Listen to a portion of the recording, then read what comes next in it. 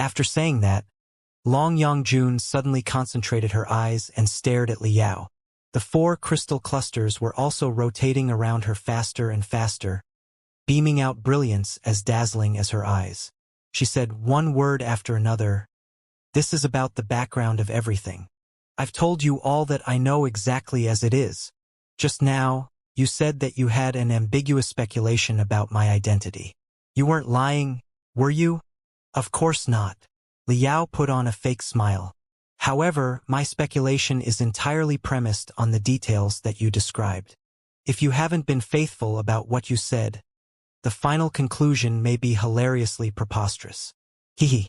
There is no need for me to lie to you about such unimportant things. After all, I'm more eager to know who I am than you are." Long Yongjun said coldly, "If your speculation makes sense, there will still be a possibility for our cooperation. If you turn out to be lying to me, I'm afraid that only one of us will be able to walk out of this bridge. This is my speculation." Liao coughed lightly and explained at ease. "Assuming what you said is true, you landed from the sky in a fiercely burning iron shell when you were an infant. The critical question here is whether you fell from outside of the atmosphere or within the atmosphere. Or were you shot beyond the atmosphere like a cannonball first and drifted for a while in orbit before you cut into the atmosphere again? Right? Do you know what the atmosphere is?" "Of course I do," Long Yongjun said. "I used to soar into the sky and break into the universe through the clouds. Naturally, I know what the atmosphere is. However, is it really important from where I fell to the ground?" "In every way." Liao nodded and said solemnly, "Generally speaking, after hearing your story, people will suspect that you have arrived from the depths of the universe far, far away and landed on the ancient sage's sector.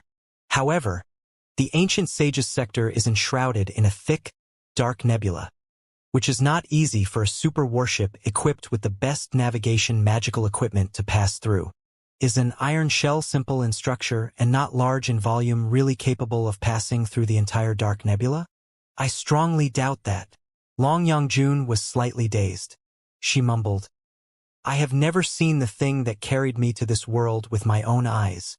After my foster parents passed away, I tried my best to look for it, too, but without a precise location, and when 10 years had passed, where could I find it? However, since they described it as an iron shell, it should be a vehicle that was extremely simple in structure and not very large in size." "That's it." Liao clapped his fists and said, "An iron shell that is simple and small but sturdy and blast-proof, based on my experience, is unlikely to be a warship that can cruise for a long distance in the universe. It is more similar to an escape capsule on a warship.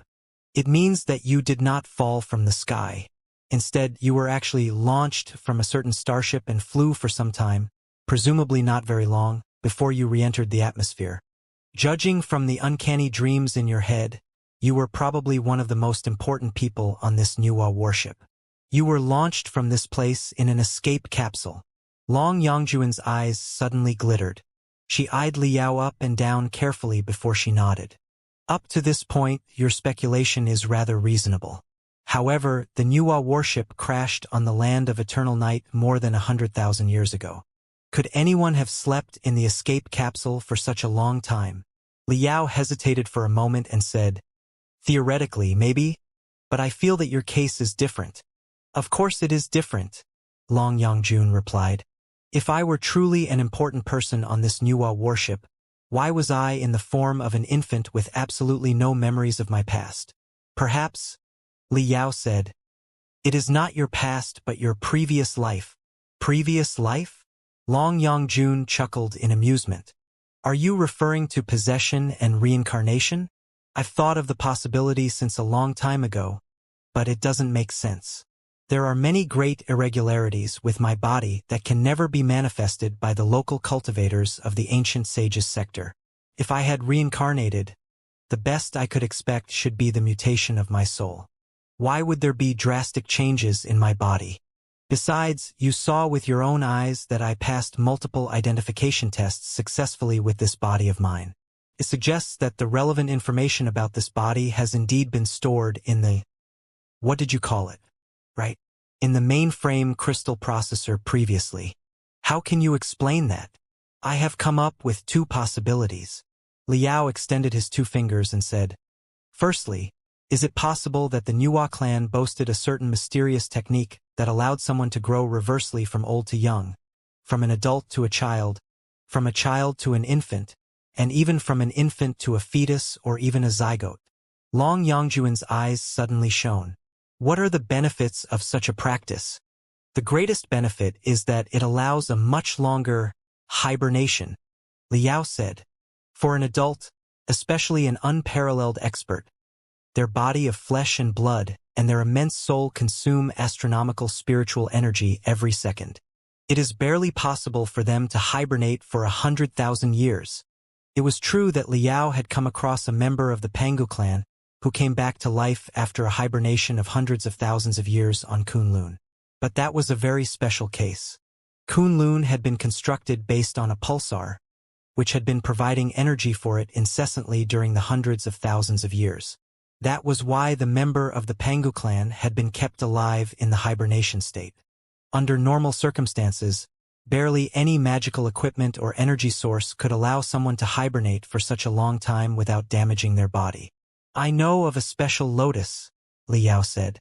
When the environment changes greatly and the weather is too dry for its survival, its seeds will enter a very special spore state, where they will be like lifeless pebbles and sleep for tens of thousands of years or even longer until the weather is moist and there is a water source. Then, they will be unfrozen from the spore state and thrive again. Perhaps that was the methodology of the Nuwa clan, too. In the case of an emergency that dictated a long hibernation when there was a lack of sufficient spiritual energy and nutrition, they would force the individuals to enter the reverse growth state, where the individuals would grow from adults into zygotes. Then, they would envelop the zygotes with a unique shell, turning them into spores that barely consumed any spiritual energy and nutrition, but were extremely sturdy. Then, with the tiniest bit of spiritual energy and nutrition, and the room no larger than a fist, the individuals would be able to sleep for hundreds of thousands of years. Wouldn't their chances of survival be greatly improved? After hundreds of thousands of years, when the world changes and the dangers are long gone, when enough spiritual energy and nutrition have accumulated, the unfreezing procedure will come. The shell will split apart and release the zygotes, which will develop again in an environment similar to an artificial womb. Just like that, they will be reborn. When you grew reversely into a zygote, because your head had completely vanished, most of the information and memories stored in it were naturally lost. That is why you only had certain modeled memory pieces that were displayed in your strange dreams. Perhaps, as your brain continues developing, you will find more and more memories in the future, won't you? This is the first possibility that I speculated. Are there any questions? Long Yongjun was dumbfounded. Well, she hesitated in confusion and at a loss. She seemed to be going crazy as she said, "Wait, you said too much too fast. I need some time to digest it. I need time." She was dazed for a long time with her eyes unfocused. Finally, she took a deep breath and smiled bitterly. Reverse growth, spore state, and second maturation? Did the deities and devils in the primeval era really have such amazing techniques? I don't know, Liao replied honestly. This is just my wild speculation based on the information that you gave me and everything I've seen so far. All right, Long Yongjun said, still not entirely calm. Naturally, the truth is still too far away from us to be found out right now, but your speculation does sound reasonable. Why don't you tell me the second possibility? The second possibility shares the same purpose as the first possibility but differs in approach, Liao said. Perhaps the Nuwa clan did not have such a mysterious technique as reverse growth. However, they might have another amazing method. I wonder, have you ever heard of genome duplication? Genome duplication? What's that? Long Yongjun was confused. To put it simply, Liao said, as long as a hair, a drop of blood, or a fingernail is retrieved from you, it is possible to create a clone that has an identical genome to yours without the slightest difference in any cell. Of course, it cannot be a tall and healthy adult like you are right now, but a fetus that contains the entirety of your genome. You may find it hard to understand what the genome is, but it doesn't matter. All you need to know that once the fetus grows up, it will turn into someone exactly the same as you. Exactly the same as me? Long Yangjun touched her face subconsciously. To be more precise, exactly the same as her, Liao said coldly. Exactly the same as her. The woman who left her hair, blood, fingernail, or some other bodily material hundreds of thousands of years ago. I got it now. Long Yangjuan's hands were shaking. Are you saying that hundreds of thousands of years ago, someone on the Nuwa warship left her hair, blood, or fingernail and refined it into a fetus, and hundreds of thousands of years later, the fetus has grown into a clone? If that is the case, it will be easy to explain why you passed the identification tests on the Nuwa warship, Liao said. As for exactly why a clone has the memories of the original body, I have no idea. Perhaps the Nuwa clan boasted a certain memory injection technique, just like possession, except that they were simply possessing themselves. They possessed themselves? Long Yangjun scratched her face so hard that steam was almost popping up. Are you saying that they created a clone by means of the so-called genome duplication, and then injected their soul into the clone? Yes. General possession often has the problem that the soul does not match the body. It is also possible for the soul to be swallowed by the previous owner of the body, Liao said. But if one possesses their own clone, I assume that the obstacle will be significantly weakened, and the speed of integration will be higher. There will be barely any adverse effects. Long Yangjun stared at Liao without blinking. She was in such a trance that she looked like a lost ghost. In your world, is the genome duplication technology already highly developed? We are not able to accomplish such an incredible thing yet. Liao opened his hands and frankly admitted the truth. However, that is not necessarily so for the Pangu clan and the Nuwa clan.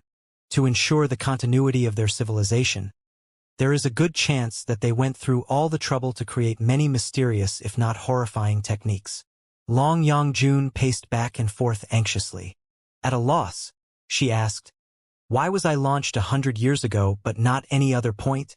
Liao thought for a moment and said, assuming that the iron shell that you were in was indeed an escape capsule, it is possible that the Nuwa warship sensed the invasion of certain dangers and automatically ejected you. Normally speaking, if someone on the Nuwa warship left a fetus by means of reverse growth or genome duplication hundreds of thousands of years ago, hoping that it would be revived in a suitable environment, there would be no reason for you to be launched into the wilderness tens of thousands of kilometers away. The dangers and unexpected factors out there were too many. Unfreezing and incubating you directly on the Nuwa warship, protecting your safety with the Nuwa warship, and restoring your memories and reminding you of your destiny through a certain automatic educational tool. That would be the most sensible choice. Unless, of course, certain great changes that took place on the Nuwa warship made the system reach the conclusion that it was no longer safe for you to stay on the warship as a fetus, in which case you were put into a special escape capsule and launched somewhere far, far away. You see, although the Nuwa warship has been in the hibernation state for hundreds of thousands of years, part of the facilities, including the gates to the bridge, are still functioning normally. I believe that the alarm system and the escape system didn't completely hibernate but were placed in a certain half-active state.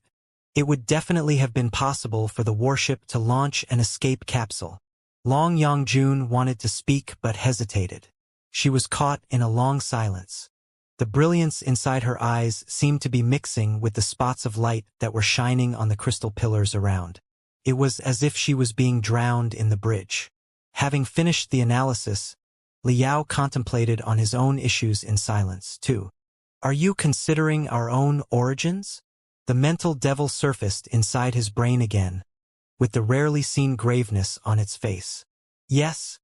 Liao sighed gloomily. The reason that he could come up with two relatively plausible possibilities from the few clues that Long Yangjun had offered in such a short period of time was naturally because he had been thinking about these questions since a long, long time ago, when his self-consciousness just popped up to the surface of the water from the prolonged chaos. Who am I? Where did I come from? Where am I going? When he broke free from the creepy, unpredictable dreams at night with headaches and sweat all over his body and looked at the dim, yellow sky that was entirely different from his memories, the questions always tightened him up hard like invisible boas until his soul was shivering and he could barely catch his breath. Long Yangjun was like another version of himself.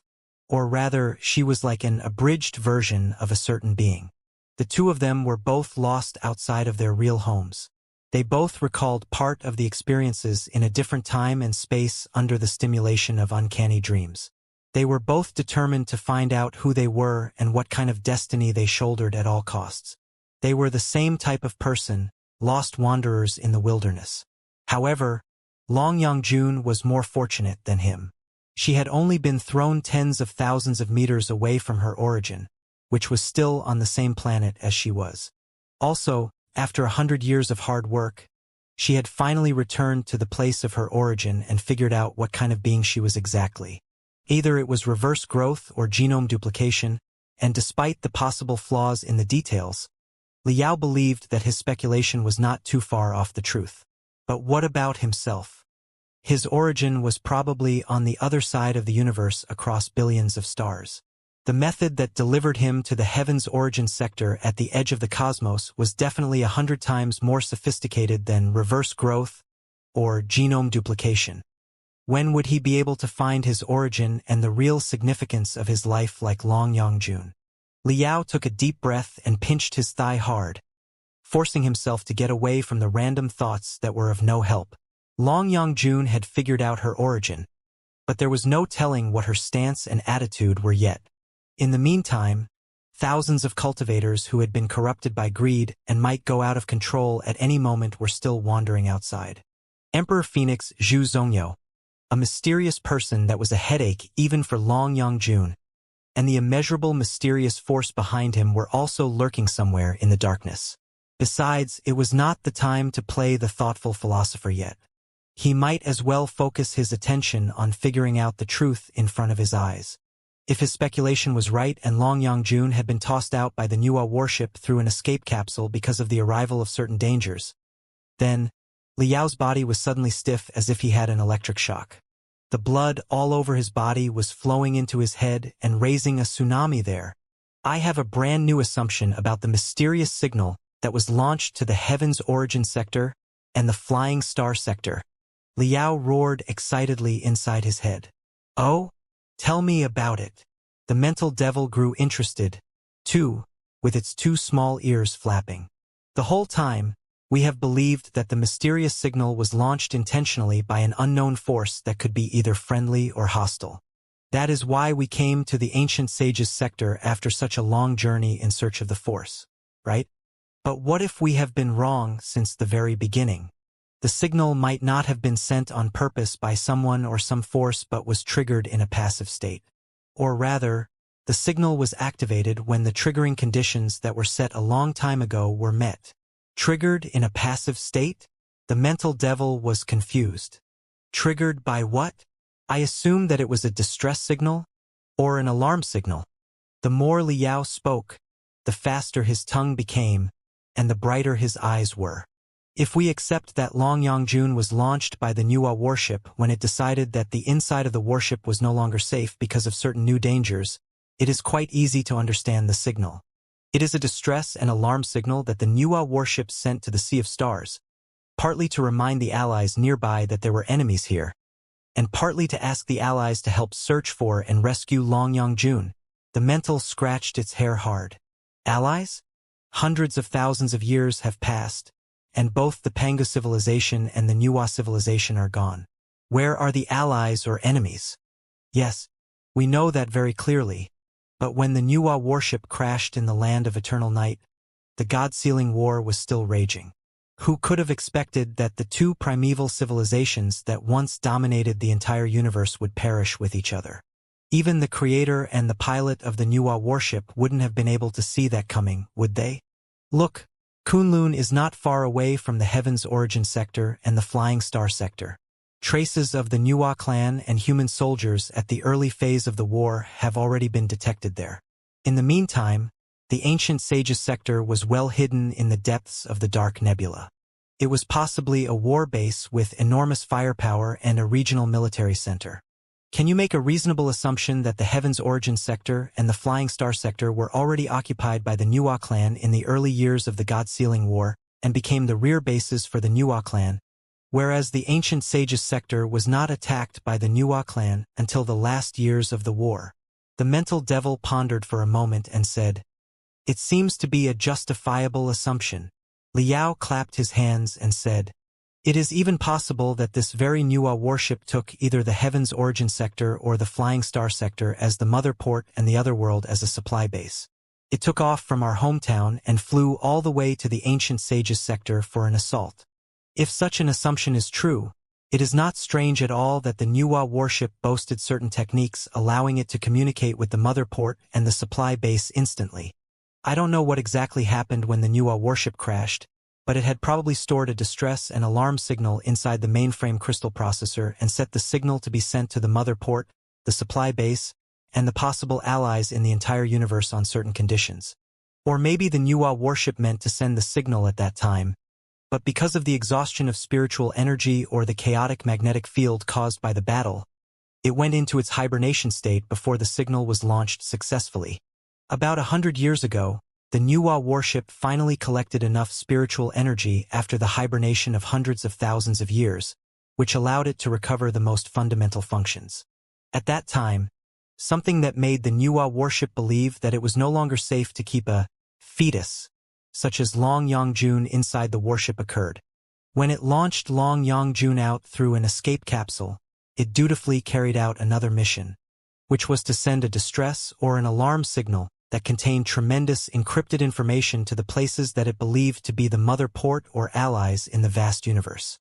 The mental devil bulged its eyes and shrieked, "That's right! If that's the case, everything makes perfect sense." It also explains why Long Yongjun does not remember anything from her previous life.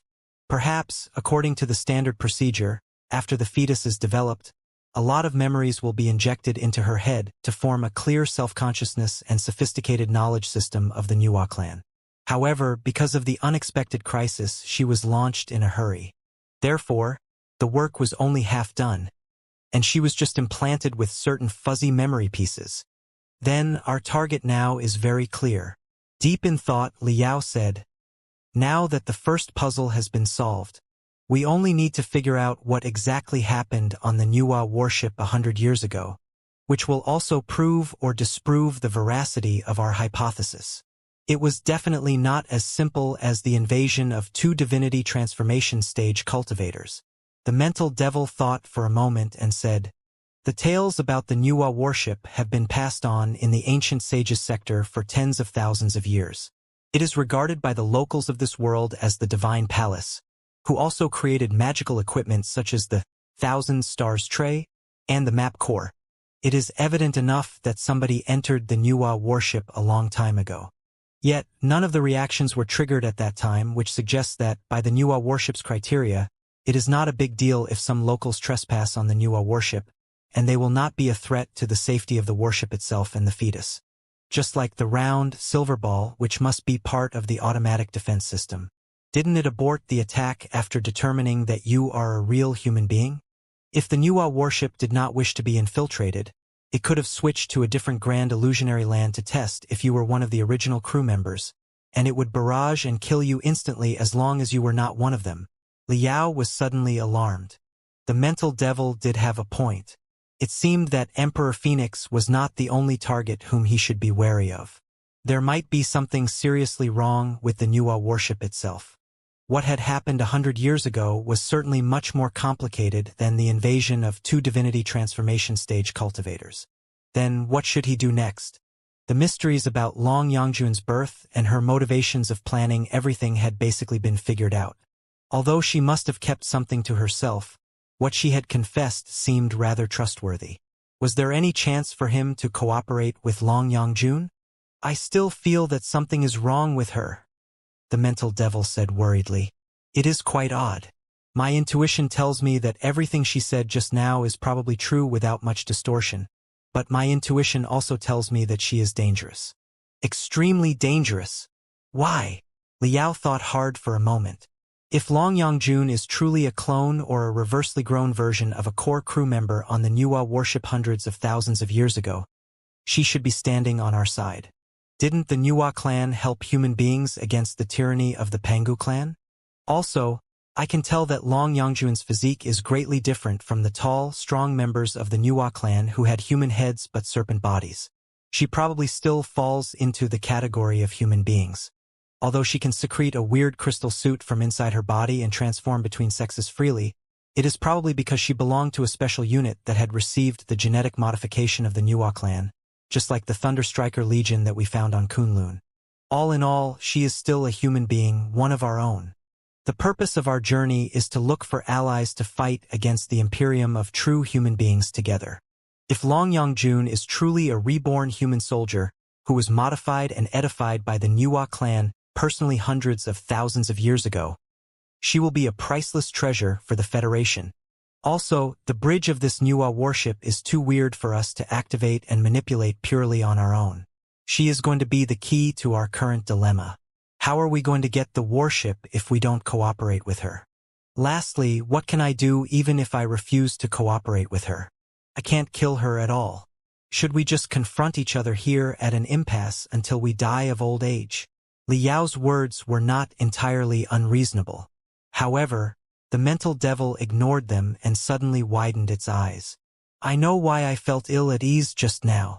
Even if your speculations are all right, Long Yongjun is truly an elite warrior raised by the Nuwa clan, and the Nuwa clan did stand on the human being side and sincerely helped us to overthrow the tyranny of the Pangu clan. It still doesn't mean that Long Yongjun has to cooperate with the Federation. The key problem is this. Who is us? Li Yao was dazed. Who is us? Exactly. If we classify the attitudes of the Pangu clan and the Nuwa clan according to a simple and straightforward criterion, which is whether or not they support human beings to have independent emotions and self-awareness, the Pangu clan will be the guys who regard human beings as puppets and tools and restrain them with the 3 fundamental laws, and all the human beings with independent emotions and self-awareness will be regarded as the allies of the Nuwa clan. They are all us, right? Li Yao thought for a moment and said, probably. So what? So what? You still don't understand what's going on here. The mental devil raised its voice. If that's the case, Long Yongjun, as an elite warrior raised by the Nuwa clan, will certain to test the alliance of the Holy Covenant and cooperate with us to resist the Covenant Alliance and the Pangu clan together self-willingly. But why does she have to choose the Federation? The immortal cultivators of the Imperium of true human beings also boast independent feelings and self-awareness. Even for the humblest slaves in the Imperium, their bodies may be tortured, and their lives may be reaped, but their feelings and self-awareness will never be deprived. Li Yao was utterly dumbfounded. Therefore, the Star Glory Federation and the Imperium of true human beings are in fact both us. We are all the rightful heirs to the spirit of the Nuwa clan. The mental devil shook its head and said, what makes you think that the Federation is the only worthy partner in Long Yongjun's eyes? It is possible that she will find the regime of the Imperium more appealing. Are you serious? Li Yao thought for a moment and was still not convinced. Will an elite warrior of the Nuwa clan identify with the autocracy of the Imperium that borders on slavery? How do you know that she won't? The mental devil sneered. Few relics of the Pangu clan and the Nuwa clan have been excavated so far. A tiny Kunlun is far from enough to depict the civilization system and the social stratification in the primeval era hundreds of thousands of years ago. We have no idea at all what kind of political system they adopted. You wouldn't believe that the Nuwa clan is necessarily in favor of equality, democracy, freedom, and other similar crap. Would you? Well, Li Yao was rendered speechless again. The mental devil's concerns made a lot of sense. From the perspective of modern human beings, the Pangu clan was indeed bad. But it did not necessarily mean that the Nuwa clan was good. In the collisions and competitions of different civilizations, the notions of good and bad were juvenile in the first place. Perhaps, everybody's moral standards were entirely different. Many things that the Nuwa clan and Long Yongjun considered to be self-justified might be utterly outrageous in the eyes of the Federation and Li Yao. However, after considering carefully, Liao still believed that there would be more pros than cons if he could establish a partnership with Long Yangjun. There were no absolutely risk-free deals in the world. If one had to negotiate only after determining that there was absolutely nothing wrong with the potential partner, one would not be able to make any partners at all, much less a partner as strong as Long Yangjun. Most importantly of all, under normal circumstances, the odds of success for the Federation to win against the Imperium were extremely low. They were probably below 10%. In a game whose outcome was almost obvious, the potential winner would always try to eliminate all sources of interference, even if the interference might slightly raise the odds of success. It was because they did not need any unexpected factors to win the game. As for the potential loser, if they wanted to win the game, they would have to introduce as many unexpected factors as possible, even if the factors were highly dangerous, because even if they avoided the dangerous factors in order to be safe, it was highly probable that they would fail and be doomed in the end. Therefore, even if Long Yangjun wavered between the Federation and the Imperium, introducing the uncertainty was still in the best interests of the Federation. I do not object to the cooperation with Long Yangjun. The mental devil immediately understood what was on Liao's mind. It said calmly, "Right now, besides Long Yangjun, there are also Emperor Phoenix and the mysterious force that is backing him in the darkness. It will be tricky to resolve the conundrum if we don't cooperate with her. I'm just saying that, even if we have to cooperate with the ladyboy whose pants might be hiding something that is a shock to everybody, we must stay on high alert and not completely believe everything that she says. We must not be in a hurry to expose all of trump cards either." "Of course," Liao spat. "If I were so idiotic, I would have been devoured by you a long time ago, and she wouldn't even have the chance to." Calming himself down, Liao cast his eyes to Long Yangjun again, and Long Yangjun happened to be looking at him, deep in thought. Their eyes entangled and tested each other in midair, but no sparks of hostility burst out. "Fellow cultivator Long." Liao coughed for a moment and changed his form of address for her. "Now, you and I have exchanged tremendous intelligence and grasped a lot of each other's secrets. It appears that going our separate ways is no longer an option. We have only two choices. We can fight a bloody battle with each other, in which case we will die together, or one of us may leave the place heavily wounded and extremely feeble. Or, we can upgrade our cooperation and join our hands in a more intimate way. We will bind our interests and plans together and integrate them into a whole, so that we will gain benefits or suffer losses together. You see, after the tiny bit of information we exchanged just now, we have already dug out the secrets about your birth. It suggests that the cooperation between us will definitely do us both good." Long Yangjun listened quietly. Then, she suddenly asked, "Have you ever seen anyone like me in your world before?" Liao shook his head. He could never fool her about that question. "No, if what you said is true, and I am really the reincarnation of a certain someone hundreds of thousands of years ago," Long Yangjun said coldly. "There are certainly great secrets hidden in my body which are doubtlessly very invaluable. How do I know that I will not be captured by your force and dissected for studies after I choose to cooperate with you? After all, I'm all by myself. But you have an immeasurable force behind you that should be enough to chew me from the skin to the bones without leaving the slightest residue. Then, how do I know that everything you said is true, and that you are really unaware of anything and all by yourself?" Liao said sincerely. "Instead of covetous about my force that you are preparing a shocking trap to deal with? Of course, we can suspect and close our door to each other, but it is useless. To be honest, after the mysterious signal was sent 100 years ago, it is very likely that the coordinates of the ancient sage's sector have already been exposed. However thick and mysterious the dark nebula is, it can't protect you or restrain you forever. Even if you don't believe me and do not cooperate with me, the ancient sage's sector will be discovered sooner or later. Burying your head in the sand like an ostrich is the most useless action. Whether you are willing to or not, walking out of this secluded world and embracing the boundless sea of stars is the only viable option. If you refuse to embrace the universe will crush you and the world you are living on sooner or later." Liao's words were like a bash in the head and cast Long Yangjun into a long silence again. She lowered her head and pondered for a long time. as if she were weighing the pros and cons to cooperate with Liao. Or maybe she was simply searching for the loopholes in Liao's declaration. Suddenly, she raised her head. With cleverness beaming out of her eyes, she put on a vague smile and said, I realized that your face was a bit weird when Emperor Phoenix Zhu Zhongyo was mentioned earlier. You seem to be hostile and highly vigilant of him. It is reasonable for me to hate Zhu Zhongyo.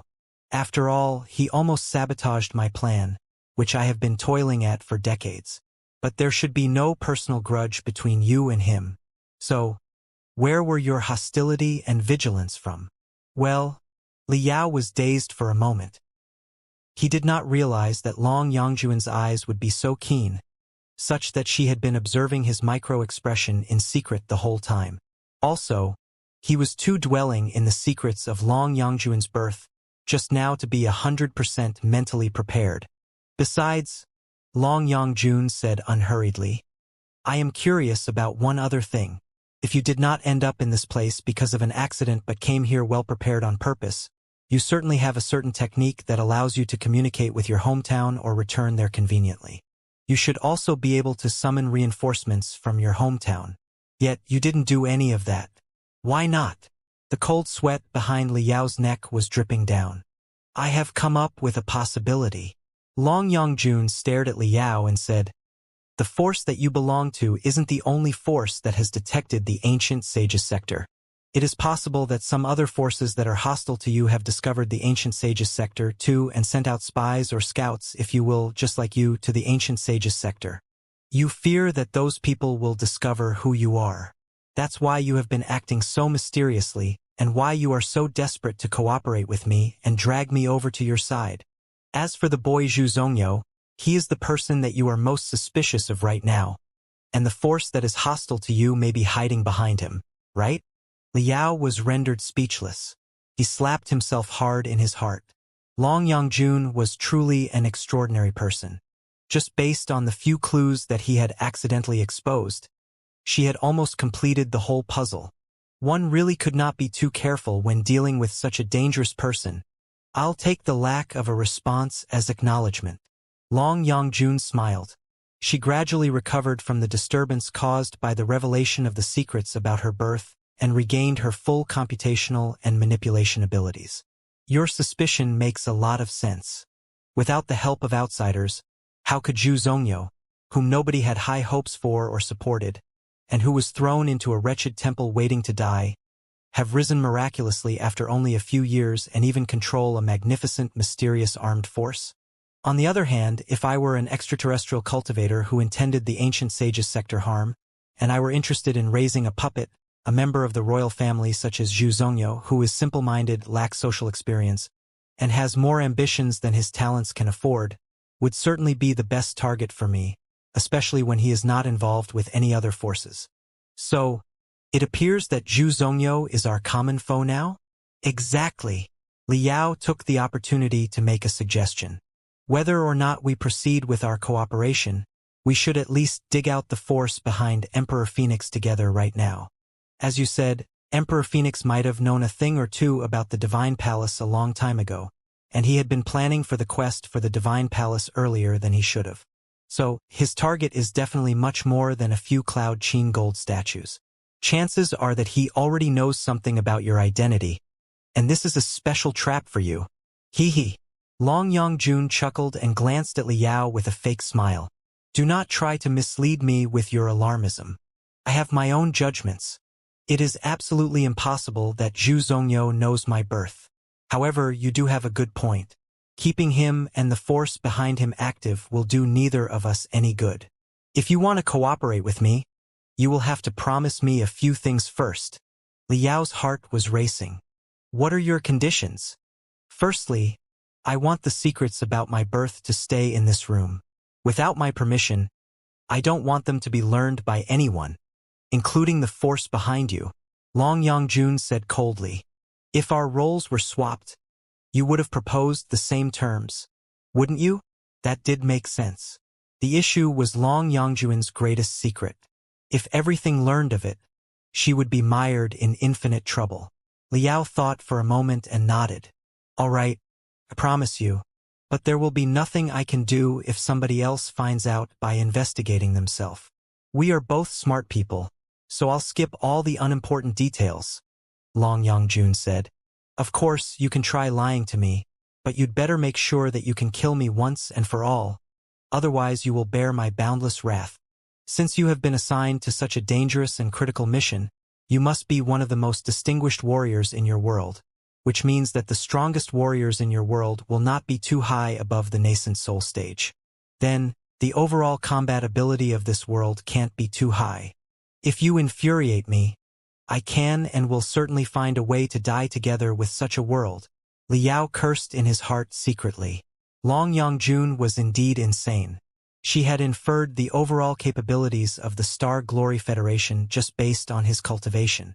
However, she was wrong about one thing. 100 years ago, Liao did indeed stand for the top warriors of the Star Glory Federation, but he was not sure that he still could after 100 years. Besides, under the industrial system of the modern cultivation civilization, in the Star Glory Federation, which had stepped into the interstellar information-based society, the importance of personal combat ability had in fact been undermined. A nascent soul stage cultivator was enough to be a dominator in the ancient sages sector. However, in the Federation, even if his cultivation doubled, his influence on the whole society would be incomparable. Even the strongest nascent soul stage cultivator might be killed under the bombardment of multiple cannons. So, their roles were less important. However gifted and smart Long Yongjun was, she had been born and raised in the ancient sages sector, and her mindset was restricted. It was impossible for her to estimate the full potential of a modern cultivation civilization. However, Liao did not intend to lie to her. The Federation was faced with too many powerful threats. The Imperium of true human beings and the Alliance of the Holy Covenant was each incredibly brutal. At such a critical time, it was highly unnecessary to piss off such a mysterious person who could be an heir of the Nuwa clan. Serious cooperation with her would be the more rational choice. Secondly, I'm aware that you are very interested in this Nuwa warship. You must be hoping to activate it to help your force fight against the hostile force. Right? Long Yongjun said casually. It's not unnegotiable to help your force in a battle. After all, it is impossible for me to maneuver the Nuwa warship purely on my own. I will need the support of crew members and resources. However, if I do help you, when I recall my destiny later, will you give me a hand too?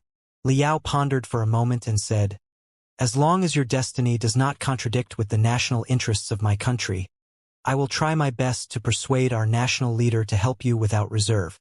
Even if our leader refuses my request, which is quite unlikely, I will still try my best to help you personally.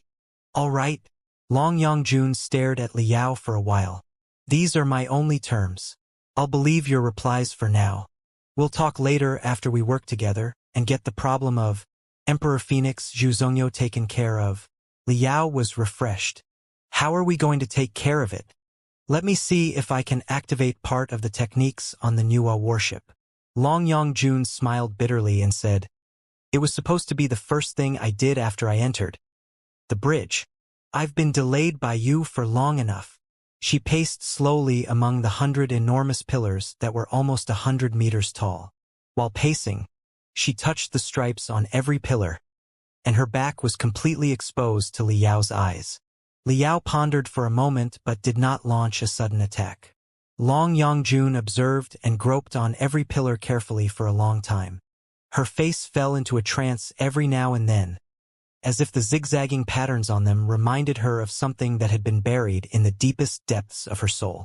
Eventually, she stopped before a pillar that was particularly tall and about 5 meters in diameter at the front of the bridge. Looking at the rune arrays on the crystal pillars, Long Yongjun's eyes turned particularly deep and dark.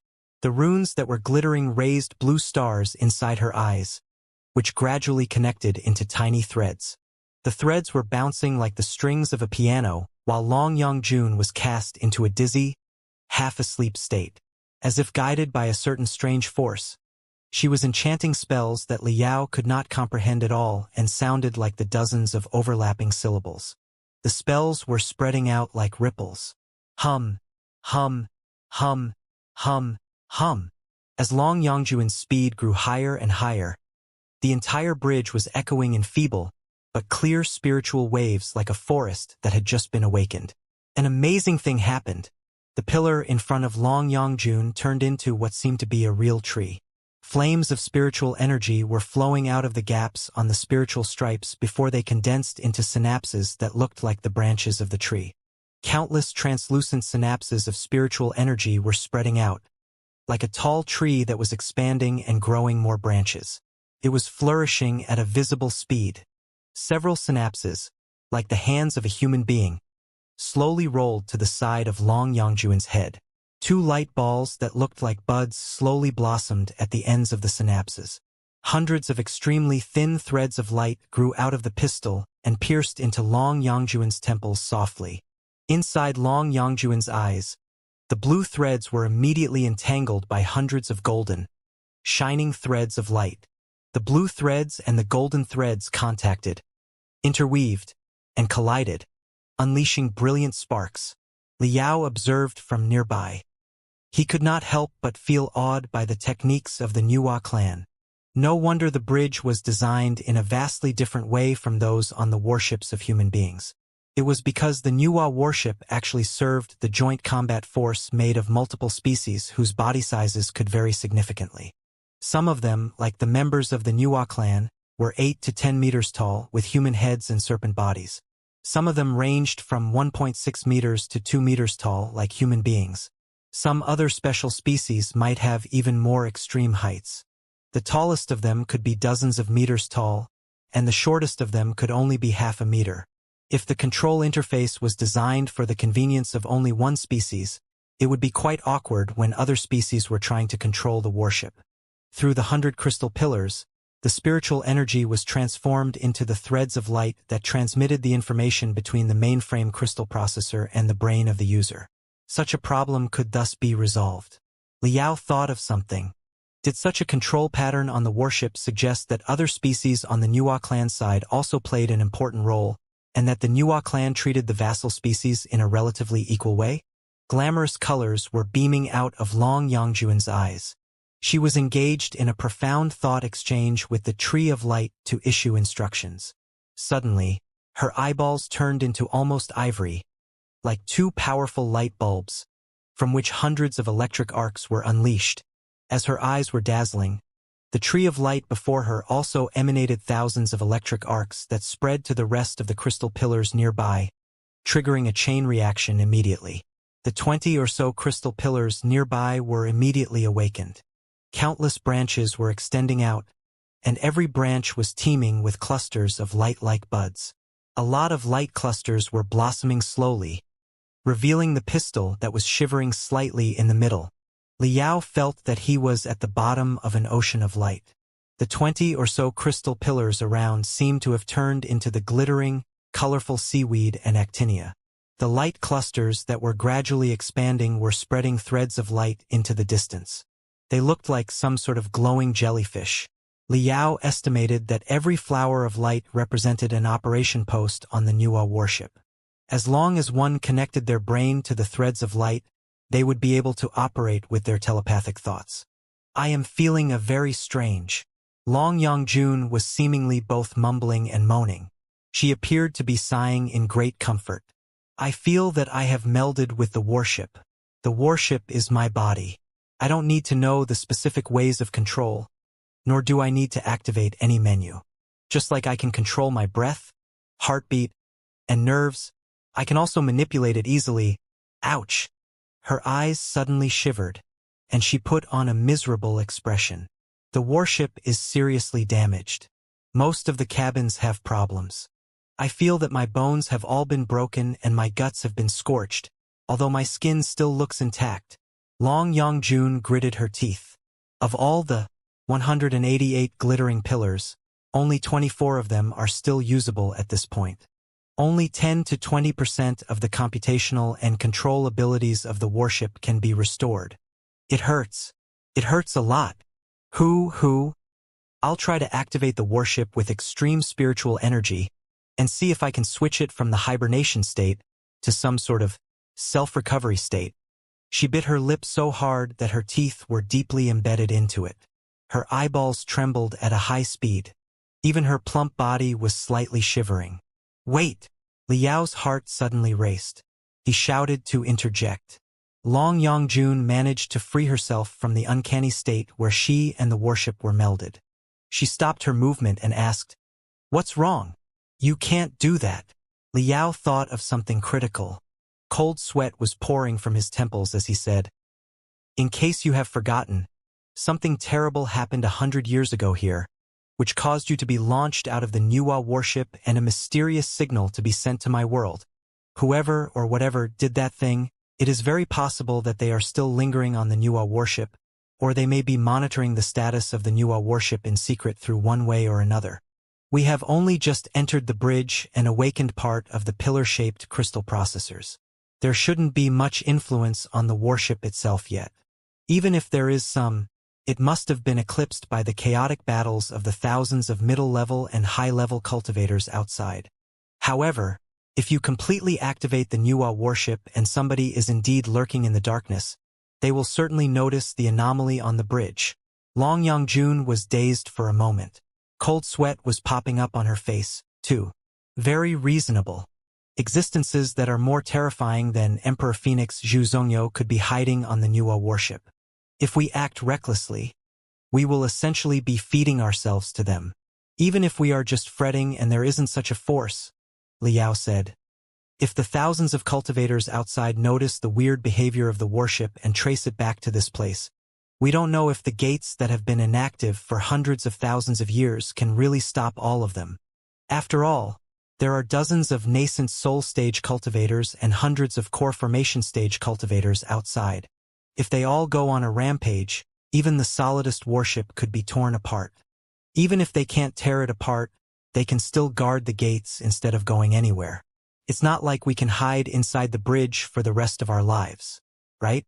Therefore, before we completely figure out the situation outside and get everything under control, let's not make any random attempts. After all, nobody knows how severely the warship has been wrecked or the consequences of the instructions that you sent out.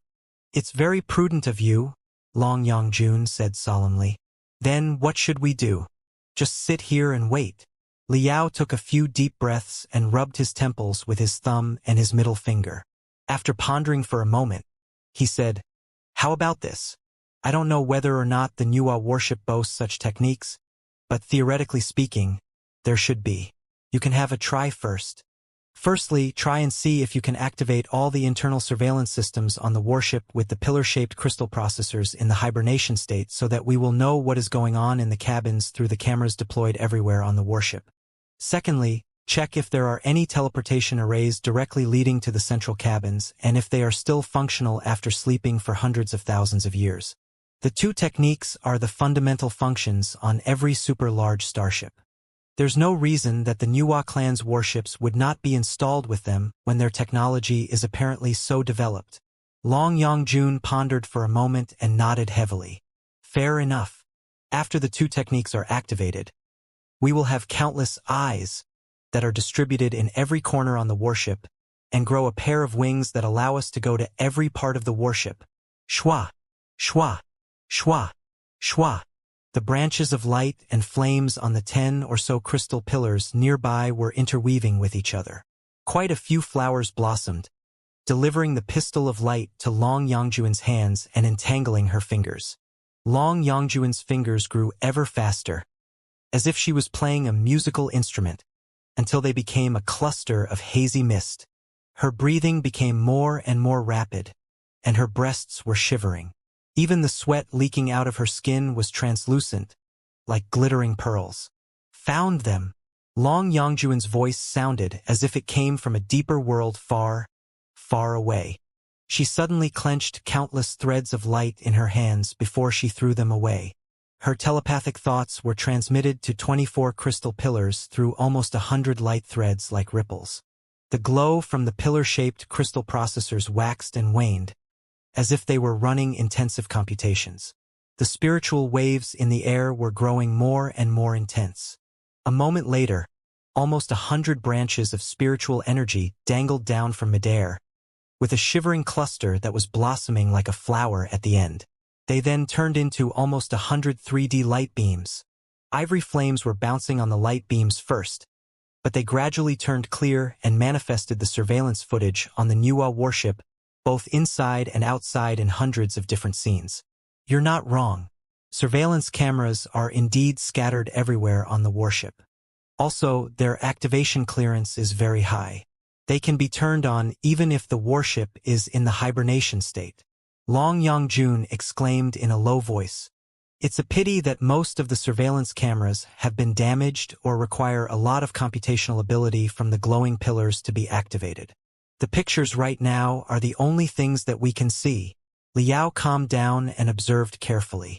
The 100 3D light beams were like 100 glowing flowers that were connected by countless complicated threads of light into the shape of a spindle. They seemed to be distributed according to their actual position on the warship. It meant that the picture at the rear of the spindle displayed what was happening in the engine compartments at the rear of the Nuwa warship. In such a way, the observer would understand the overall situation of the warship with the least trouble. Liao first cast his eyes to the few pictures that were occupied by whiteness at the periphery of the spindle. They were the real-time image sent back by the probe cameras installed on the shell of the warship to observe the situation of the outside world. Right when he and Long Yongjun were having the game in the bridge and exploring the pillar-shaped crystal processors, the environment of the outside world had undergone drastic changes.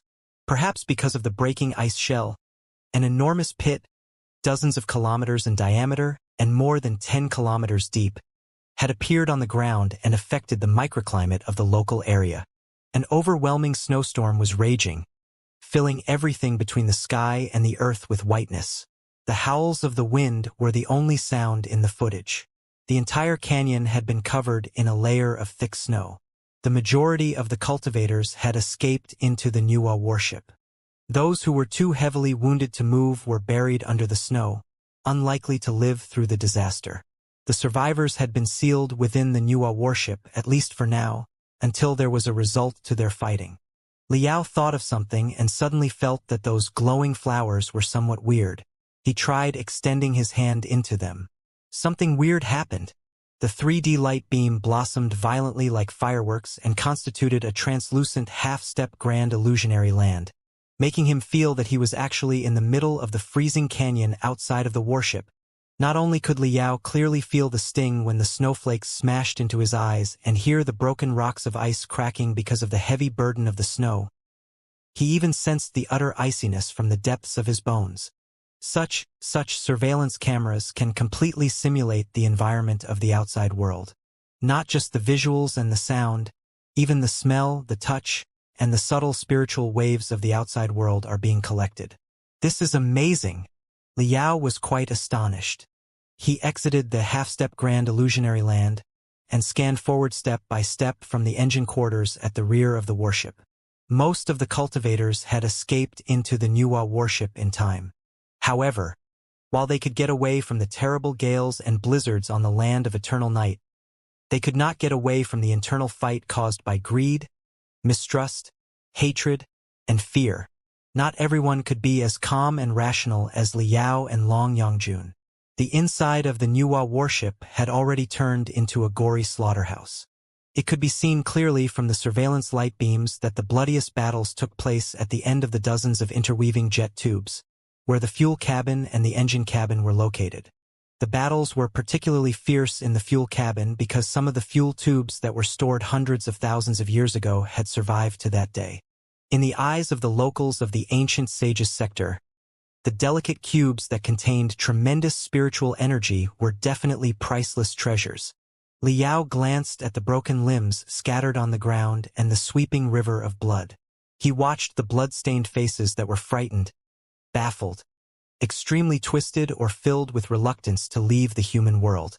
Even though he was not particularly fond of the ancient cultivators, he still could not help but sigh in his heart. He could totally imagine what had happened. The cultivators that belonged to two sides and more than 10 different forces crept in through the engine tubes at the rear part of the Nuwa warship and reached the end without meeting any hindrances. They then made use of their wisdom and released their techniques to blow up the walls of the engine tubes. Finally, They reached the engine cabin and the fuel cabin simultaneously. The fuel tubes that contained vast spiritual energy became the best reason for their fighting. After only a brief moment, the precious lives of hundreds of cultivators were left in the cold cabin forever. Going forward from the engine cabin and the fuel cabin, the 10 or so subsequent cabins and the zigzagging pathways were the same. Fresh bodies and blood that was not entirely frozen yet were lying everywhere on the warship. Most of the dead bodies were piled up at the entrances of the cabins or the turns of the pathways. The fatal wounds were all on their backs. A lot of them were crouching on the weapons and armor of the Pangu clan and the Nuwa clan, with fascinated smiles on their faces. It appeared that they had been ambushed from behind and killed in their ecstasy after discovering the primeval treasures. Liao and Long Yongjun looked at each other and both sighed gloomily. If the hostile cultivators that belonged to different sides could not keep their distance from each other in the open territory on the ground and dilute the intense atmosphere with enough space, then, inside the Nuwa warship that was dark, narrow, and complicated, with so many primeval treasures as fuses, the battles had already reached the most heated phase the moment they started. The ancient Sage's sector did not have an advanced tactical local area network like the modern cultivation civilizations. There was not even a public communication channel for the members who belonged to the same force.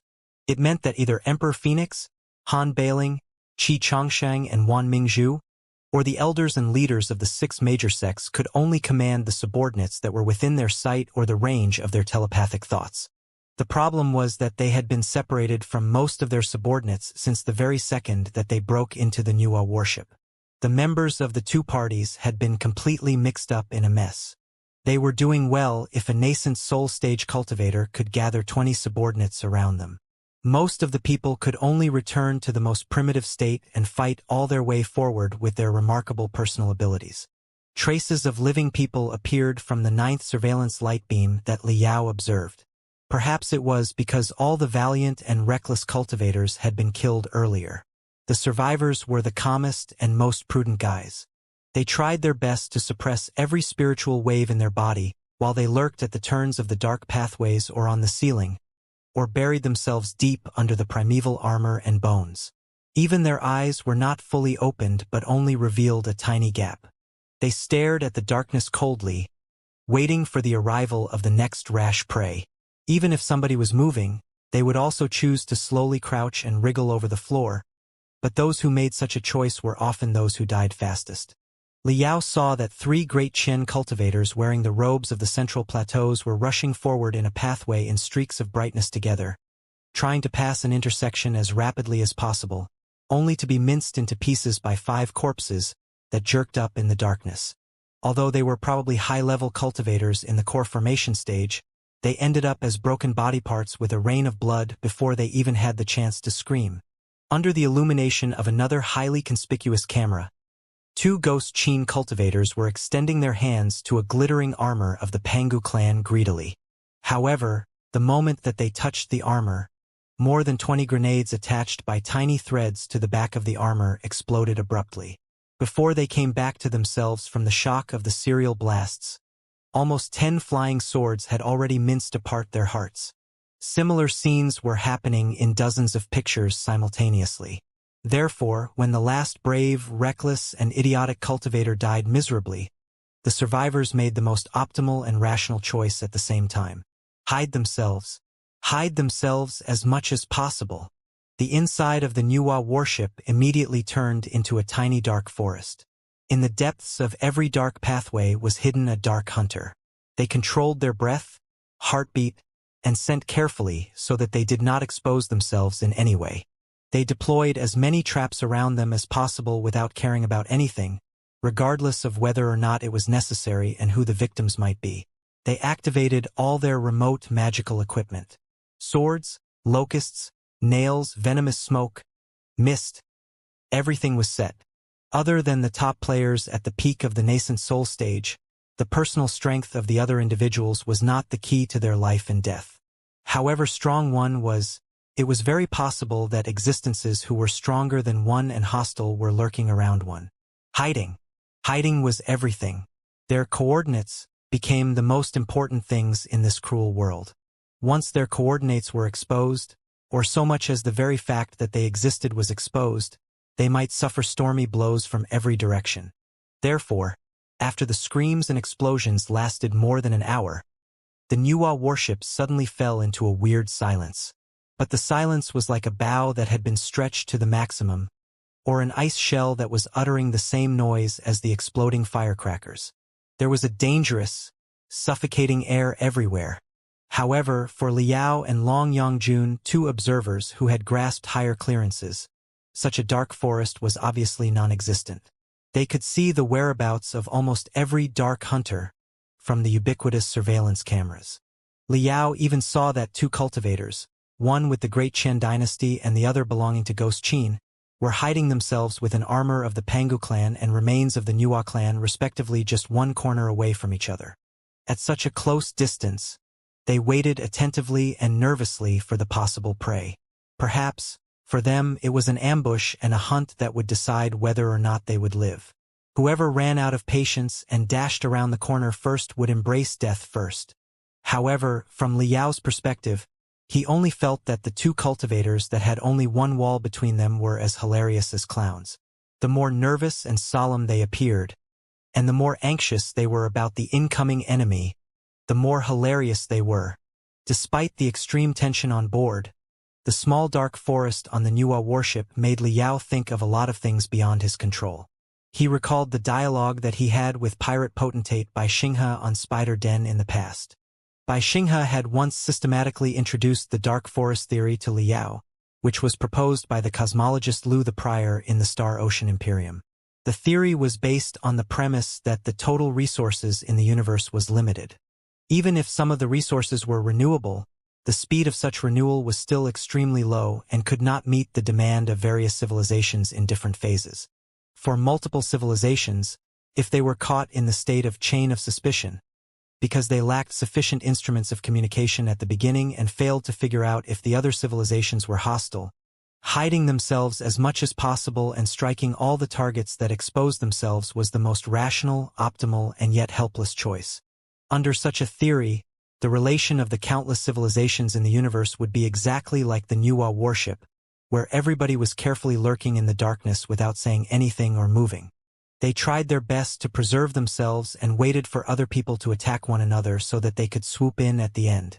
Those who were bold and arrogant enough to summon their companions promptly were often the primary targets for the dark hunters and would be wiped out in the first round of strikes. It seemed to be a very reasonable theory. Liao, however, did not like the dark forest theory. Not at all. He had once established the organization named Skyfire, hoping that he could turn into a spark that would ignite the weeds, bushes, and trees in the dark forest, until the entire dark forest was burnt to the ground. However, there was a difference between ideals and reality. However hard he considered, he felt that the dark forest theory was at least self-consistent even if it was not flawless. Was theory really coherent? How should it be cracked? At this moment, after he witnessed the small dark forest on the Nuwa warship as an observer, Liao finally thought of two interesting questions. Firstly, just like Long Yongjun and him, two observers who had higher clearances existed in the small dark forest, was it possible that certain observer civilizations of higher levels existed in the real boundless universe? If that was the case, every dangerous hunter in the dark universe was actually a clown performing in an invisible spotlight.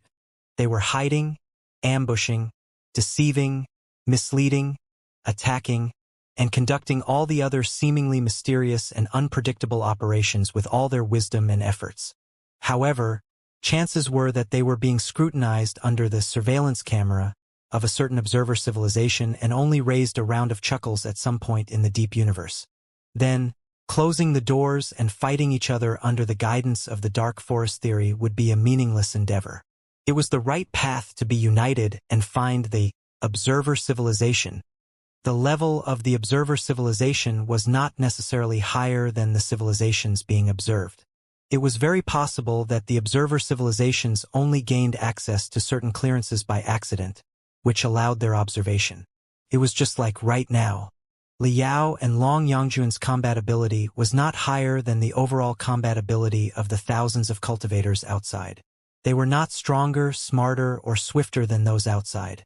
They just had some information that was of paramount importance. If the thousands of cultivators outside could be united, even if Liao and Long Yongjun could see their every action clearly, they would still be able to break the gates of the bridge and annihilate the two of them. It was a pity that, because of the dark forest theory, the thousands of cultivators could in no way join hands, at least not before they realized the existence of the observers. Then, the observers would be able to set up traps unhurriedly and exploit the victims in secret by taking advantage of the asymmetric information. Were the same things happening in the real universe? Was the dark forest theory a truth, or was it a certain virus thought, disseminated by an observer civilization, intentionally so that it could take advantage when the countless civilizations in the sea of stars slammed the door in each other's faces and killed each other? Secondly, even if the dark forest theory applied to certain local areas, such as the narrow pathways and dark cabins on the Nuwa warship, could the Nuwa warship stand for the whole world? No. Beyond the Nuwa warship, there was a world that was hundreds of times broader, where everybody had enough room to do anything that they wanted. Was it possible that the 3,000 sectors that human beings were familiar with were just a Nuwa warship? Or maybe they were just a tiny cabin on the Nuwa warship, human beings, civilizations, universe that was really… Hey! Long Yongjun glared at Liao, with obvious discontent and suspicion. She asked, "You aren't daydreaming, are you?" "Huh." Liao swallowed his drool and hurried to shake his head. "No, of course not. I was thinking about very important strategic questions that concern our future." "You can stop thinking about that. We don't have a future." Long Yongjun pulled dozens of golden threads with both hands and enlarged a cluster of light beams. The half-step grand illusionary land was displayed clearly. She pointed at it and said, "Look at this. A warehouse of the Cloud Qin gold statues. There are really colossi." All the complicated feelings about the dark forest theory in Liao's head instantly vanished. His eyes were glittering like a weasel that had run into a roast chicken. He discovered that the cabin displayed on the light beam was in the middle section of the Nuwa warship.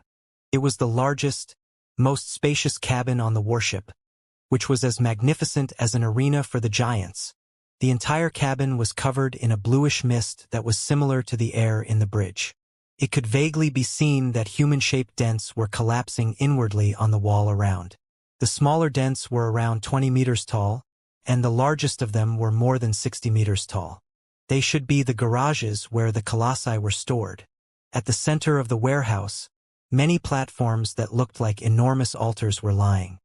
Hundreds of interconnected rails could be found on every platform. The rails were either teeming with complicated runes or installed with a myriad of tools that could glide along the rails.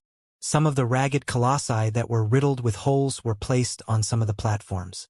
Their shells had almost been entirely broken, and the internal components that could not have been more precise were revealed. Those colossi must have been under maintenance. Some of the platforms were heaved high and vertical to the ground. Some of the colossi that were done with their maintenance were standing quietly on them. After hundreds of thousands of years, the metal shells of the colossi had already turned lackluster. Some parts of them were even seriously rusted. However, a dominating aura was silently leaking from every gap on their body. Although they were just on the light beam, Liao could still feel an intense urge that made his heart pound and his blood boil. He was thirstier than ever. Suddenly, his eyes fell to the end of the warehouse. There, a colossus that should have been done with its maintenance was ensconced on a unique platform that looked like a throne made of black iron. The colossus was about 30 meters tall, but its torso and limbs were extremely thin, which made it look like an enormous skeleton made of black iron. Outside of the long, slender bones, there was a layer of scale armor that looked like black feathers, making the colossus seem to be donned in a broad cape or cloak. There was nothing on the narrow, slim face on the skull except for a deep, cross-shaped dent that divided the facial cover into 4 parts. A red crystal camera was embedded in the center of the dent, not in the color of burning fire but more like frozen magma and dried blood. Although the colossus was hibernating, the crimson crystal camera still gave Liao the feeling that it was beating fast like the powerful heart of a ferocious beast. Other than that, Quite a few whips condensed from red crystals were entangled in rings on the limbs and torso of the colossi that looked like a black skeleton. They looked both like vines on the bones of a boa and the veins and nerves of the colossi that had been exposed to the air. The color and design of the red crystals were very similar to the style of Long Yangjuan's crystal suit. They must have been a regular material of the Nuwa clan's blades. However, in terms of permeability and the facet smoothness, they were apparently much better than Long Yangjuan's crystal suit. Elegant, mysterious, cruel, dominating, the colossus that looked like a black skeleton, surrounded by the deep red vipers, was crouching higher on the throne like a king of the universe and stared at all the other colossi in derision. Li Yao's eyes were glued to the colossi. He found it impossible to move them away at all. After seeing the colossus, he suddenly felt that all the colossi that he had ever used in the past, including Draconic Phoenix, were not nearly as intriguing as this one. He could not hold himself from extending his arm through the light beam to touch the shell of the black skeleton and the veins and nerves made of the crimson crystals. It's mine. I'm definitely going to get it. A thunderous storm was blowing inside Li Yao's head. It was not until he heard the laughter and the curses in the warehouse of the colossi that Li Yao finally broke free from his brief trance.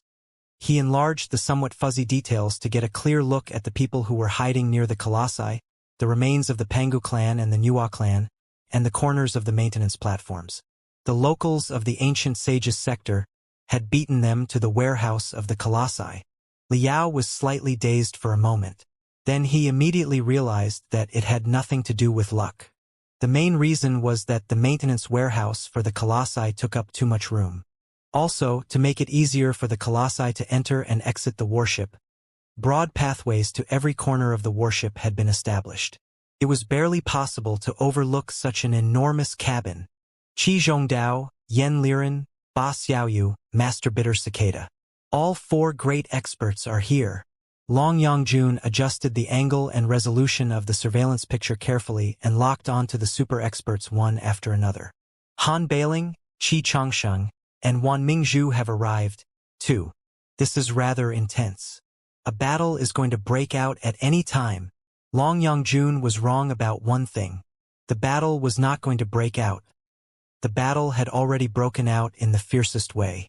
Right when Li Yao and Long Yangjun snuck into the bridge, the three saints, including Qi Zhongdao, Master Bitter Cicada, and the elders and leaders of the 6 major sects, as well as the experts from the Ghost Qin, the Heaven Battering Army, and the White Lotus cult commanded by the 3 rapscallions, altogether about 100 people, had already broken away from the trap of the dark forest and entered the warehouse of the colossi through 2 different pathways.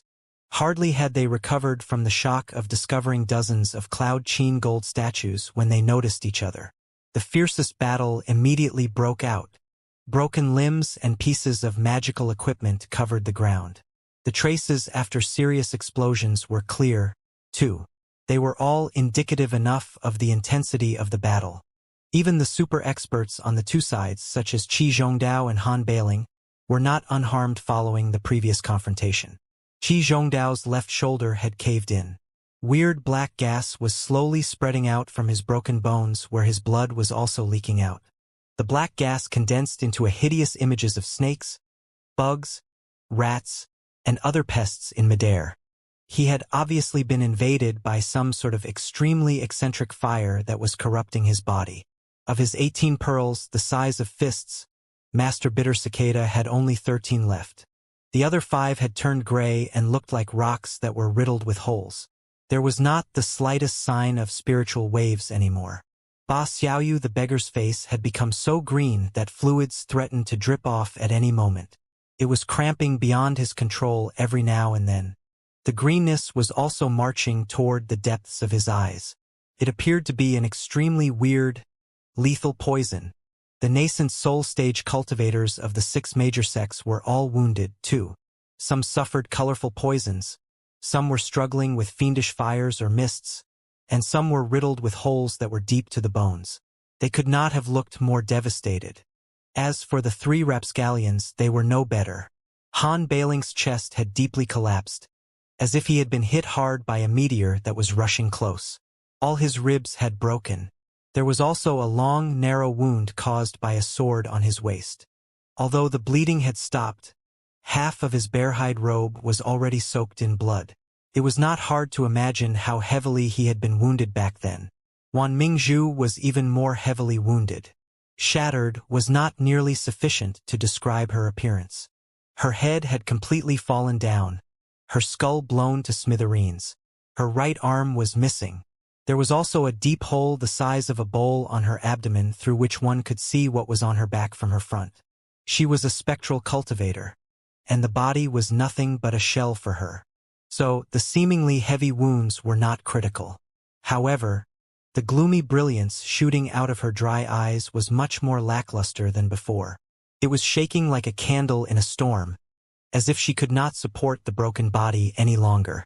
Qi Chongqing boasted an indestructible body blessed by the fire fiend. Theoretically speaking, he should not have been scared of any physical attacks. However, he was coughing hard nonstop, and he seemed to be vomiting his internal organs out as pus after every cough. White steam was spreading out from his every pore, and his entire body seemed to be melting. The three rapscallions were already as miserable as that. Naturally, their trusted subordinates were even more severely maimed. Many of them had broken their limbs, and their blood had almost run dry. They were merely standing on their feet because of their worship toward their leader and their greed for the Cloud Qin gold statues. Liao and Long Yangjun looked at each other. They each immediately understood what the other was thinking. If the two of them did not reach a deal but had started a fight, what had happened to the people in the light beam would have happened to them, too. The warriors on Qi Zhongdao's side and on Han Beiling's side, having just endured a gruesome battle, were all hiding behind the maintenance platforms and the Cloud Qin gold statues for a brief rest. They had all paid a great price in order to break free from the battle. Looking at their own wretched appearances in silence, none of them wanted to fight again. Master Righteous One, squatting behind the round shield on the arm of a Cloud Qin gold statue, Han Beiling shouted when he only showed the blood-stained bare head on his head. Are you really obstinate enough to go against the Cloud Qin and seek your own death? What benefits can you get if we die with each other? In the end, it will be those from the 6 major sects behind you who take all the advantage. Hehe. I discovered just now that the few nascent soul stage cultivators from the Grand Mystery sect, the Purple Pole Sword sect, and Thunderstorm Valley were certainly not doing their best. They are definitely not as heavily wounded as they appear to be. It's just some bruises. They may look unsteady and lethargic right now, but I assure you that they will jump to their feet gleefully the moment that you die. Qi Zhongdao's face was gloomy. He did not respond, nor did he look at the nascent soul stage cultivators of the major sects who looked rather ill at ease behind him. Master Righteous One, fellow cultivator Qi. Han Beiling waved his blade and continued shouting. The cultivation sects are the cancer of the world. Nobody will benefit from those cultivation sects if they continue their existence. You must understand it better than anybody else as the leader of the great Chen cultivators, right? Have you not suffered enough from the ungrateful, treacherous, and downright despicable cultivators? Why are you still standing on their side and fighting against us? You have done everything you can for them, but have they ever respected you as the real leader of the great Chen cultivators? I heard a thing or two about what happened in Roaring Tiger City. They truly do not deserve you as the leader of all cultivators. We are the same. We both want to establish a set of rules for the world. Fair, just, and efficient rules. The great Qin dynasty has rotted to the bones from the court to the cultivators. It is destined that you cannot save it purely on your own. Cloud Qin is the only place that can help you fulfill your wish and realize your rules. Han Beiling's magical equipment was quite strange. It was an enormous hammer with a long handle. However, the front end of the hammer had been forged into a fat bear's paw. When it was waved in midair, a ferocious beast seemed to be roaring.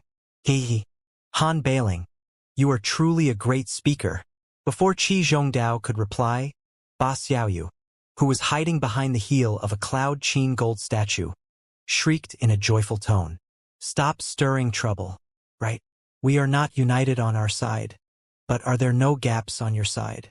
Qi Chongqing, Wan Mingzhu, and you, Han Beiling, Are any of you not acting weak and pitiful and exaggerating your wounds, trying to preserve your strength so that you can take advantage later?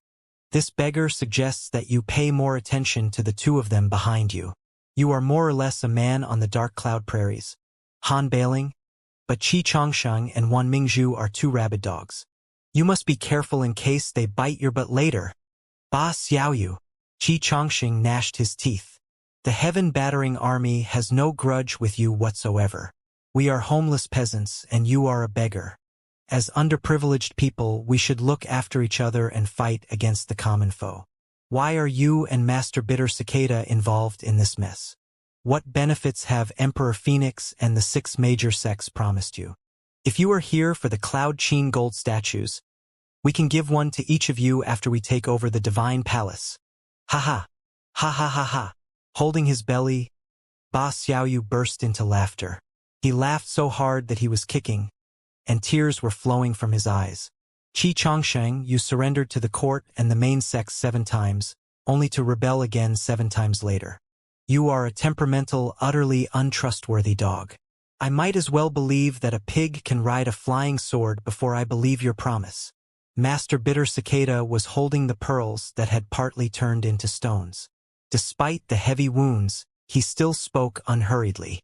Fellow Cultivator Han, fellow Cultivator Qi, fellow Cultivator Wan, it's true that fellow Cultivator Ba and I are here for the Cloud Qin gold statues. However, it is definitely not because we want the Cloud Qin gold statues for ourselves, but because we do not want the destructive, dominating magical equipment to reappear in the human world. If they fall into the hands of ambitious, disobedient fellows, a storm of blood will certainly be raised, and the ordinary folks will suffer. The ordinary folks will suffer? High-pitched laughter burst out from Wan Mingzhu's broken skull. You are either a stupid monk or a bad monk. The ordinary folks will suffer if the Cloud Qin gold statues fall into the hands of the ambitious and disobedient fellows such as us. Is the world not mired in a storm of blood where the ordinary folk suffer when there aren't any Cloud Qin gold statues? The millions of civilians in the southeast watch the most fertile lands get planted with the jade crystal pellets helplessly, and we have to starve to death while we are smelling the fragrance of the jade crystal pellets. Do the common folk not suffer? When the febrile typhoon and the flood rampage, all the cultivators hide in their bases and fortresses and lock their gates with defense rune arrays, ignoring us while we are burnt, drowned, famished, corroded in the fire and blood. Do the common folk not suffer? The Northwest has suffered from droughts for several years. Many lands have absolutely no yield at all. But none of the cultivation sects are willing to open their barns and distribute the food to the people. They would rather feed the food to the animals and mounts that they have domesticated than offer a grain of their food to the disaster-stricken victims. When the disaster victims are forced to rise up as an army of homeless peasants, you then vilify the peasants as inhuman and even cannibal. Do the common folk not suffer? Hee. Even if there truly is cannibalism, it is because the cultivators are forcing them. You are forcing them. You are a stupid and bad monk. So many people are suffering right before your eyes. I don't believe that you see and hear none of it. But what have you done except for your pretentious rituals to appease the deceased? Even if you appease 100 ghosts a day, 10,000 ghosts will have popped up elsewhere in the meantime. Meanwhile, those high and mighty cultivators are still enjoying their life in their strongholds. What can you do? You are just fooling yourself. Now, we people who have nothing are going to resist with the Cloud Qin gold statues and smash the injustice in the world. Yet, you are jumping out and fear that people will suffer? Ha ha, ha ha ha. Good monk. You are truly a knowledgeable and respectful monk. As Wan Mingzhu's mean and crazy laughter echoed for a long time in the Temple of the Colossi, Master Bitter Cicada's handsome face that was mixed with pity and sorrow flushed. After a crack, one of the pearls that had turned into stones was crushed into pieces. Fellow Cultivator Qi, fellow Cultivator Ba, Master Bitter Cicada, Han Bailing continued roaring loudly. His wild voice sounded somewhat genuine and sincere. Fellow Cultivator Qi, fellow Cultivator Wan, and I are certainly not just conspiring for the interests in front of our eyes. We are really trying to change the world with our own hands and accomplish something great by saving the ancient sage's sector from the swirl that it has been mired in for 100,000 years. Have you never noticed? Over the past 100,000 years, countless glorious dynasties have been founded in the ancient sage's sector, and too many unbelievable experts have emerged in the world of cultivators. However, after 100,000 years, all the glorious dynasties have been destroyed, and even their remains have been reduced to smithereens and vanished in the wind. There are fewer and fewer experts among the cultivators, with lower and lower cultivation levels. The magical equipment and the cultivation arts are becoming more and more shabby and underdeveloped. Once upon a time, hundreds of divinity transformation stage cultivators walked on the ancient sage's sector and galloped in the destructive cloud Qin gold statues. They were even able to establish bases on the dark planets beyond the sky. But nowadays, while the nascent soul stage cultivators such as us can dominate the ancient sage's sector, it is absolutely impossible for us to set foot on the dark planets where there is no air or water. Once upon a time, a glorious dynasty could endure 5,000 years or even longer. Thousands of enormous airships flew in the sky, and the giant beasts 100 meters tall bolted on the ground as soldiers. But nowadays, the Great Qian dynasty is already one of the most brilliant dynasties in the past 10,000 years after it has existed for only 1,000 years and when it only has 100 airships. What does this suggest? Our world is slowly retrograding. We are moving closer to our doom every day. If we all turn a blind eye to it, the day will finally come when we can't find even one intact primeval treasure, one nascent soul stage cultivator, or one dynasty that can survive 500 years. By then, the ancient sage's sector will be screwed. Utterly screwed. I know that many of you condemn and hate me because I am a lord of the barbarians.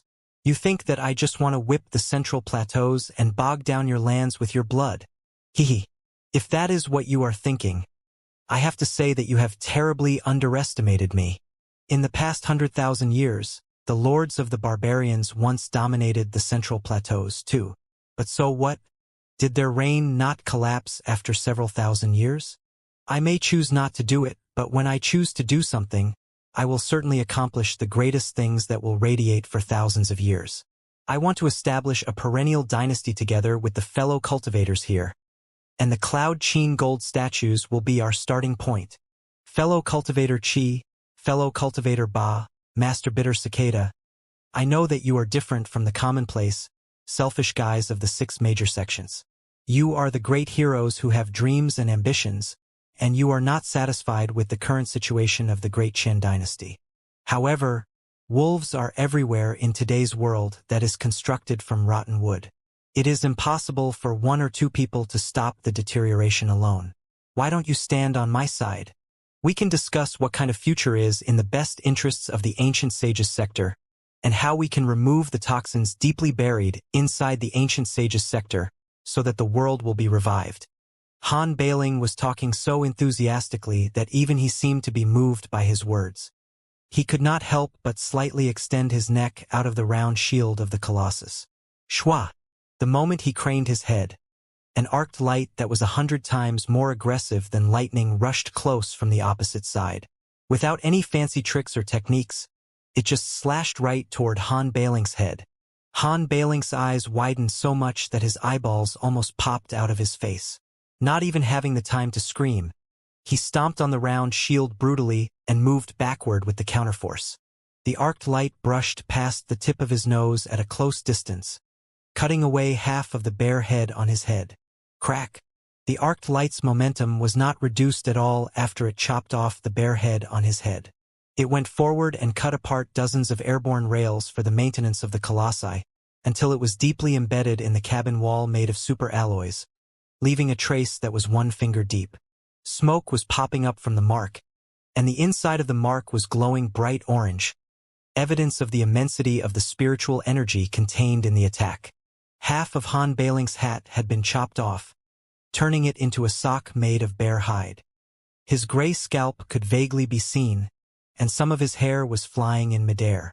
The previous attack had in fact shaved quite a lot of his hair off. Even part of the skin at the center of his skull was peeling. If he had reacted slightly slower, The ambitious hero from the prairies would have had to change the world from hell. Yen Liren retreated his sword slowly not far away. He grunted in dissatisfaction. I don't know why you waste so much time talking. Just draw your swords, and everything will be done. General. Yen Liren's astounding attack greatly shocked the subordinates of the 3 rapscallions. With flames of spiritual energy spurting out crazily, almost 100 coldly blinking flying swords were raised from a corner of the Temple of the Colossi. A fierce light was hovering around every flying sword. They were all set to launch thunderous strike at any time. Seeing that their enemy was prepared, the super-nascent soul-stage cultivators, including Qi Zhongdao and the experts of the 6 major sects, all gritted their teeth and activated their most treasured magical equipment. Suppressed by Qi Zhongdao's heaven-flipping seal, the entire temple was creaking as if it was being pressed down on by an invisible mountain. The air was so thick that a bloody rain seemed to be taking place at any time. Qi Zhongdao's face was rather dark. He called Drilly, fellow cultivator Yen. Is there a problem? Yen Liren looked at Qi Zhongdao innocently. He offered his head for me to slash it. I would have felt sorry for him if I hadn't slashed such a greasy, shining head. Wait! Han Bailing was still hiding behind the round shield of the Colossus, but he did not have the courage to peek out anymore. He simply shouted at the top of his voice. Qi Zhongdao, Yen Liren, don't presume that I am scared of your heaven-flipping seal and your sword. If you are determined to get yourselves killed, me and my partners will certainly satisfy your wish.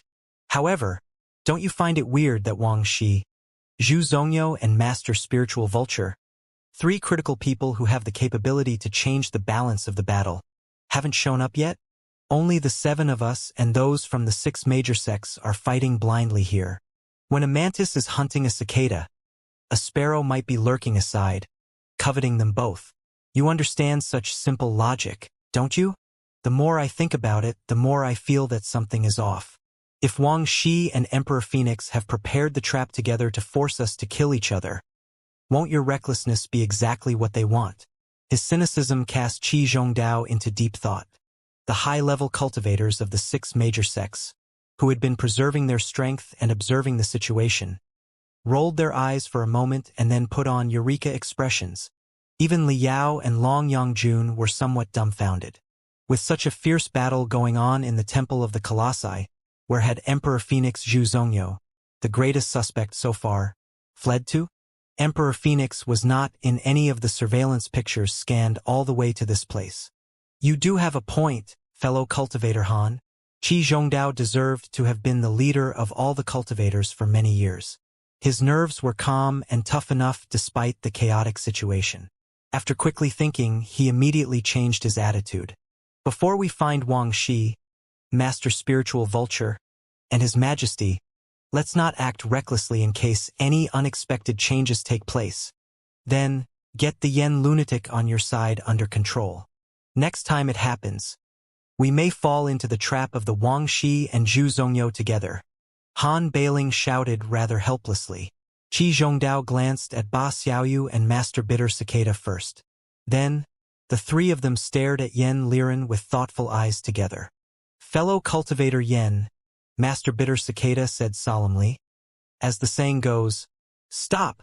There's no need for a lecture, Master. I can always slash him later. Yen Liren rubbed his nose and retreated to the back row, not entirely satisfied, while holding his short sword. Fellow cultivator Han. Qi Zhongdao was relieved. He raised his voice and shouted, right now, we are all stranded in the Divine Palace, whose porches and verandas are rather twisted and mysterious. It does not seem to be the glamorous heaven that we imagined it to be. I have a feeling that things might not be as simple as they appear. Right now, the situation outside is already beyond our control. If we become engaged in a life-and-death battle, I'm afraid that few of us will be able to walk out alive. All the cultivators, be they from the Great Qian dynasty or the Dark Cloud Prairies, will suffer a destructive blow. If the motivation for our battle is the Cloud Qin gold statues, won't it be hilarious if we shed our blood below them when we don't even know how to reign the Cloud Qin gold statues yet? Your words are truly wise, fellow cultivator Qi. before we find Wang Shi, Zhu Zhongyo, and Master Spiritual Vulture, and before we crack the secrets about the Cloud Qin gold statues, there is indeed no reason for us to perish with each other. Glancing at the flying swords in midair that were brimming with spiritual energy, Han Bailing narrowed his eyes and said, "In case of any accidents, I suggest that we put our flying swords and magical equipment aside and keep a distance of 10 meters away from all the Cloud Qin gold statues. Then we will figure out a way to control the situation outside and regroup our respective subordinates while we search for Wang Shi, Zhu Zhongyo, and Master Spiritual Vulture. We will make further plans after everything is clear. What do you think, fellow cultivator Qi?" Qi Zhongdao glanced at the heads of the 6 major sects and asked, "Does any of you wish to have a life-and-death battle with Han Bailing, Qi Changsheng, and Wan Mingzhu right now?" The elders and leaders of the 6 major sects looked at each other in bewilderment and shook their heads as quickly as possible. "Then, just retract your flying swords and magical equipment." Qi Zhongdao pondered for a moment and said, "The situation is becoming more and more chaotic. This divine palace does not look like a place where the deities live at all.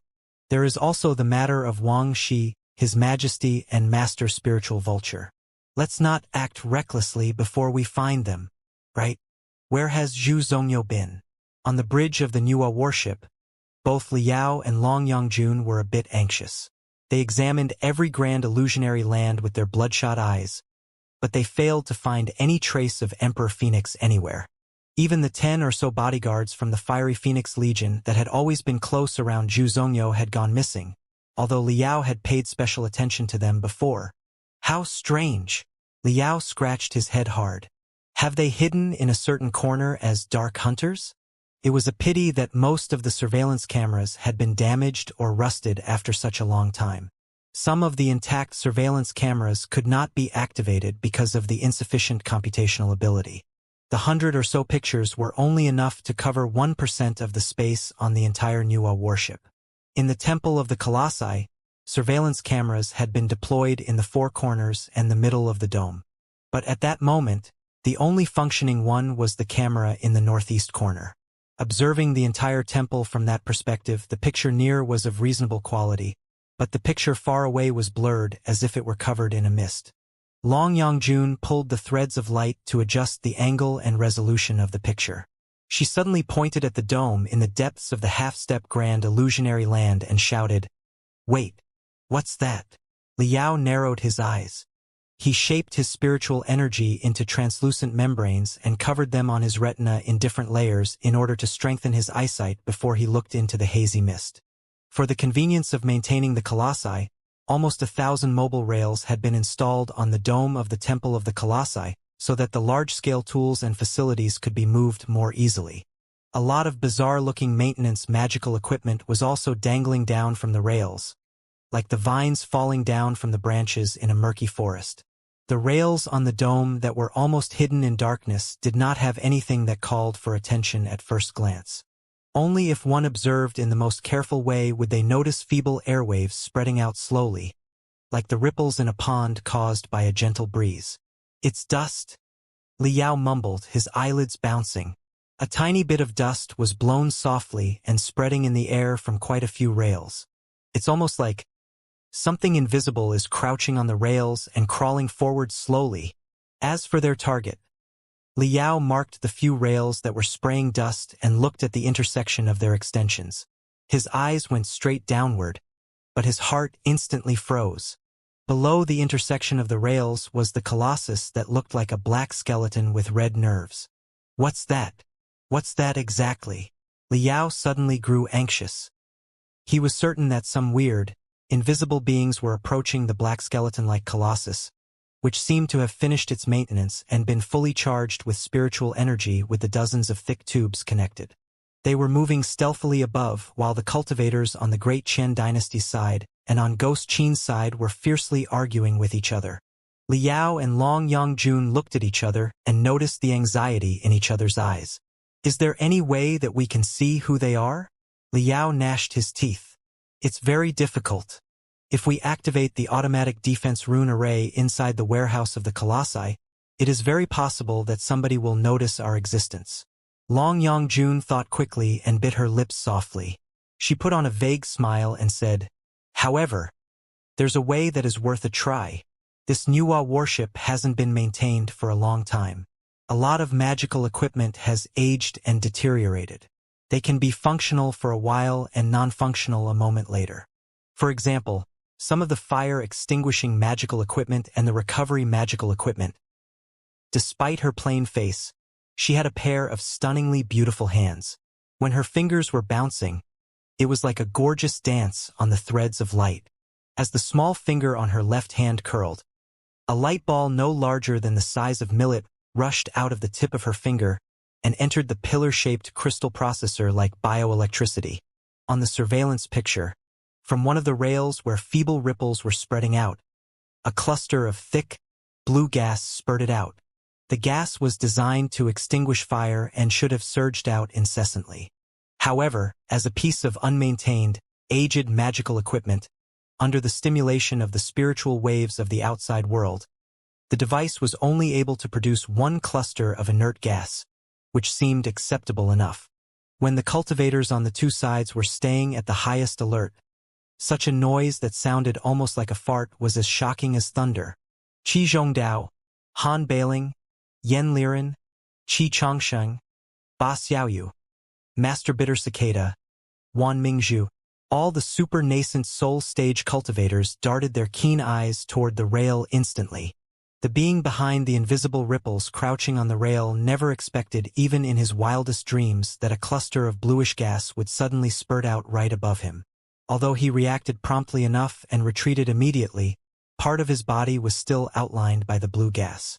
In the fuzziness, it appeared to be armor. Somebody is in midair.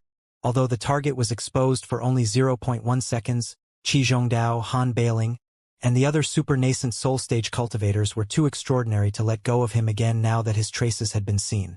Shua! The brilliance of the sword burst out of nowhere like lightning and darted toward the invisible man from dozens of tricky angles in the sharpest auras. Yen Liren had attacked again. Who's acting mysteriously up there? Get out! Yen Liren sniffed. As his spiritual energy surged out, the sword auras entangled the rail almost 100 meters above the ground like visible dragons. Clang! Clang! Clang! Clang! A series of dazzling sparks erupted on top of the rail. Outside of everyone's expectations, the invisible man was not hurt but retreated fast into the darkness in a feeble ripple. Ha! Yen Liren was slightly dazed. His smile was even more brilliant. He shook his short, thick right arm, and the dragons of lightning phantomized by the sword auras expanded by almost 10 times in spluttering noises. The bloody mouths of the dragons that were wide open bulged into balls of lightning and exploded everywhere around the invisible ripple. Z, Z, Z, Z, Z, Z. Under the stimulation of the intense electric arcs, the invisible ripple suddenly uttered a dull scream, and his body was fully revealed. It turned out to be a cultivator wearing a fully enclosed, weird armor. His entire face was covered by a spider helmet. There was no telling who he was exactly. This is... In the bridge, Liao and Long Yongjun jumped to their feet simultaneously. Isn't it the armor that you were wearing just now? You have other accomplices. Long Yongjun blinked dozens of kilometers away in almost 20 shadows. The red crystal suit was entangling and condensing on her arms again while she glared at Liao angrily. He is not one of my people. The style of his crystal suit is obviously different from mine. You will see it if you look at it more carefully. Liao smiled bitterly. He had already seen the badge of trident-like black lightning on the chest of the stranger's crystal suit. It was the emblem of the Imperium of true human beings. His worst fear had become reality. There were indeed spies of the Imperium of true human beings in the ancient sages sector. They appeared to be a tough tactical squad, and they had discovered the Nuwa warship, too. Long Yongjun thought quickly and immediately realized what was going on. They belonged to your hostile force? When the air in the bridge was growing tense, the atmosphere in the Temple of the Colossi was tenser than ever.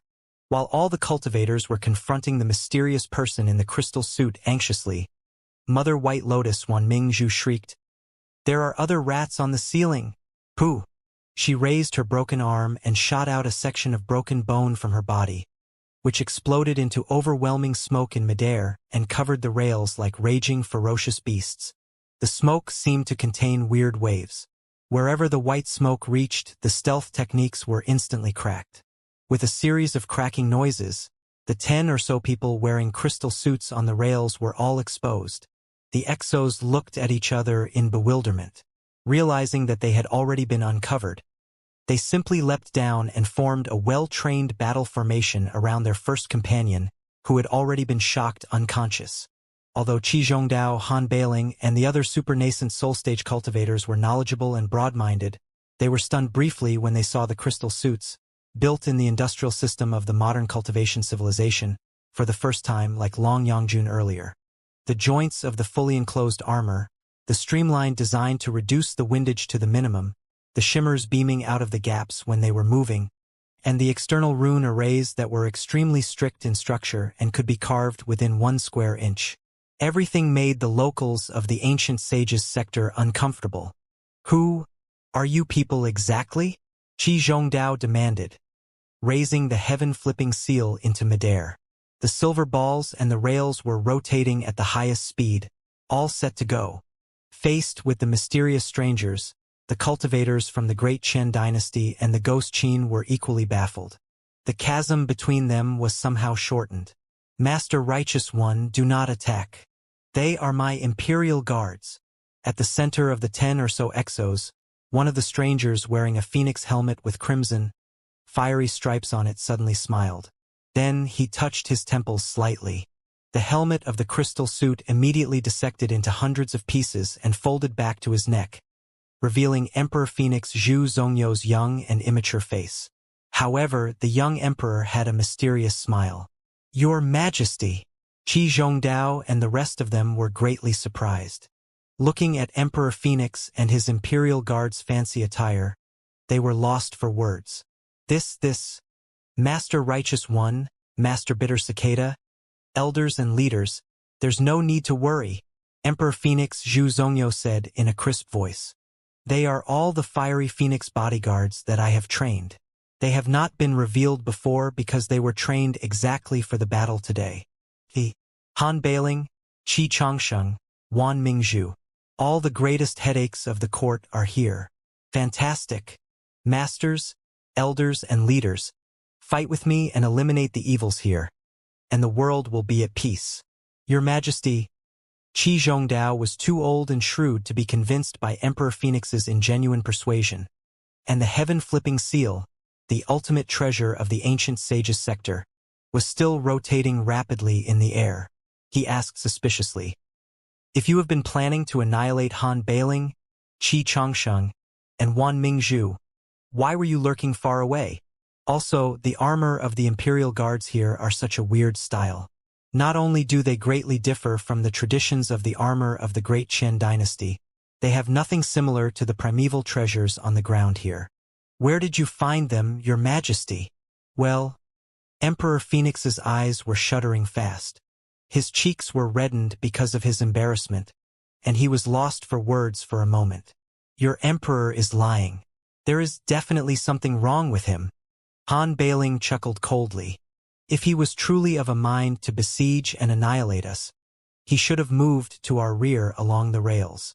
However, he was getting farther and farther away from us in the darkness. Besides, if he did not have ill intentions, he would have told you everything in advance so that you could work out a trap to deal with us together. He was acting so stealthily, and his bullshit is full of loopholes. Who's going to buy that?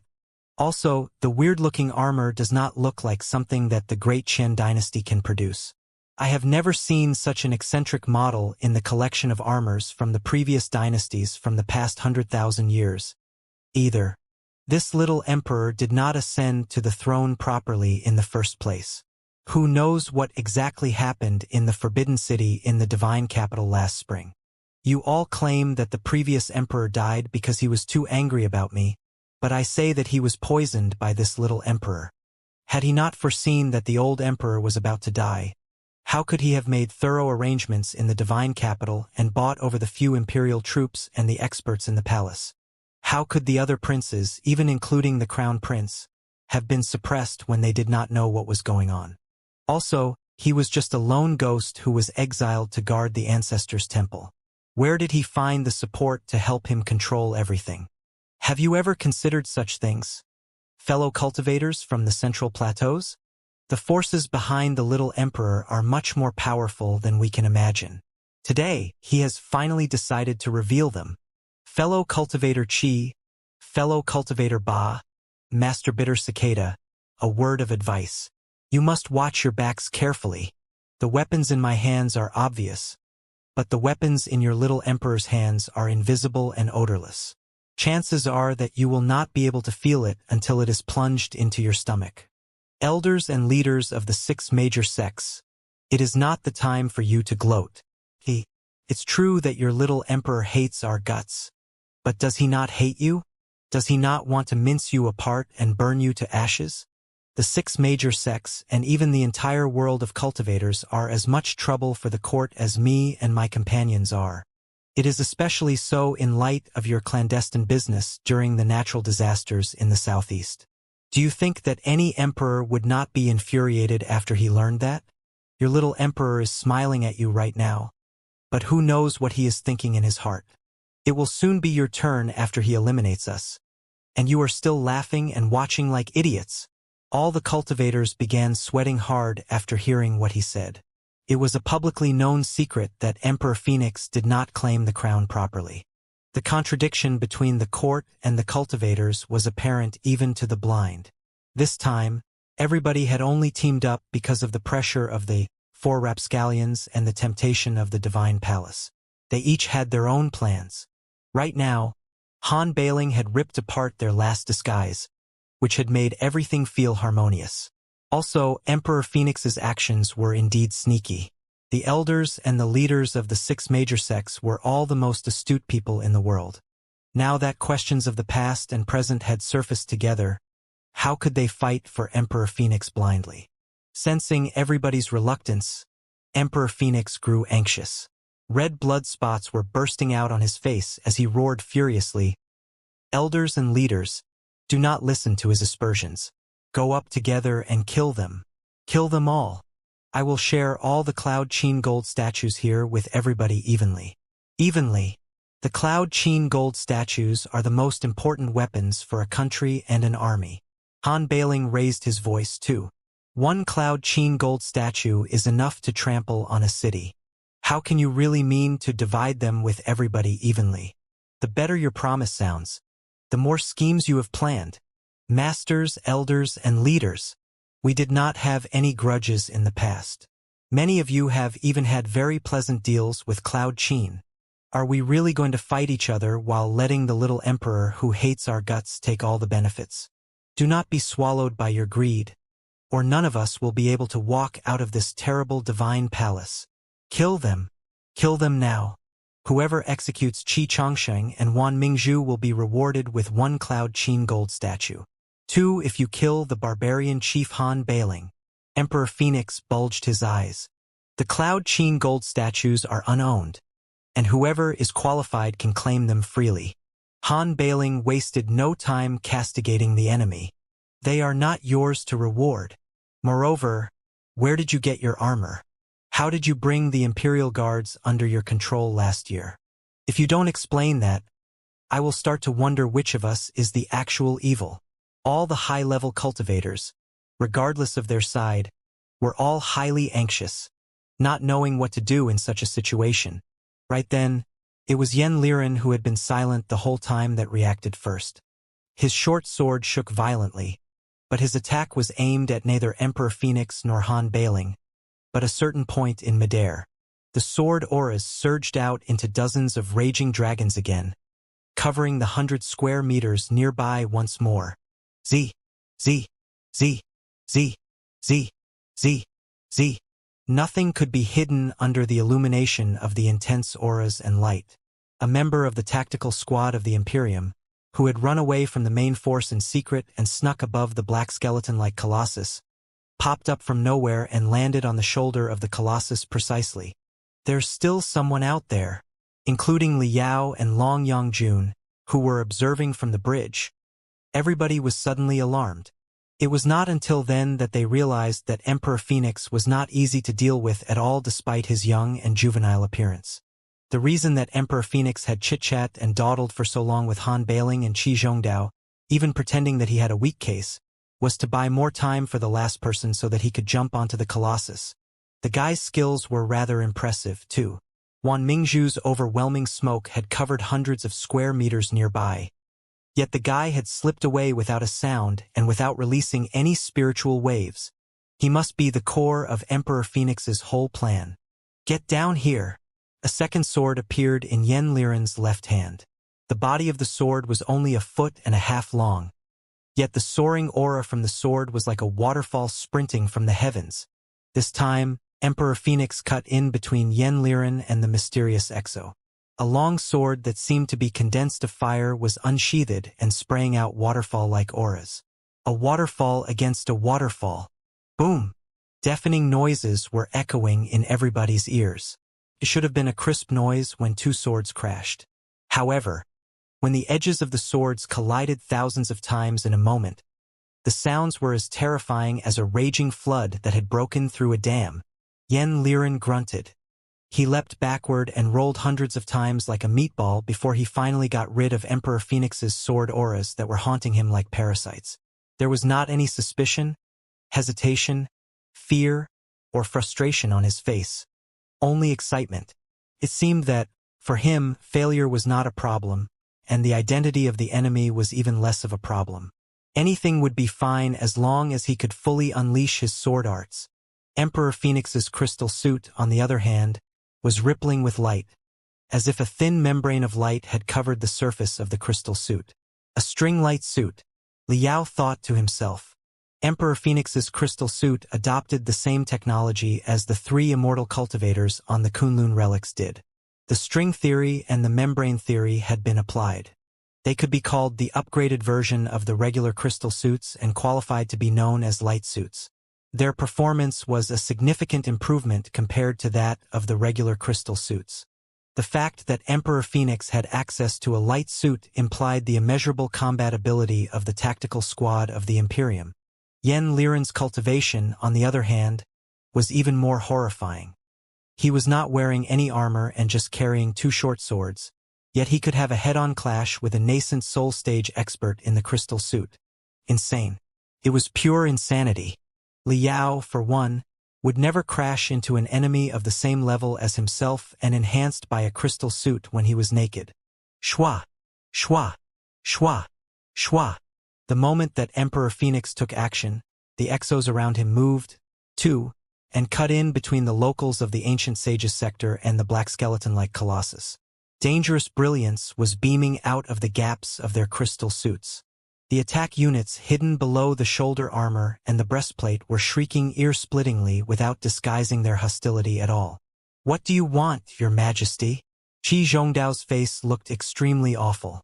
"I've long been told that Elder Yen Liren of the Purple Pole Sword Sect is the best swordsman in the world. Your sword arts are even more extraordinary than the rebellious eunuch Wang Shi. I can tell that the rumors are true after testing you myself today." Emperor Phoenix's cultivation was not as good as Yen Liren's, but with the enhancement of his crystal suit, he was able to draw even with Yen Liren. For a moment, the redness on his face was even deeper. He glanced at everyone in satisfaction before he suddenly put on a grave expression and coldly said, "If you are still the loyal subjects of the great Qian dynasty, stay where you are. Whoever moves will be traitors of the court and the great Qian dynasty." "Don't believe him." Han Bailing's hammer that looked like a bare paw triggered ferocious ripples. His voice echoed in every corner of the Temple of the Colossi with the ripples as the vehicle. "Fellow Cultivator Qi, fellow Cultivator Yen, fellow Cultivator Ba, Master Bitter Cicada, and everybody from the 6 major sects. Things have changed now. I don't know what your little emperor is up to in secret, but his people are apparently trying to infiltrate the Cloud Qin gold statues. If he gains control over the Cloud Qin gold statues, we will be meat on a chopping block. completely at his mercy. At this moment, we must cast aside our differences and fight against Emperor Phoenix Zhu Zhongyo together. Emperor Phoenix sneered. Glaring at Qi Zhongdao and members of the 6 major sects in front of him, he shouted intimidatingly in a voice that resembled the rumbling thunder in the sky. If you are loyal subjects of the great Qian dynasty, I will certainly not be petty when it comes to the rewards. I stand by what I said. Whoever executes Han Bailing, Wan Mingzhu, and Qi Changsheng will be rewarded with a Cloud Qin gold statue. You may not know how to use the Cloud Qin gold statue, but it doesn't matter. I can teach you. Otherwise, he. The sword in my hands will not hesitate or show mercy to those who are corrupted and turned into traitors of the great Qian dynasty. The treacherous thieves will be punished by everybody. Not only will they die without a burial themselves, their family and their sects will be implicated. A lot of people will be ground to dust, and a lot of people will be beheaded with their dead bodies thrown out onto the street. Your families and sects have supported and cemented the great Qian dynasty for 1,000 years. You have made great contributions.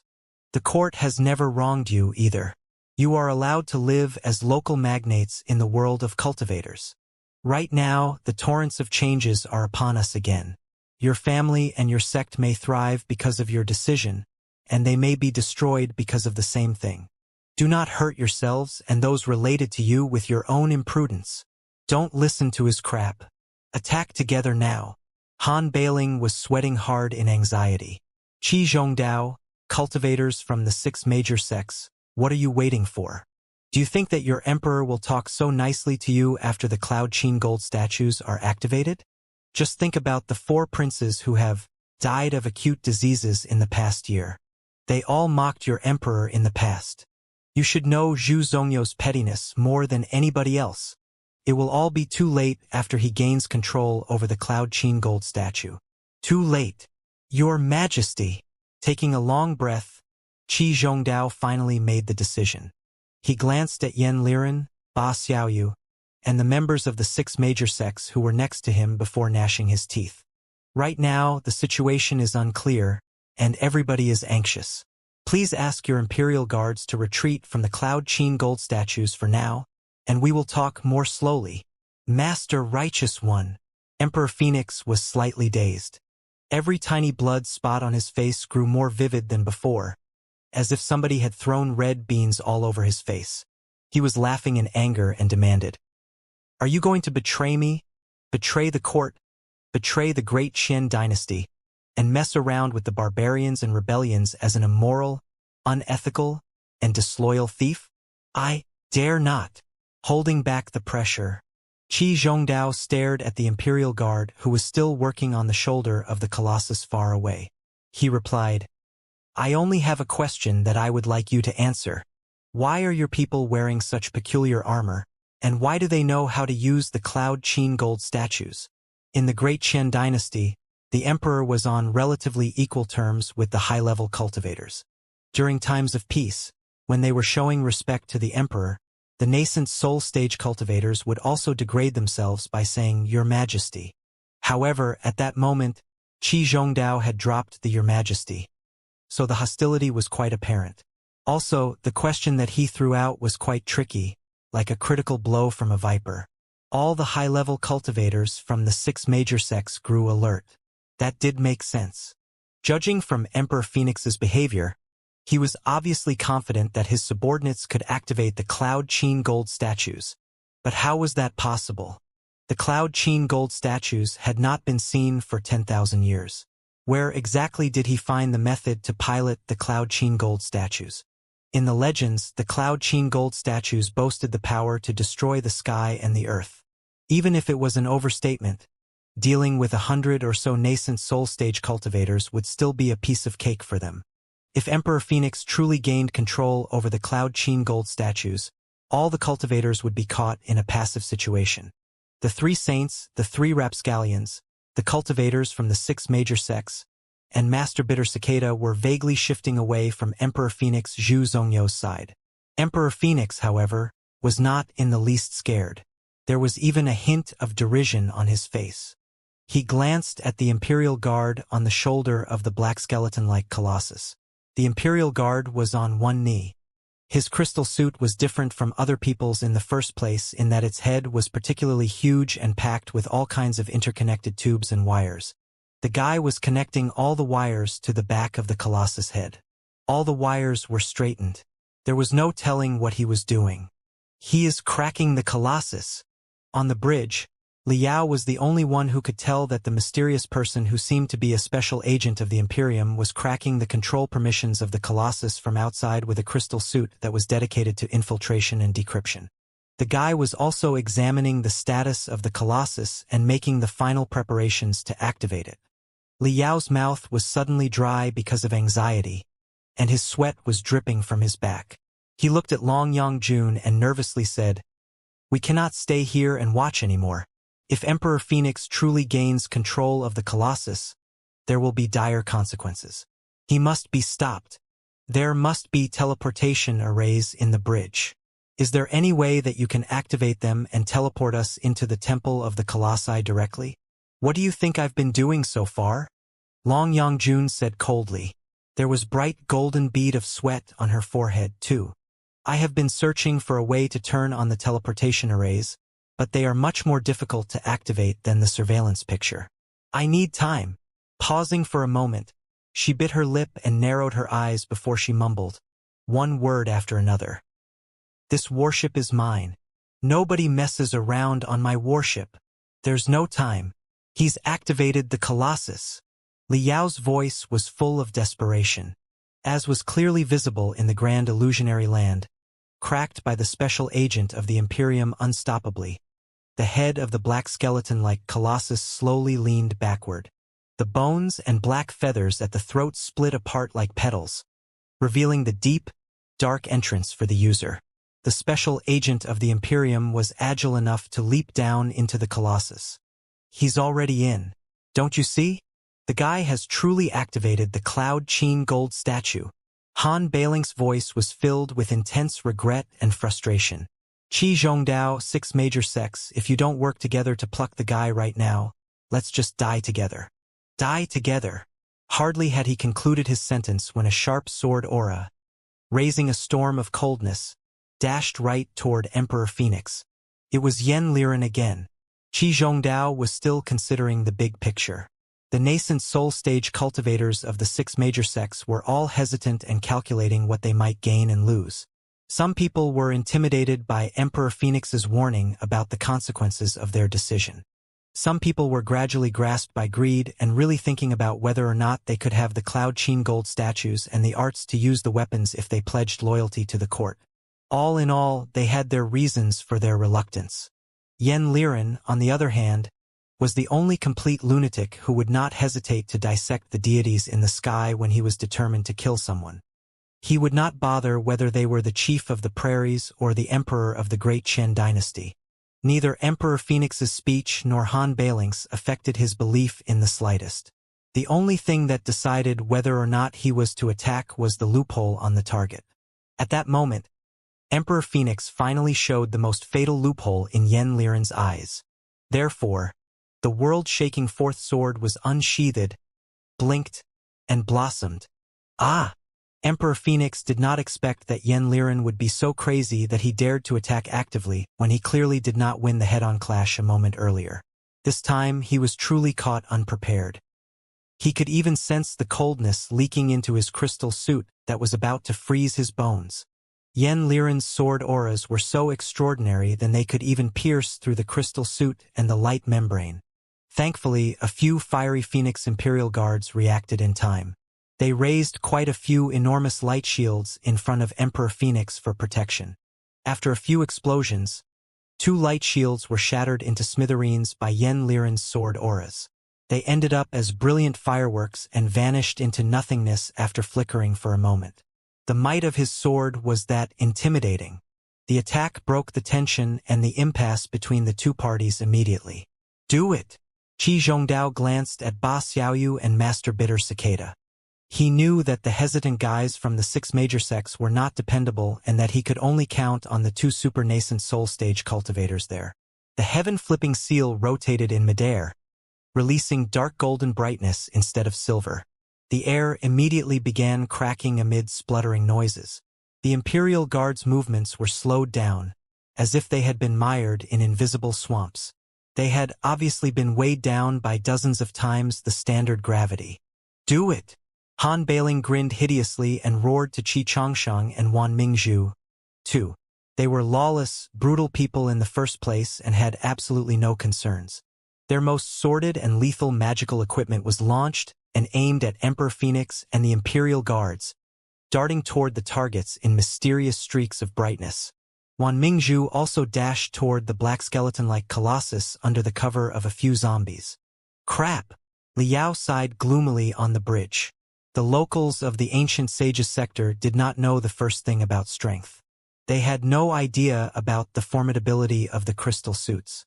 Even though Emperor Phoenix's guards were only in the beginning level of the nascent soul stage or even the core formation stage, they could also unleash astounding damage under the enhancement of the crystal suits.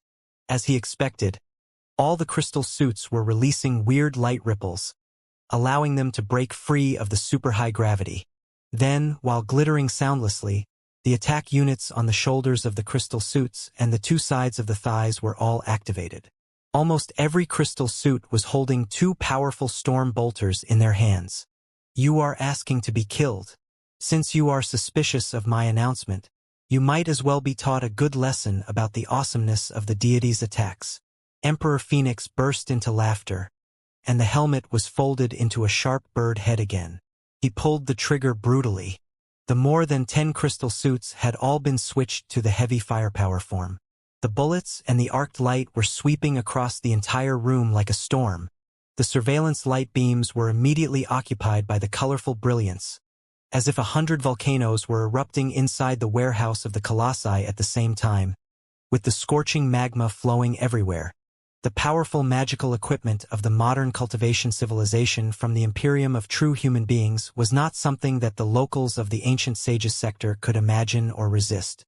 When the storm bolters began talking, some of the ignorant cultivators did not even know what was going on.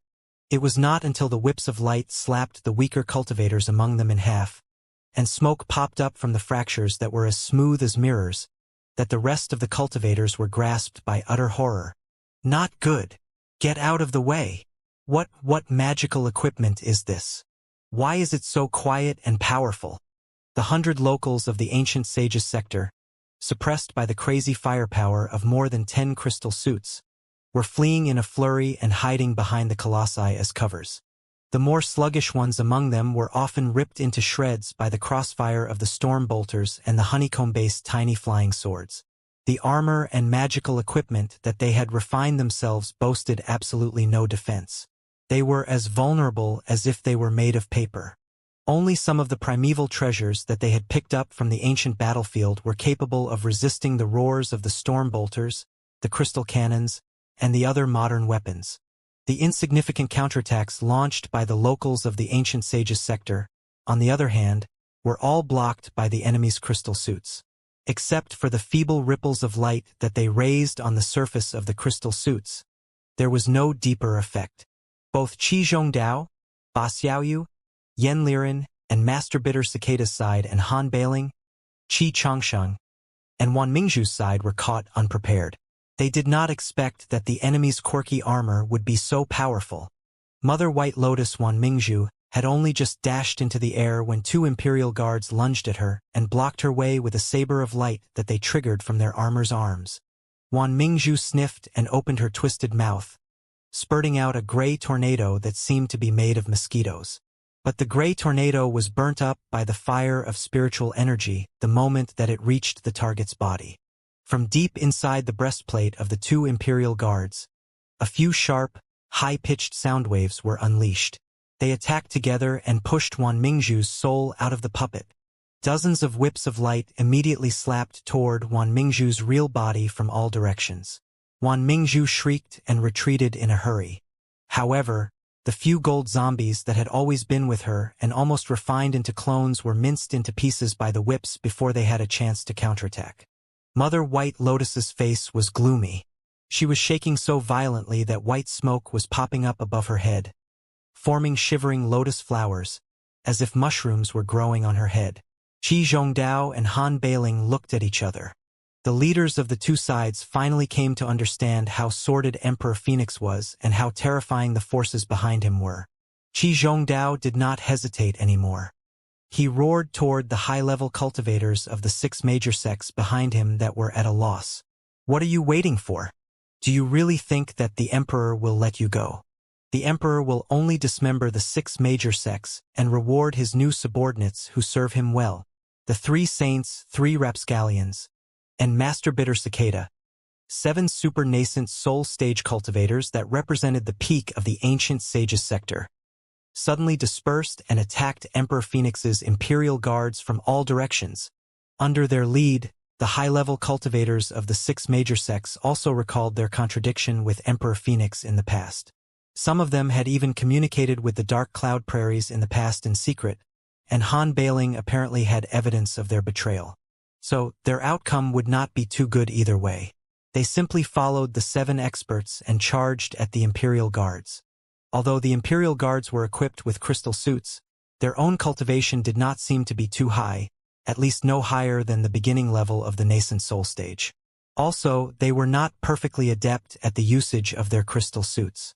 Moreover, there were less than 20 of them after all, and they had almost 100 high-level cultivators opposing them, including the 7 super nascent soul stage cultivators such as Qi Zhongdao and Han Beiling. The defense line of crystal suits of the Imperium of True Human Beings immediately shook while the locals of the ancient sages sector attacked without caring about the casualties. Ba Xiaoyu the beggar, heaven-battering King Qi Changsheng, and the rest of them were merely hovering around the Imperial Guards without having a head-on clash with them. They were trying to bypass the defense line from the sides and directly pick out the guy who had crawled into the black skeleton-like colossus. For the cultivators at the peak of the nascent soul stage, when they were moving at the highest speed, it was difficult for even the crystal suits to lock onto their unpredictable traces like smoke and mist. In order to stall them, Emperor Phoenix had to spare another few Imperial Guards. The defense line in front was even weaker than before. Finally, the abdomen of a crystal suit from the Imperium released clusters of mottled sparks. With the ear-splitting sound of metal being twisted, its movement gradually slowed down. A critical unit on the crystal suit must have been hit, resulting in its performance parameters plummeting. Although it had not retreated from the battlefield yet, the scene significantly boosted the morale of all the locals of the ancient sages sector, who had realized, to their amazement, that the weird armors were not invincible and that they could also be broken and torn apart. For a moment, the locals of the ancient sages sector attacked more fiercely than ever, while Emperor Phoenix and his Imperial Guards could barely hold their position. However, their aim was not to completely block or to annihilate the 100 high-level cultivators on the opposing side but to stall them for as long as possible. When Emperor Phoenix's defense line was about to collapse completely, an ear-splitting explosion of spiritual energy echoed behind him, which seemed to pour a bucket of cold water upon the heated battlefield. Not good. The Cloud Qin gold statue has been activated. Han Beiling, Qi Zhongdao, and all the other high-level cultivators on the two sides gasped. Ha ha ha ha. The deity has succeeded. The deity has succeeded. Emperor Phoenix was overjoyed. He was laughing so crazily that it almost sounded like he was crying beneath the cold mask. All the locals of the ancient sages sector were gazing at the black skeleton-like colossus that was resting on top of the black iron throne at the end of the temple. Weird ripples of spiritual energy spread out non-stop from the spiritual residence at the chest, as if a translucent light ball was expanding, exploding, and blossoming. The waves spread into the air and obliterated the impurities floating in the air into pure nothingness, transforming them from materials into energy. The sound that they made was like the heartbeat of the colossus that had been sealed for hundreds of thousands of years. Countless crystal clusters that were entangled on the long, slender limbs were also glimmering in dark red, as if blood was truly flowing inside the body. The speed of the flow was becoming higher and higher, transmitting the redness to the key parts on the body. Pa, pa, pa, pa. The thick tubes that were connected to the colossus from the warehouse in various directions were all disconnected. They were jerking and struggling in midair like headless boas. From the holes that they left after they broke free, Crimson spiritual energy was spurting out and circling around the Colossus, condensing into a protective layer that looked like both a layer of armor and a cloak. 2/3 of its body were hidden behind the bloody mist, making it look even more mysterious and daunting. At the center of the skull mask of the Colossus, in the middle of the cross-shaped dent, the lone crimson eye shivered for a moment before it rolled along the dent swiftly. The previously lackluster, cross-shaped dent was ignited with a layer of glittering redness, turning into a dazzling red cross. Crack, crack, crack. The black skeleton-like Colossus broke all the restraints and stood up on the throne. It lowered its head and stared at the locals of the ancient sage's sector below its feet coldly with the red cross on the facial cover. The Colossus was around 30 meters tall, almost as tall as a 7-story tower. Under its indifferent stare, all the locals of the ancient sage's sector, be they in the core formation stage or the nascent soul stage, had a strong sense of being overwhelmed. Many of them were trembling with the heartbeat of the Colossus. "I've found it!" On the bridge, Long Yangjun suddenly exclaimed in delight.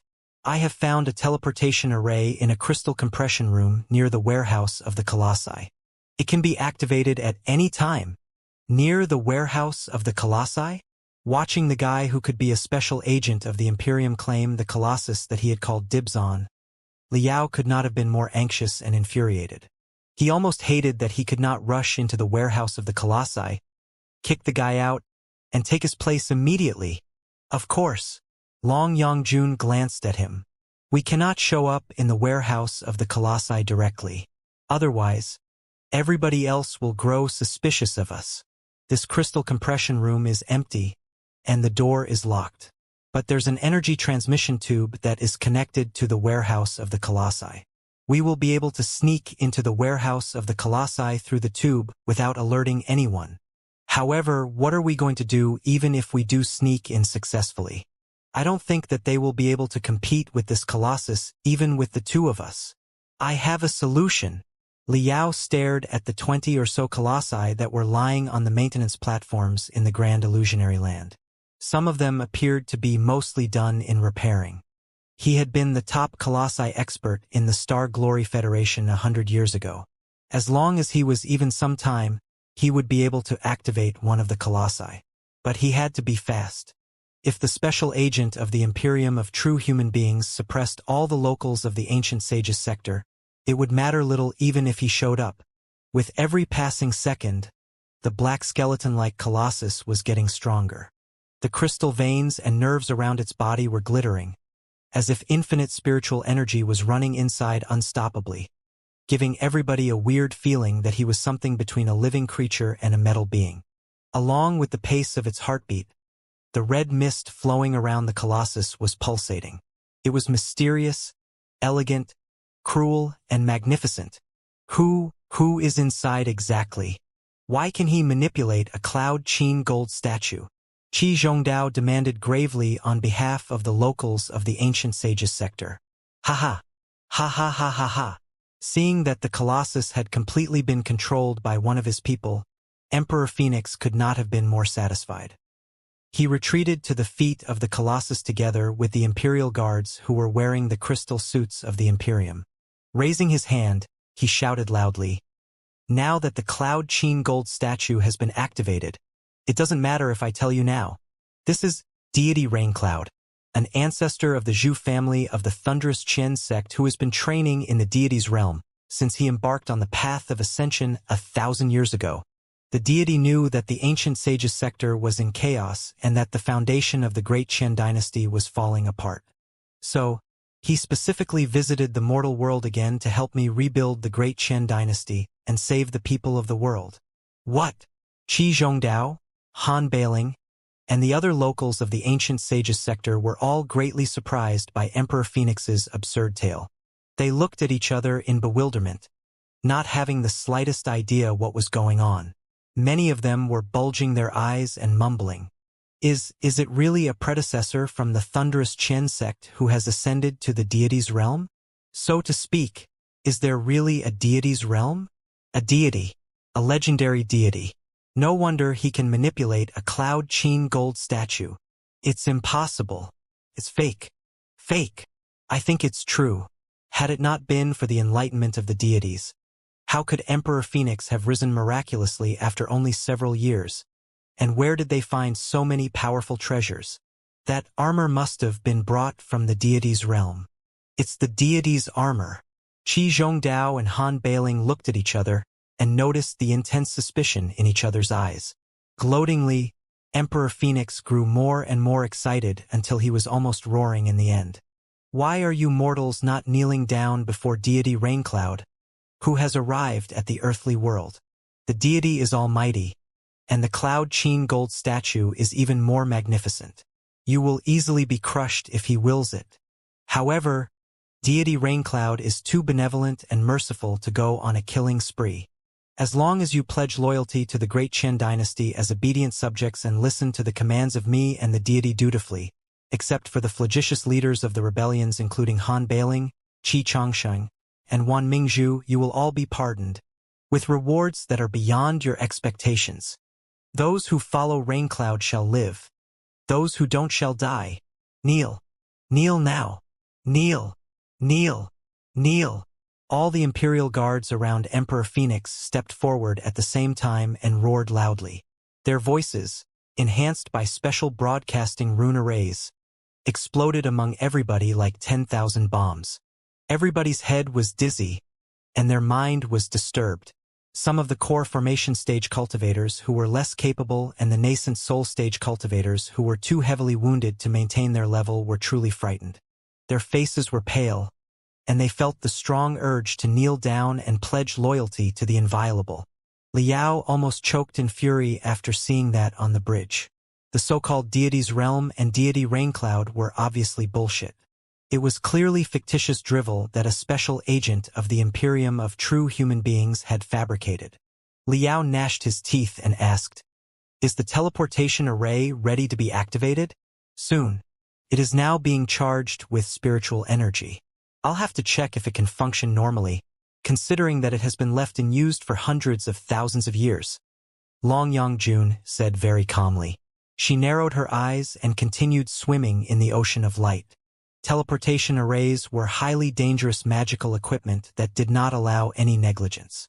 With the tiniest error, half of Liao might be teleported to the head of the warship and the other half to the rear or even directly into a wall, making his internal organs meld with the metal in the wall. It would be very awkward if that happened. Emperor Phoenix's words blew the minds of every cultivator in the Temple of the Colossi like a sweeping tornado. Right when everybody was still startled, an indifferent voice that was clear, deep, and unworldly echoed from the depths of the black skeleton-like colossus. "There is no need to fret, my young friends. I severed my connection from the mortal world and ascended to the deity's realm 1,000 years ago. The ancient sage's sector has nothing to do with me anymore. But recently, it occurred to me that I left something behind in the past and that I was still associated with the ancient sage's sector. This issue concerned the path that I am walking on right now in the deity's realm. So, you can also say that fate arranged for the ancient sage's sector to encounter this deity again. I have come to the mortal world this time partly to help the progeny stabilize the great Qian dynasty, so that the world will be peaceful and prosperous, and partly to select a batch of devout, fortunate cultivators to ascend to the deity's realm together with me to explore the endless truth path of immortality. We will become supreme immortal cultivators and deities that everybody worships. That is my destiny in the ancient sage's sector this time. This is a rarely seen opportunity. Your connections with the deity's realm are unpredictable. With the deterioration of the ancient sage's sector, if you miss the chance to embark on the path of ascension to the deity's realm, it will be impossible for you to go there by yourself for the rest of your life. Now that everybody here is fortunate enough to have heard my offer, it is evident enough that fate is smiling upon you. As long as you listen to my commands, you will all have chances to ascend to the deity's realm and become deities. The tone of deity Raincloud was flat and unattractive, mixed with the innocent nonchalance. However, to many cultivators, it was like scorching magma that was almost boiling their hearts from their ears. Deities? I am connected with the deities. Ascend to the deity's realm and become immortal cultivators and deities? How splendid and spectacular the deity's realm must be. I will die without regrets if I have the chance to visit it in person. Nobody in the ancient sage's sector has ascended to the deity's realm for thousands of years. It is practically impossible for us to find the path of ascension on our own. For a moment, many of the high-level cultivators from the 6 major sects were gulping, and their eyes were glittering in greed. The subordinates of Han Bailing and the other rapscallions were somewhat stunned by deity Raincloud's captivating promise. 2. Even if they did not intend to defect, they all saw all kinds of bizarre illusions, and they could not help but let loose of their hands that were grabbed their weapons. Wait! Vague confusion emerged on Qi Zhongdao's dark face, but he came back to himself the next moment. Calming himself down, he bowed to the black skeleton-like colossus respectfully according to the manners of a junior and a disciple.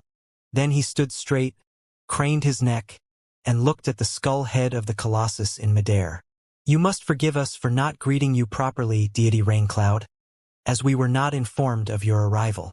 However, there is something that I have to ask for your enlightenment on. You claim to be an ancestor of the Zhu family of the great Qian dynasty from 1,000 years ago. I wonder, who were you exactly? How bold of you! Emperor Phoenix glared at him. Do you think that an ancestor of the Zhu family's name when he walked the mortal world can just be blemished by anyone? It doesn't matter. A calm voice came over from the black skeleton-like colossus.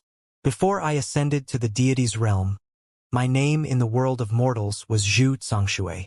I had a nickname among the cultivators, which was Thunderous Fire.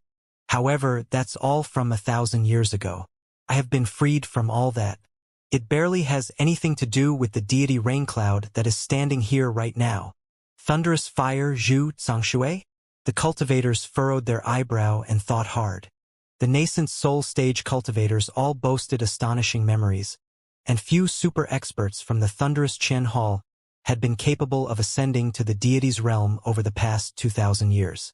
Soon, somebody recalled who he was. About 1,200 years ago, the thunderous Qian Hall, which had not claimed the country yet, indeed had such a great expert in the divinity transformation stage. He had even worked briefly as the leader of the law-enforcing department of his sect. However, it had been the era of turbulence when the old dynasty was decaying and the new dynasty had yet to be established. All the main sects had been fighting and killing each other, and the entire ancient sages sector had been consumed by war. Tremendous cultivators in the divinity transformation stage and the nascent soul stage were involved in the gory fights, many of whom disappeared without a good reason. Thunderous Fire Zhu Xianxia was one of them. He had gone missing during an adventure to explore the relics of the primeval predecessors, never to be seen again. For the thunderous Qian Hall at that time, the uncanny disappearance of a divinity transformation stage cultivator had been quite a heavy blow. The accident had almost sent the sect to its doom. At that time, everybody had thought that Thunderous Fire Zhu Xianxia had been ambushed by the enemy and killed under the collected attack. Even his bodies had been shredded and burnt. However, it was not entirely implausible that he had found an opportunity to ascend in the relics of the primeval predecessors and thereby rose to the deity's realm, leaving the mortal trivia behind him. Qi Zhongdao, however, was not entirely convinced. Taking a long breath, he asked toughly, I didn't know that you were Senior Zhu Xianxia, who went missing mysteriously 1,200 years ago. The deity's realm is indeed a place of wonder where anything can happen. However, do you have any evidence that can prove that you are Zhu Xianxia? How dare you? You are too rude. If there were a pair of hands in his voice, Emperor Phoenix certainly would have grabbed Qi Zhongdao's legs and split him apart from the center. The deity has degraded himself by showing up here, and you are still so insolent and disobedient. Master Righteous One, I think that you have been bewildered by the evils. Young friend Qi. Deity Raincloud's voice turned solemn. He was even more aloof and aggressive than before as he demanded, What do you mean? Are you doubting my identity? Not a doubt, but a certainty. Before Qi Zhongdao replied, Han Bailing laughed aloud not far away and shouted, I am very certain that the so-called deity Raincloud is just a counterfeit. There's absolutely no way that you are Thunderous Fire Zhu Xianxia, or a deity who has descended from the deity's realm. Han Bailing was still hiding behind the round shield of the Colossus without exposing any part of his body. He shouted without any pause. Firstly, if you are truly deity Raincloud, who has returned from the deity's realm to support the enterprise of your family, why are you acting so stealthily? Why did you even choose Zhu Zhongyo, the least capable one of all the candidates, as your partner?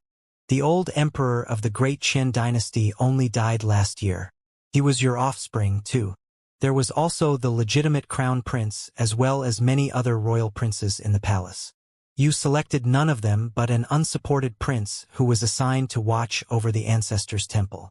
What's your motive? If you were truly a deity who had returned, why didn't you simply show up openly in the court in the divine capital to be cheered and worshipped by all? When such a piece of astounding news spread out, even Cloud Qin would have been shaken and forced to admit that the great Qin dynasty still had some time. I would have been willing to surrender immediately. Han Bailing, greatly insulted, Emperor Phoenix jumped to his feet as if a bee had stung his bottom. I am the emperor that fate has designated for the renaissance of the great Qin dynasty, and I am watched over by the ancestors of the Zhu family. It's only reasonable that deity Raincloud supported me after he returned to the mortal world. What's strange about that? Fate has designated you for the renaissance of your family? Was it him who told you the bullshit that can only fool a 3-year-old? Only such a naive, ignorant boy like you would buy it without thinking, not even knowing that he was simply manipulating you like a chess piece, little emperor. Han Bailing snapped. After a slight pause, he continued coldly. Secondly, if you are truly a renowned deity who has returned from the deity's realm, and you are here to sever your connections with the mortal world after preparations, you should have brought countless ultimate treasures in the deity's realm, such as the Cloud Qin gold statues. They are the priceless treasures for the cultivators of the mortal world. But are they precious for the deities, too? Can you not find any of them in your place but have to steal them from here? Exactly. Han Bailing's questioning refreshed a lot of cultivators. The actions of deity Raincloud were too weird. If he were really an omnipotent deity, why did he not reveal his identity in the divine capital? And why was he fighting over the Cloud Qin gold statues with them, the cultivators of the mortal world? Was it possible that there was not a single Cloud Qin gold statue in the glorious deity's realm? Qi Zhongdao looked at Ba Xiaoyu, Yen Liren, and Master Bitter Cicada, hinting at them to slightly move toward Han Bailing and focus their attention on Han Bailing and deity Raincloud. What Han Bailing had said was exactly what Qi Zhongdao was suspicious of. Qi Zhongdao believed almost 80% of Han Bailing's words. This deity Raincloud was 10-to-1 a counterfeit. Whatever he was exactly, they had to take precautions in case he suddenly attacked anyone. Thirdly, the more he spoke, the more fluent Han Bailing became. He chuckled for a moment and continued. The real deities must know every detail about places like this divine palace. Also, judging from the fine armor on your body, I don't think the tempests and snowstorms on the land of eternal land are a problem for you. Why didn't you come to excavate the divine palace earlier on your own but arrive together with us? There's only one possible answer. Before Wang Shi discovered the divine palace, you did not even know of the existence of the divine palace. Even if you did, you couldn't determine the specific location of the divine palace. Can a deity, who doesn't even know where the divine palace is, be a real deity? That's hilarious. If deity Raincloud cannot give satisfactory answers to all 3 questions, I fear that you can barely convince everybody here. Who knows what kind of evil being is hiding beneath the skin of the so-called deity? Who can be certain that the so-called deity's realm is not another way of saying a bloody hell? Had it not been for the blockage of the grand illusionary land, Liao would have rushed up to Han Bailing's face and applauded the monarch from the prairies. Liao had thought more highly of Han Bailing's ghost Qin than the murky great Qin dynasty in the first place. However bad the classical militarism was, it was still more or less an advancement compared to the decayed and rotten world of the ancient cultivators. Han Bailing's head was particularly clear, too, and he had stabbed into the 3 critical issues with the special agent from the Imperium so quickly, making it impossible for the guy to continue acting. It was truly gratifying. Emperor Phoenix was shaking in fury. The brilliance on his crystal suit was rising, and the string light was releasing cracking noises. He was almost determined to die together with Han Bailing. Zhu Zhongyo, I suggest you clear your mind and get everything straight, Han Bailing said behind the shield. Do you not know what you are made of? Even if your ancestor has indeed returned, why should he go through all the trouble to support you? Supporting anybody else would have saved him a great amount of time and effort. Hehe. I know that you are an ignorant baby who has been dreaming about reviving the great Qian dynasty and satisfying your ancestors. If that is the case, it is all the more reason for you to figure out whether or not this guy of unknown backgrounds who claims to be deity Raincloud is an ancestor of your family. If you accept a random guy as your ancestor and introduce a wolf into your house, your great Qian dynasty may be destroyed in the end. In such a case, all the ancestors of your family will roll in their graves. Emperor Phoenix was blushing and stammering. He hesitated for a long time, only to come up with no rebuttal. Even deity Raincloud, who was hiding inside the black skeleton-like colossus, was rendered speechless and failed to answer the questions openly after a long silence. However, the flames of spiritual energy spreading out of the gaps of the black feathers were growing more and more fierce. Deity Raincloud, I have washed my great neck, waiting for you to behead me. Han Bailing suddenly raised his voice and burst into laughter. Then he declared resolutely, However, I can be killed, but I will not be fooled like swine before my death. I believe that all the cultivators here are the same as me. Speak. Who are you exactly? Han Bailing's last demand contained immense spiritual energy. It exploded in midair and echoed inside the temple for a long time, waking up a lot of cultivators who were staring at deity Raincloud in a keener and clearer way. Whispers came over from the high-level cultivators of the 6 major sections. That was close. I was almost fooled by the guy just now. On second thought, it does not make sense. If he is truly a deity, all the questions will be barely explainable. Why didn't he reveal his identity a few years earlier but have to steal the Cloud Qin gold statues while hiding in the exploration team? Why did he support Zhu Zhongyo, a guy without any other help whom he can easily manipulate? If he had revealed his identity in the court a few years ago and demonstrated the remarkable performance of the deities, he would have been acknowledged by the royal family. We certainly would have believed him. But right now, he has jumped out of nowhere and asked us to believe that he is an ancestor of the Zhu family without any proof. This is rather imposing. The whispers soon evolved in a tide of doubts and suspicions. Some people even emboldened themselves to ask, If I may ask Lord Deity, Han Bailing, deity Raincloud finally opened his mouth. His voice was solemn and sharp, filled with killing intent. He said one word after another. This whole time, I have considered you to be one of the trickiest people of the ancient sages sector, only secondary to Wang Shi. But from what I've seen now, you have far exceeded my expectations. You are not as reckless as you appear. You are smart, really smart. No wonder you can compete against the whole world with only the dark cloud prairies. However, I don't need to explain or prove my identity to you at all.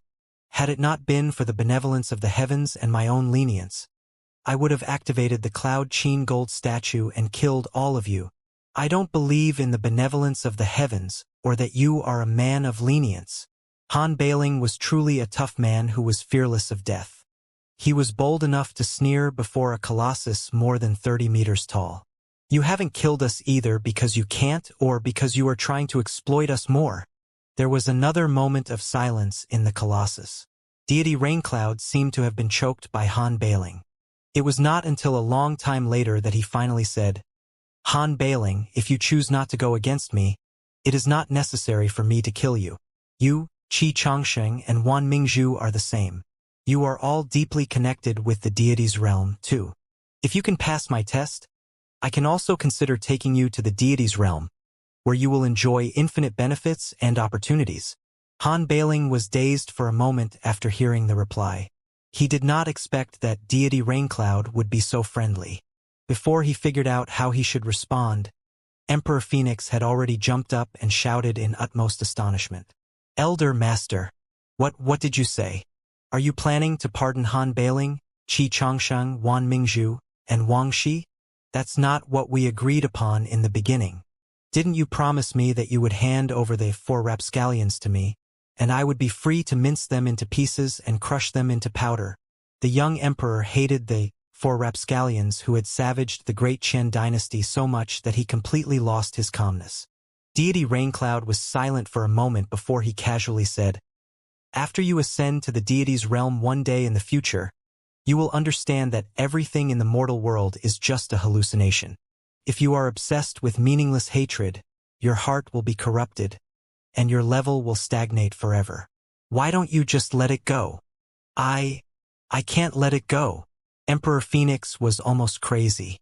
He screamed while waving his arms and legs. "I don't care about my cultivation. I don't want to ascend to the deity's realm. I only want to revive the great Qian dynasty. I just want to be the greatest emperor in all the dynasties that have been recorded. The greatest emperor of all time. I just want those evils who scourged the great Qian dynasty to be demolished. Elder Master, you promised me that you would mince them into pieces. Each and every one of them. You have gone mad, Emperor." Deity Raincloud's voice was full of agitation and dissatisfaction. A stream of spiritual waves that had been compressed to the minimum was generated in front of the black skeleton-like colossus like a thin, tiny bug and pierced toward Emperor Phoenix brutally. Ah! Despite the blockage of the crystal suit, the spiritual energy still disappeared into the center of Emperor Phoenix's eyebrow instantly. The young emperor immediately began screaming in the most desperate way, as if his brain was exploding only to be stopped by the helmet on the crystal suit. He was apparently in excruciating pain.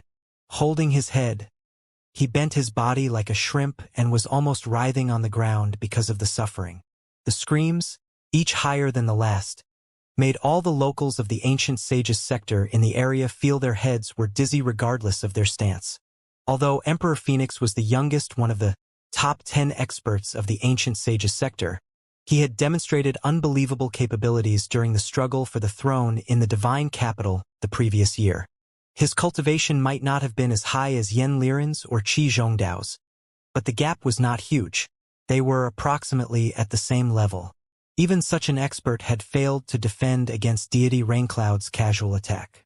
Was it because Deity Raincloud's cultivation was unimaginably high? Or was it because he had planted a certain barrier in Emperor Phoenix's body in order to manipulate him as a puppet like Han Bailing had said?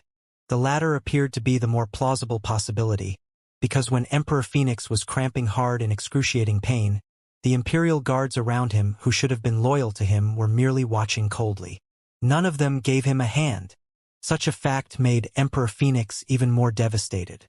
His twisted screams almost sounded like sobbing right now. Han Bailing! Deity Raincloud did not look at the cramping Emperor Phoenix any longer.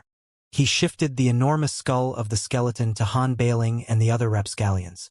The deep red crystal camera was gliding non-stop in the cross-dent, making it impossible to tell what he was thinking about. Although I cannot bear to watch the ancient sage's sector mired in war, and I want to keep the great Qian dynasty stable forever, it doesn't mean that your ghost Qi Changsheng's heaven-battering army and Wan Mingzhu's White Lotus cult must be eliminated. As long as you pledge loyalty to me obediently, I will certainly figure out a proper solution. I guarantee that all of your subordinates will receive tremendous benefits. As for the few of you, infinite opportunities will be waiting for you in the deity's realm, which will certainly increase your cultivation and allow you to sprint for the divinity transformation stage. Hee. Han Bailing looked at Qi Changsheng and Wan Mingzhu and sniffed. He was wearing all kinds of expressions and did not give a reply. That goes for everybody here. Deity Raincloud turned the skeleton skull to Qi Zhongdao, Ba Xiaoyu, and the other experts of the 6 major sects behind the 3 saints. He declared thunderously, "It is meaningless to chew on my identity. The fact is obvious that I possess power that is beyond your imagination. I can manipulate the Cloud Qin gold statue, and I can offer you tremendous ultimate treasures from the deity's realm to guide you toward the divinity transformation stage and help you embark on the path of immortality. Is it not enough to prove my identity and to convince you to pledge loyalty to me?" I will give you one last opportunity. Kneel before me right now. There are dozens of Cloud Qin gold statues here, but no more than 20 of them are intact and functional. However, there are 100 of you here. If every cultivator is given one Cloud Qin gold statue, only 20 lucky dogs will be qualified to claim the primeval treasures that can dominate the world and the universe.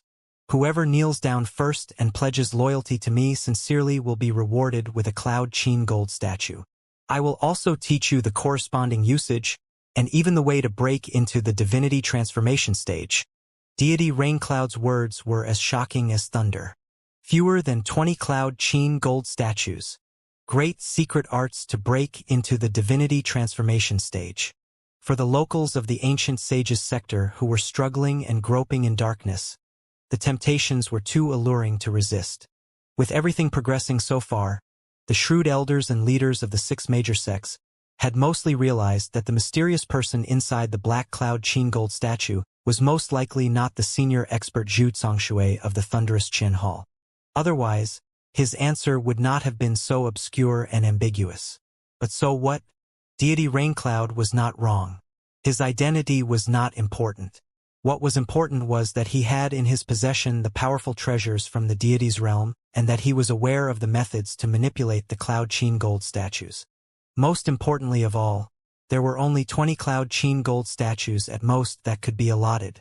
20 Cloud Qin gold statues for more than 100 super experts who were all above the peak of the core formation stage, and more people were hiding outside on the warship.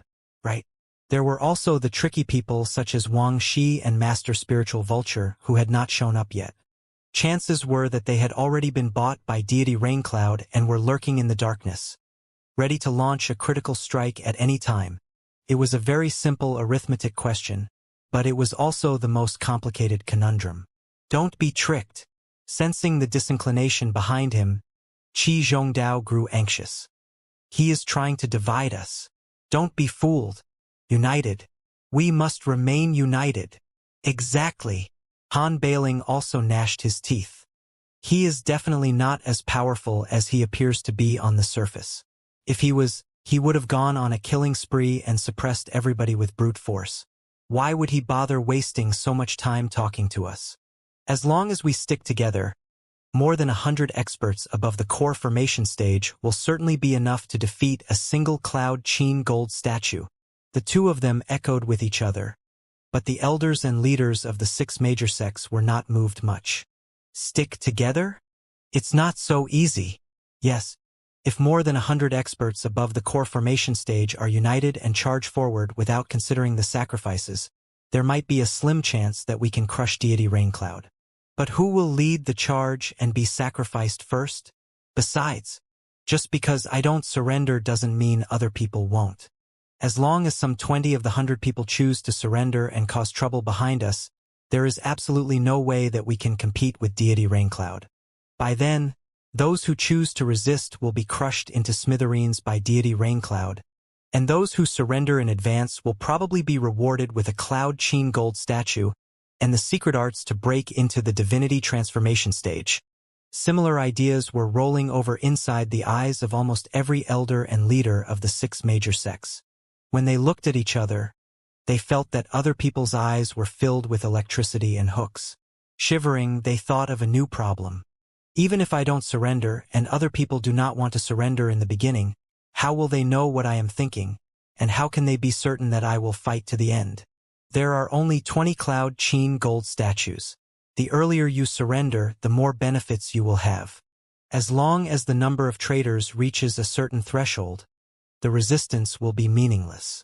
Then, when we can't trust each other, the best option for them is to surrender earlier than I do.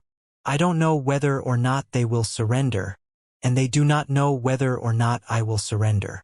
Even if we do not want to surrender in the beginning, as soon as we believe that there is a decent likelihood that other people will surrender, we will have no other options except to surrender in advance in order to get the Cloud Qin gold statues and the techniques to break into the divinity transformation stage.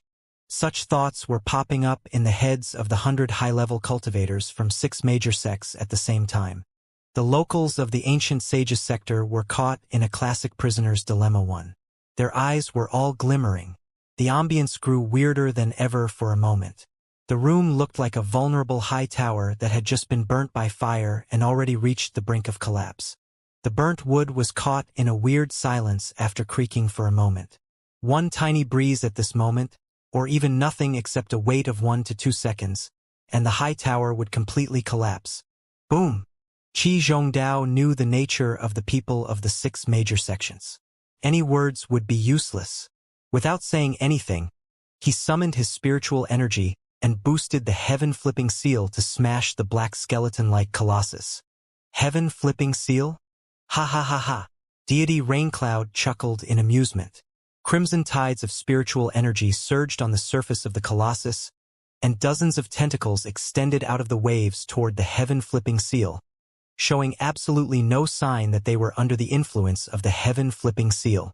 In the meantime, the 30-meter-tall colossus stepped forward heavily. While the world was shaking, the blood-red crystal veins wrapped around the slender arms dashed out like hundreds of vipers and darted toward the critical parts all over Qi Zhongdao's body. Qi Zhongdao had focused almost all his spiritual energy and soul power on the heaven-flipping soul.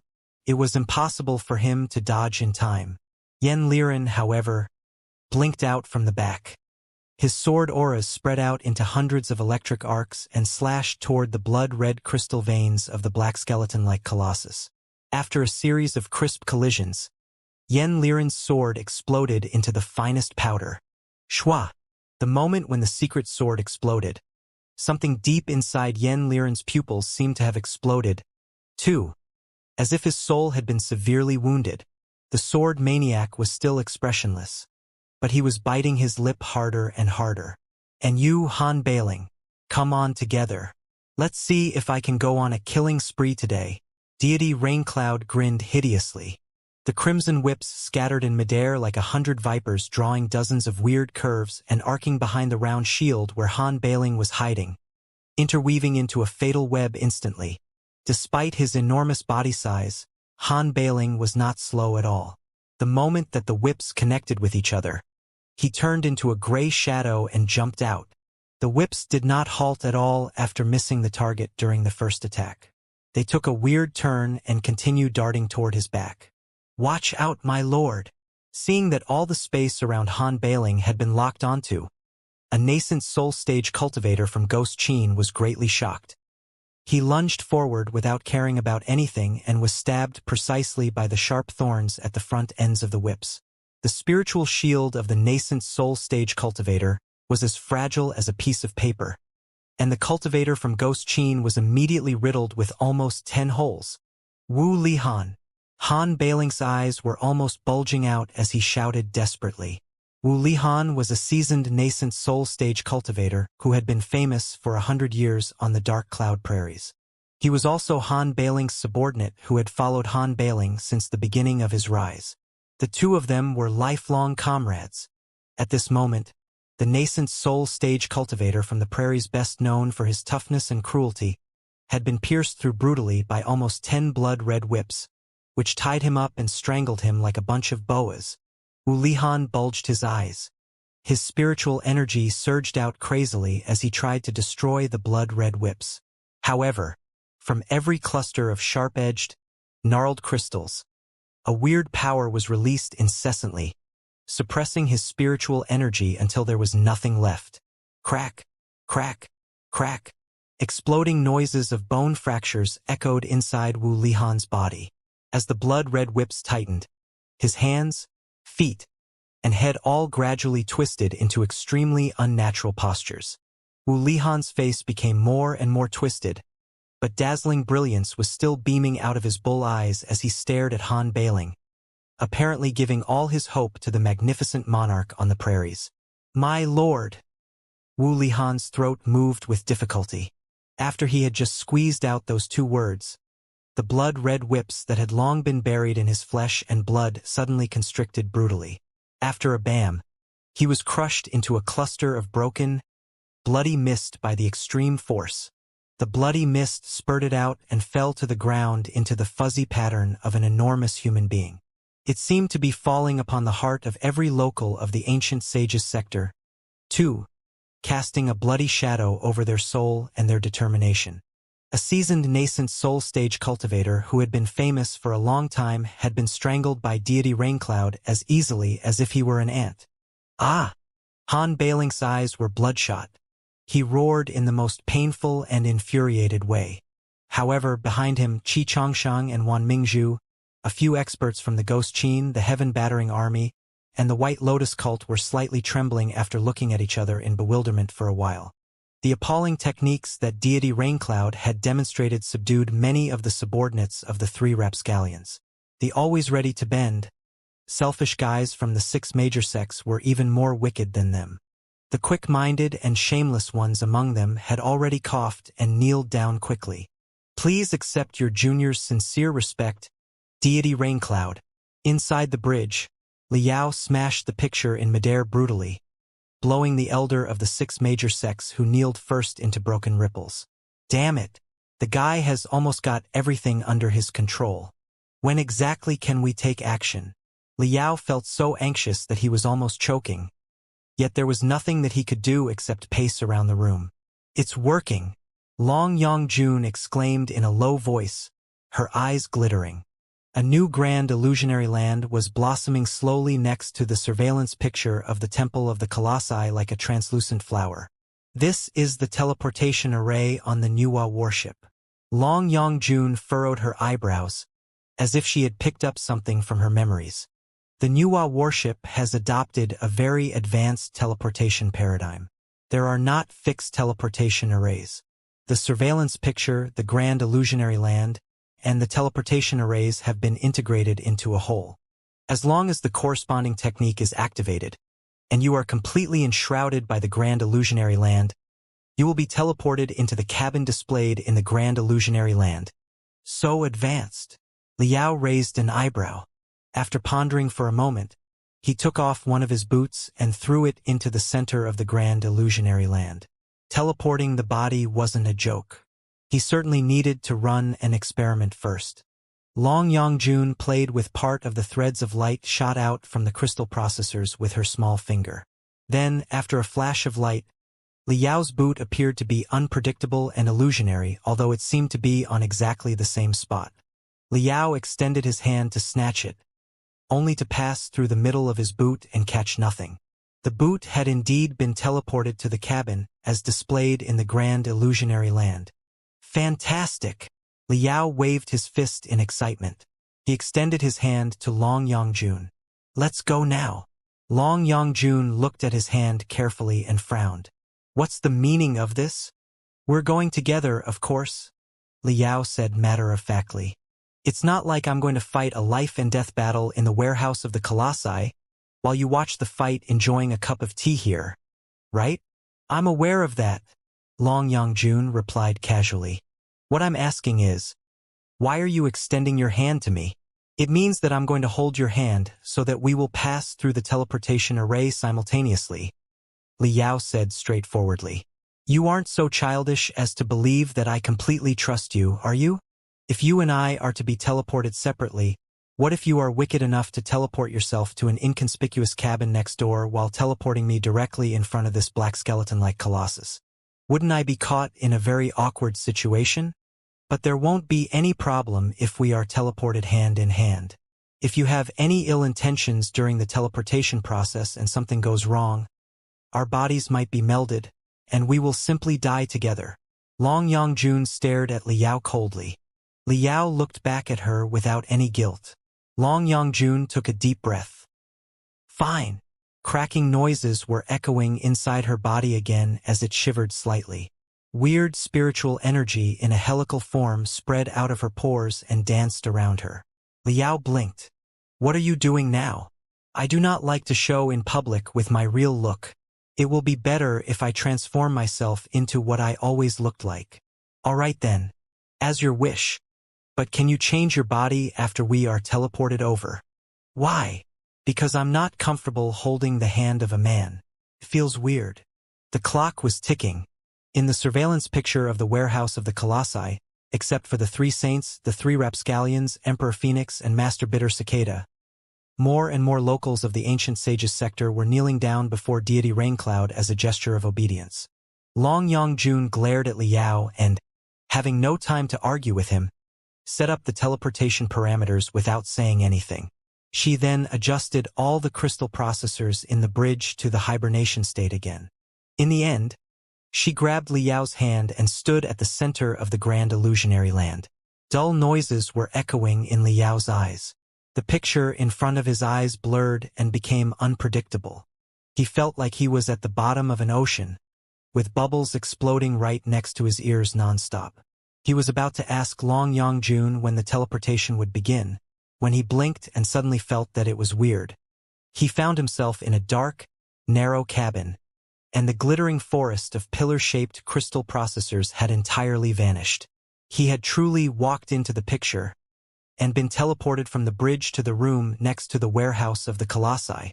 Sticking his ear to the wall of the cabin, Liao could even sense the surging spiritual ripples from the black skeleton-like colossus that were crushing the cabin wall like furious tides in humming noises. Such a teleportation method was too amazing. Liao went to Long Yongjun's ears and asked in a voice as feeble as that of a mosquito, "Hey, do you know how to pilot a colossus?" Since a special agent of the Imperium was right next to them, they could not be too prudent. If their voices were a bit louder, they might be caught by the enemy through the colossus. Since you are obviously deeply connected to the Nuwa clan, and you look like a decent warrior, there is no reason for you not to know how to manipulate the colossus, which was the best magical equipment for the elite human beings in the primeval wars, right? Theoretically speaking, you should be an expert when it comes to colossi. Try to think. Are any of your modeled memory pieces about you launching an ultimate skill yelling and shouting while you were sitting in the middle of a giant iron shell? Well, Long Yongjun furrowed her brows so hard that water was almost dripping off. She shook her head after a moment of hesitation and said, "I can't tell. My memories are too chaotic. In many cases, I don't know if I am capable of doing something until I try it. It's like how I didn't know that I remembered so many complicated passwords and the operations of the crystal processors until I saw the mainframe crystal processor on the Nuwa warship. I think that I will only know whether or not I can pilot a colossus when I crawl into one and have a try.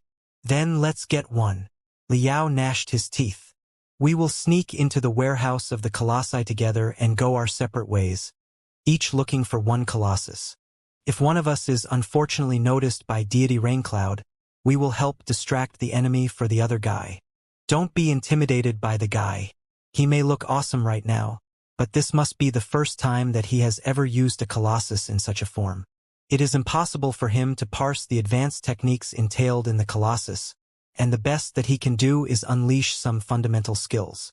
As long as we each find one colossus, there is a great chance for us to make a comeback." Long Yongjun pondered for a moment and said, "But in such a case, our identities will be very suspicious. There are no other options right now." Liao made the decision instantly. "As long as we can truly control two colossi, we will be taking the absolute initiative. We may be doubted, but so what? By then, whatever we say will be the truth. In any case, it will be better than watching deity Raincloud controlling the situation and even your worship later while doing nothing. Right?" Long Yongjun snorted. It was precisely what she did not want to happen. She transformed into the appearance of Wang Shi without a sound. Glimpsing at Liao, she said coldly, "You will crawl through the tubes up above, and I will walk through the main gate from the side." Liao was dazed for a moment. "Why? The situation is more complicated than we anticipated. Chances are that still more unexpected changes are going to happen later. It will be best if we do not unveil the cooperation between us so early. We might be able to gain more benefits if we pretend to be hostile to each other." After saying that, instead of waiting for Liao to reply, Long Yongjun opened the door of the cabin softly and disappeared around the turn of a pathway as agilely as a cat. Liao pondered for a moment and realized that Long Yongjun's words did make a lot of sense. He spat toward the center of his palms and dashed up to the tubes, crawling over to the warehouse of the colossi that was one wall away. The sharpest crystals and minerals that had consolidated after a drought of hundreds of thousands of years in the energy transmission tube were everywhere. Liao constricted the bones and the flesh all over his body to the minimum, slowly wriggling forward like a boa. He carefully controlled his skin and his muscles and tried to prevent them from being cut by the sharp edges of the residues. It was not the pain or the poison in the residues that he was scared of. He was merely fearing that the stench of blood from his injury might be perceived by deity Raincloud. After stopping at a narrow turn that was almost a right angle and squeezing himself into the other end almost one bone after the other, Liao successfully entered the warehouse of the colossi. Feeble light and raucous noises were coming over from the end of the energy transmission tube up ahead. Theoretically speaking, the tube should have been connected to the colossi to provide external spiritual energy for them while they were under maintenance. However, Long Yangjun had carefully observed and analyzed the situation from the Grand Illusionary Land just now. This particular tube had been ripped apart from the middle and was dangling like a boa that had been cut in half. That must have been caused by the destructive battle hundreds of thousands of years ago. Therefore, Liao needed only to crawl forward for a while longer before he had the chance to jump off from the fracture of the tube. The key was timing. Lying on his back near the fracture of the tube, Liao retrieved a probe camera that could be twisted to any angle from his cosmos ring. He extended part of the probe camera out of the fracture and stuck his eyes to the other end of the tube, observing the situation in the outside world. During the time that he had snuck into the warehouse of the colossi, almost 30 cultivators had already kneeled around the black skeleton-like colossi. Most of them were the elders and leaders of the 6 major sects. Some were the soldiers from the Heaven Battering Army, the White Lotus Cult, and Ghost Qin. Everybody lowered their eyes in silence, not looking at the brothers and companions around them. However, the ecstasy and greed in their eyes were obvious. It was a relief for Liao that none of the 9 super-nascent soul-stage cultivators, including the 3 saints, the 4 rapscallions, Emperor Phoenix, and Master Bitter Cicada, had kneeled down and pledged loyalty. Of course, Emperor Phoenix was a special case. The young emperor had only just struggled from the barrier reactions that caused him an excruciating headache. He was still cramping subconsciously on the ground. The little emperor seemed to have finally come to the realization that deity Raincloud was unlikely to be his ancestor and that he had been manipulated like a puppet by the guy.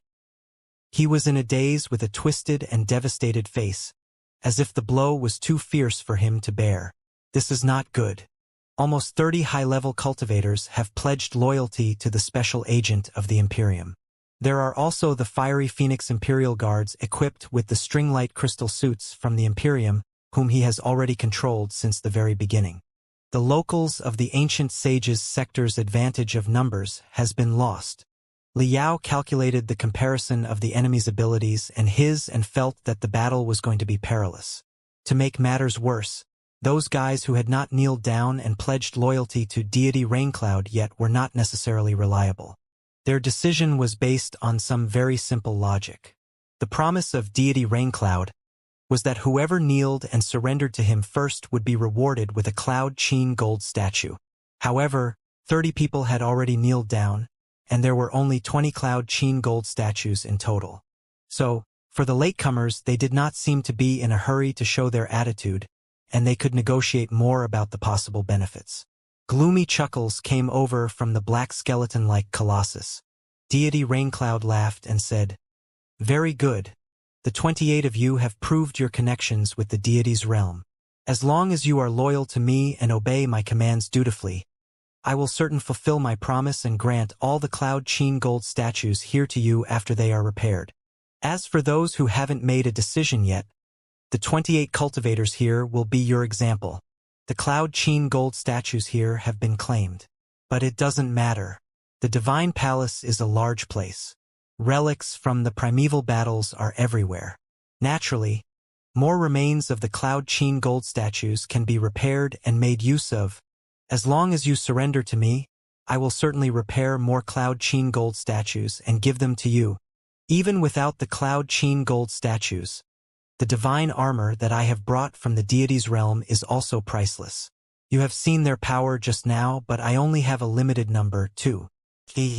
Not everybody will have the privilege of enjoying them. The Cloud Qin gold statues and the divine armor are both my generosity and a gesture of kindness from the heavens.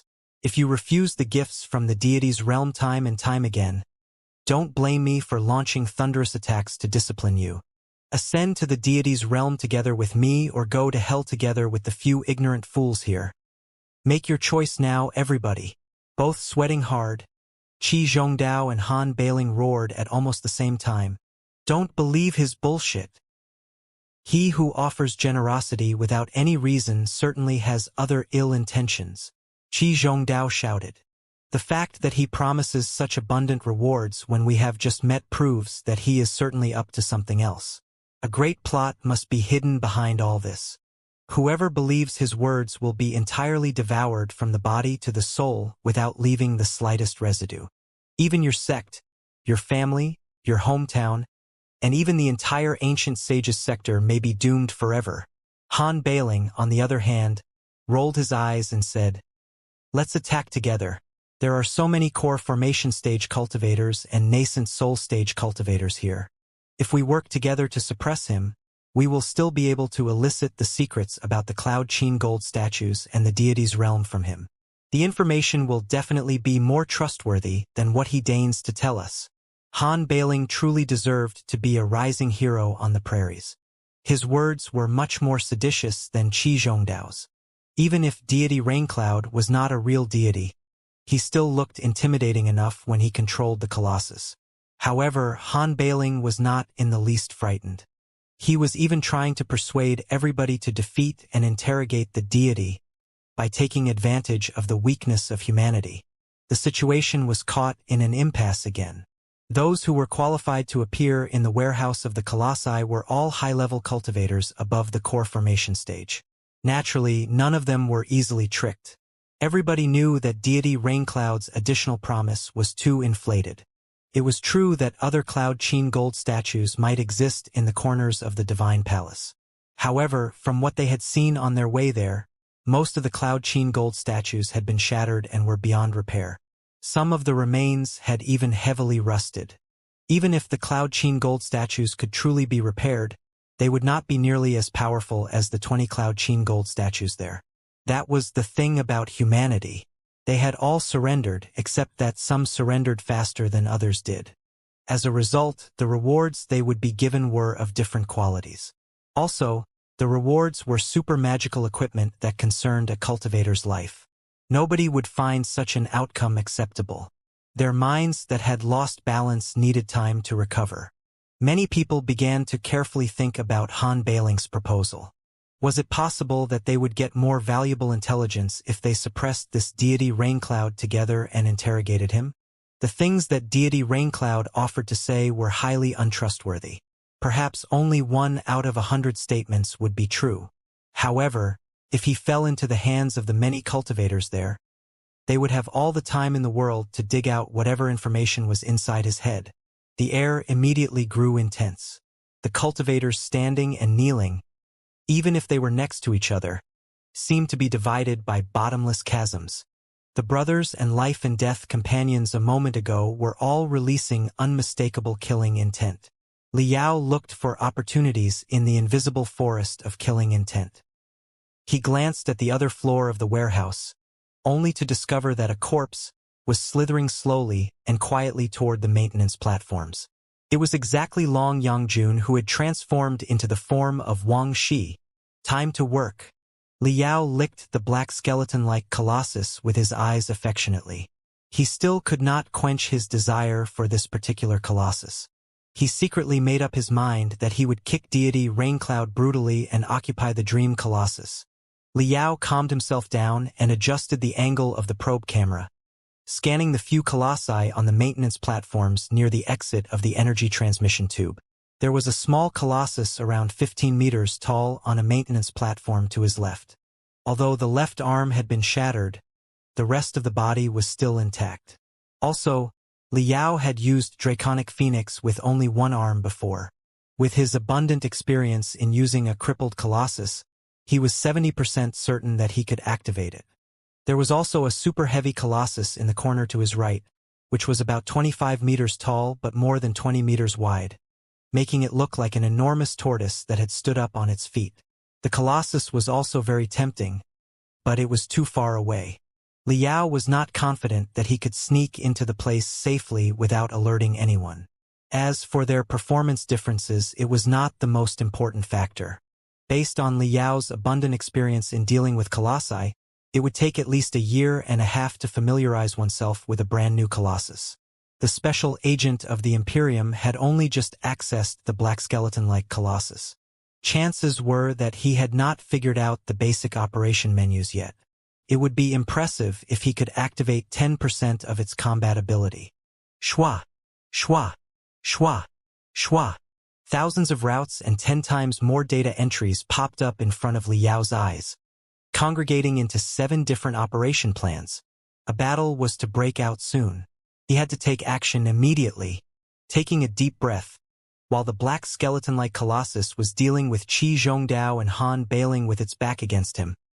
Liao extended his head out of the fracture of the energy transmission tube.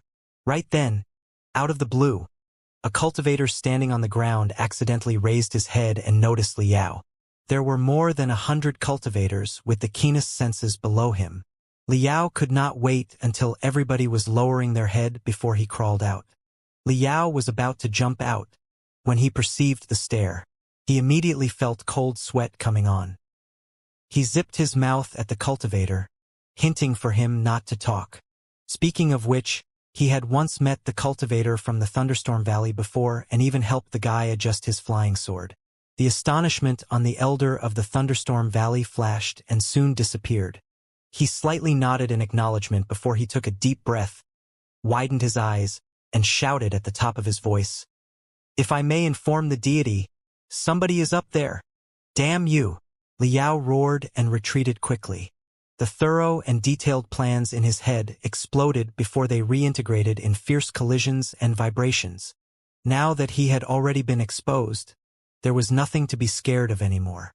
Without caring about the sharp residue inside the tube, he went back to the turn of the tube in the blink of an eye, before his spiritual energy burst out and detonated the entire tube like a crystal bomb, pushing him out. Boom! The next moment, an enormous hand more than 2 meters both in length and width passed the end of the tube brutally. It kneaded the messy rubes and rails in the dome of the warehouse and dragged them down. Deity Raincloud had attacked furiously in the black skeleton-like colossus.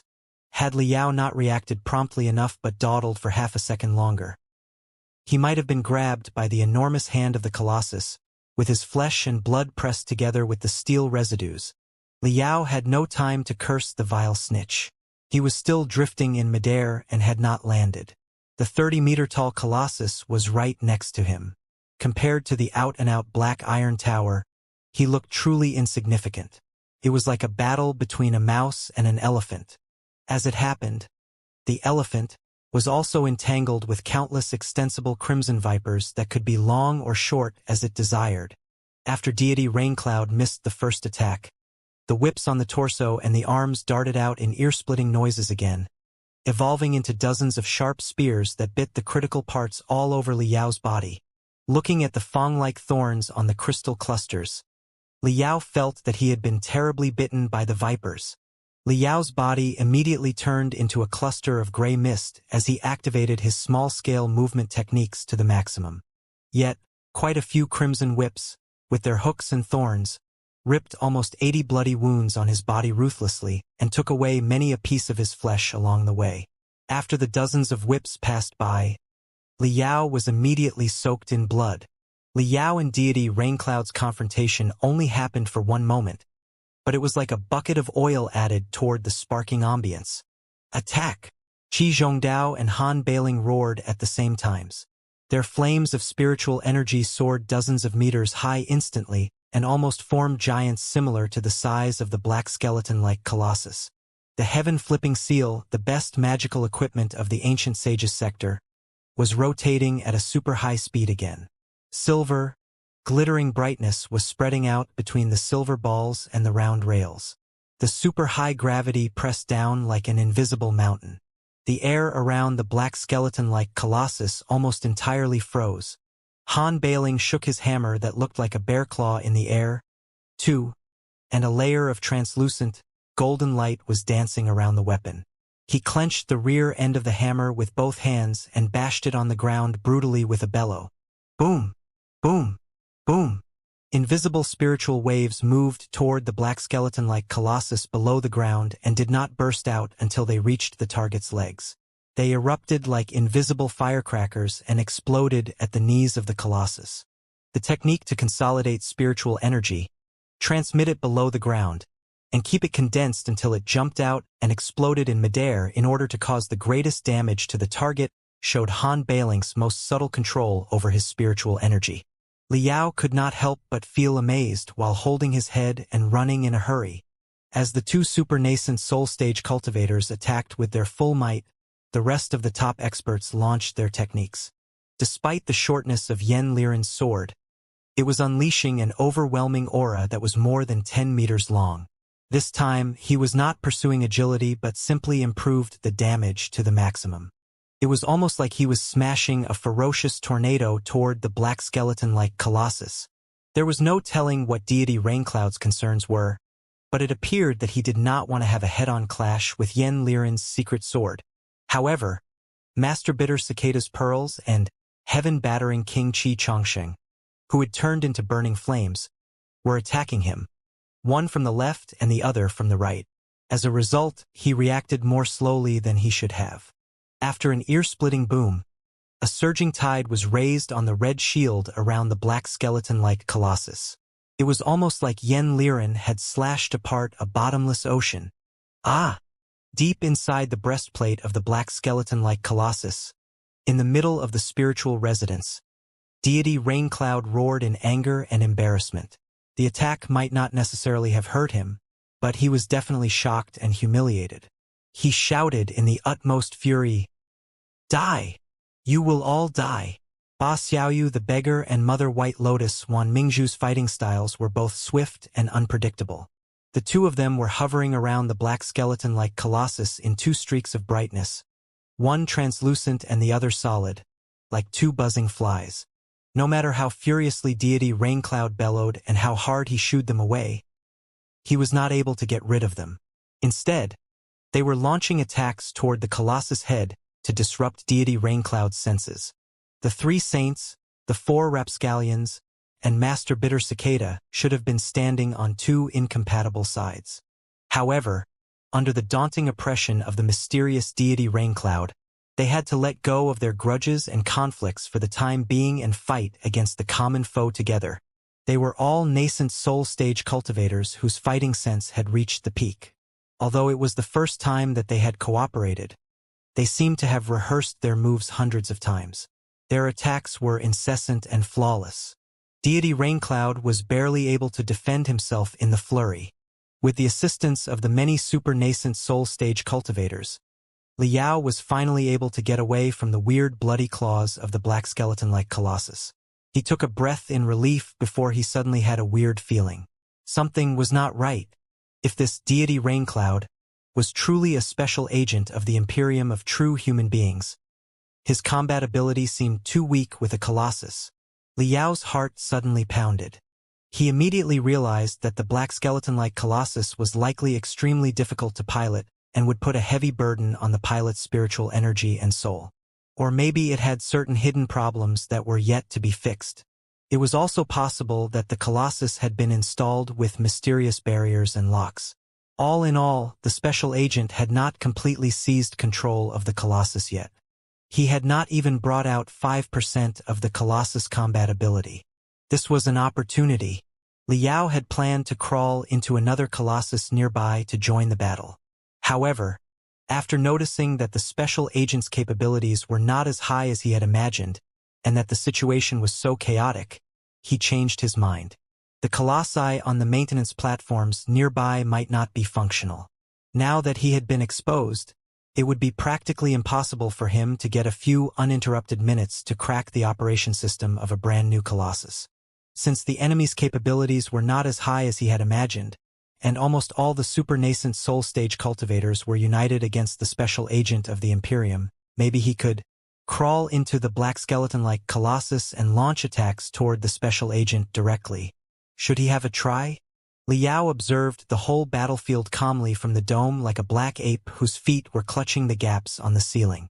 The warehouse of the colossi had completely turned into a simmering ocean of fighting will. The situation could not have been more chaotic. Although deity Raincloud was unable to annihilate the super-nascent soul-stage cultivators with the black skeleton-like colossus instantly due to the uncanny restraints, he was certainly not alone but assisted by more than 10 fiery Phoenix Imperial Guards, who were wearing the string-light crystal suits and loyal like puppets. After being enhanced by the crystal suits, they boasted combat ability at least in the beginning level of the nascent soul stage, and their remote firepower could not have been fiercer. Furthermore, he had 28 high-level cultivators who had knelt and surrendered to him. The traders had no choice but to follow him to the end now. Even many of the cultivators who were standing had other plans like that snitch. They were suddenly attacking their companions, trying to impress their new master with their contributions. Protect the deity. Shoot down Qi Zhongdao and the rest of them, and buy more time for the deity. It is not a deity but a devil that must be eliminated. Idiots! Take down this so-called deity Raincloud, and we can draw more benefits out of him. Chances are that more Cloud Qin gold statues are waiting for us. Surrender now. Repent now. Ah! The cultivators who had been mixed up previously were completely lost. Everybody's spiritual energy was surging out like flames, their eyes bloodshot and their killing intent raging.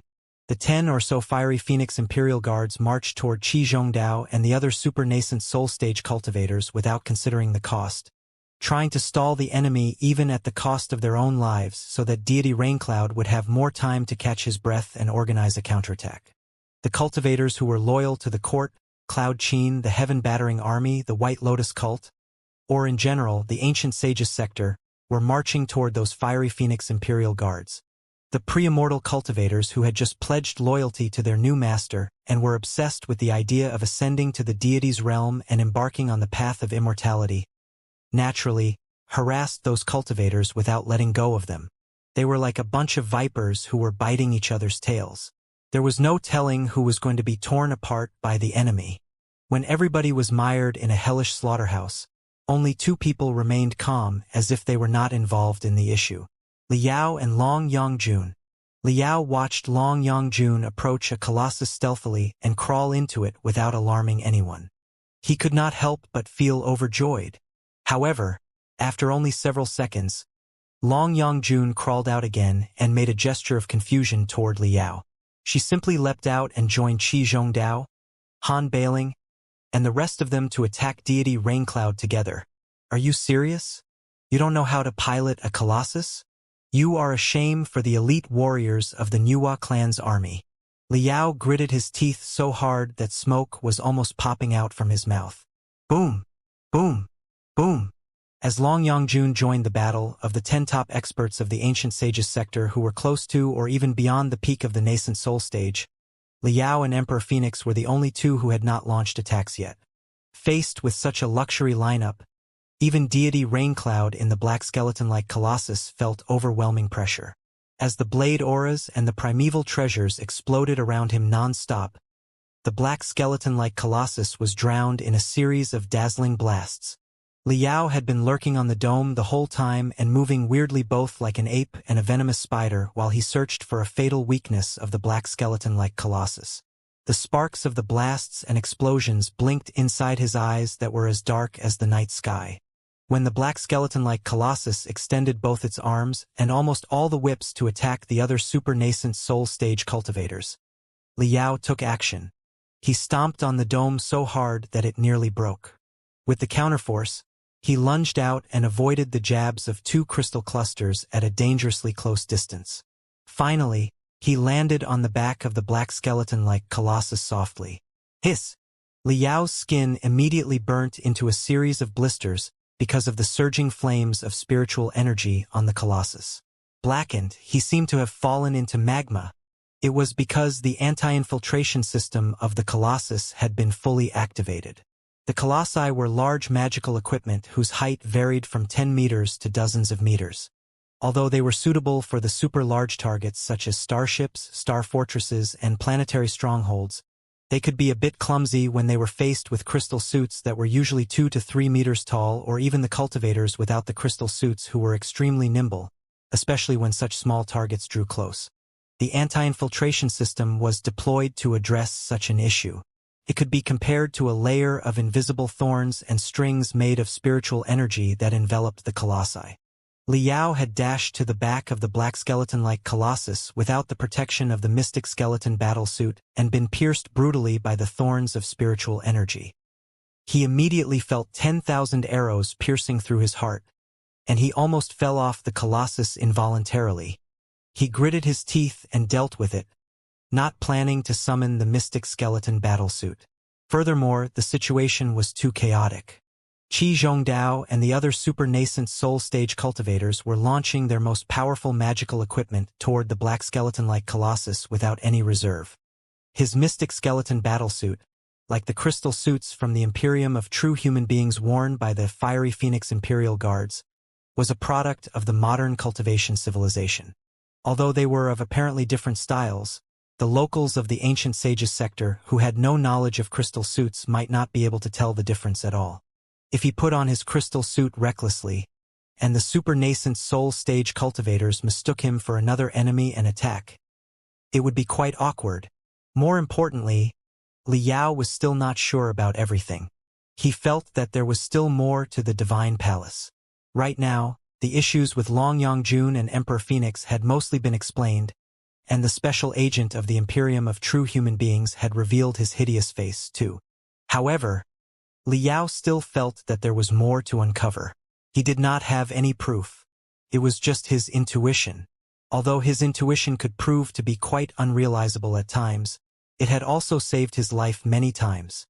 Therefore, Liao decided to believe in his not-so-reliable intuition one more time. He would not expose his identity unless he was forced to before the last anomaly was found out. He moaned feebly. Blood was flowing out of his nostrils and his gums, and his hair was standing up and emitting the burnt smell because of the electric shock.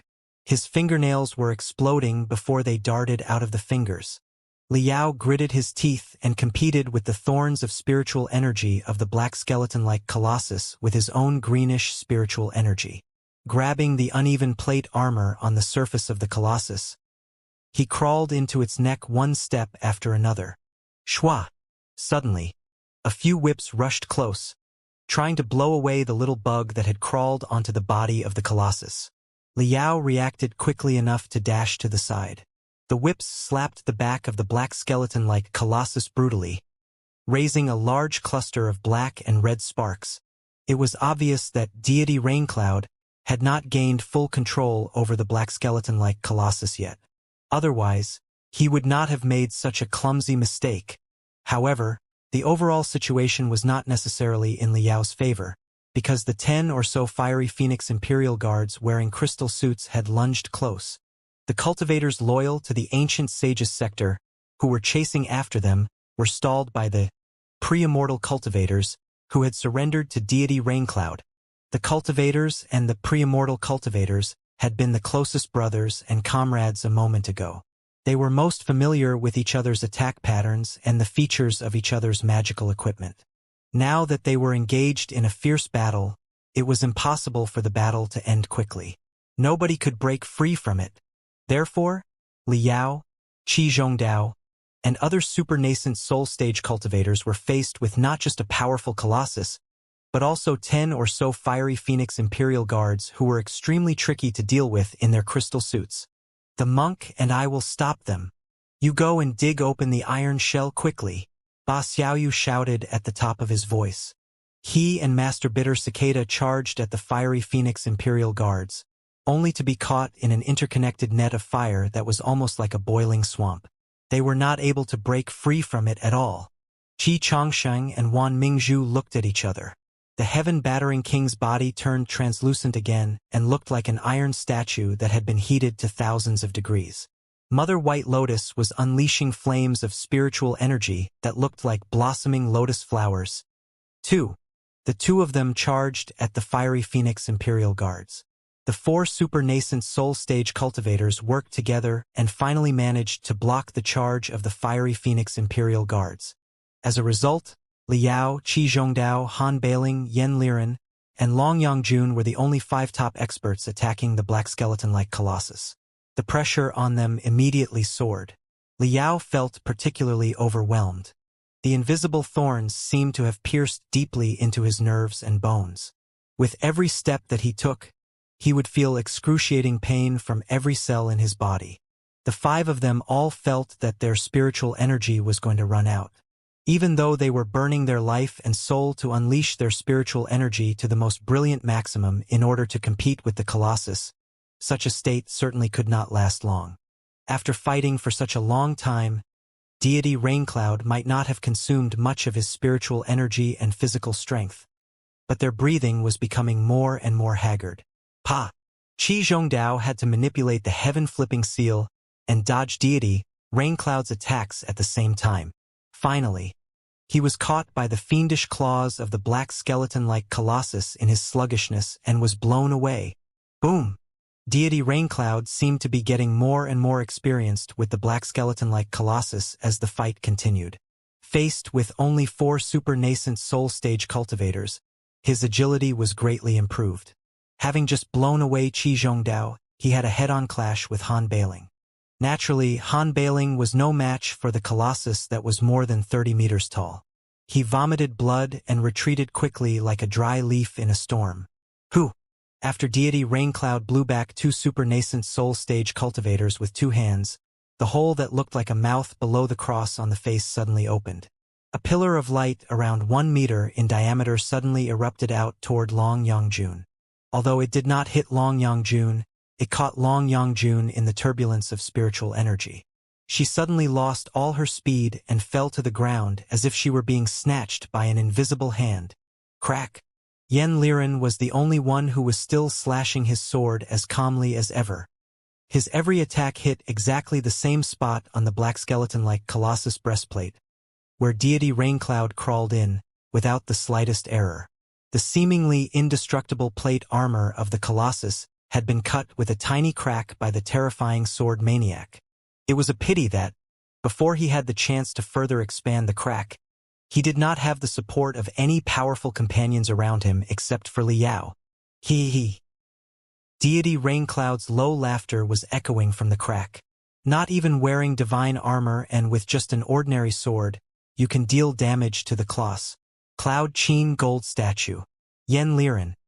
You truly deserved the title of Best Sword Cultivator of the Ancient Sages sector. Killing such a talented swordsman who has a good chance to break into the divinity transformation stage will be too wasteful. Stop now. Don't act foolishly like a moth that is darting into a fire. I can make an exception for you and pardon you for your impertinence. You will be granted with the most abundant reward.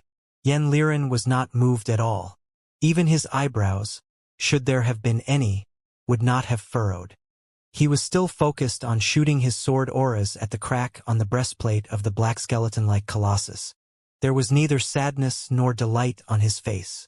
He did not seem to be in the middle of a fierce fight but simply having some fun.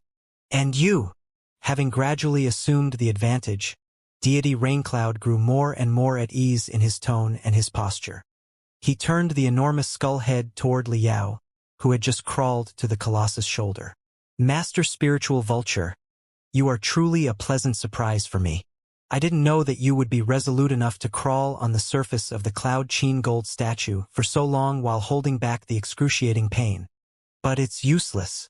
All your struggles are futile in front of the powerful treasures of the deity's realm. Just give up. With his mockery, dozens of whips rose up from various directions. The sharp crystal clusters at their front ends opened slowly like bloody mouths, and redness, signifying intense spiritual energy, was blazing. They gazed at Liao like countless crimson eyes. Liao's heart fell to the bottomless valley. But a crazy fighting will was rising slowly from that valley. With everything proceeding so far, it was meaningless to conceal his identity. He did not know why this special agent of the Imperium had not established star beacons and summoned the main troops of the expedition army to the Ancient Sages sector in the past years. However, he would apparently do so after he occupied the Nuwa warship.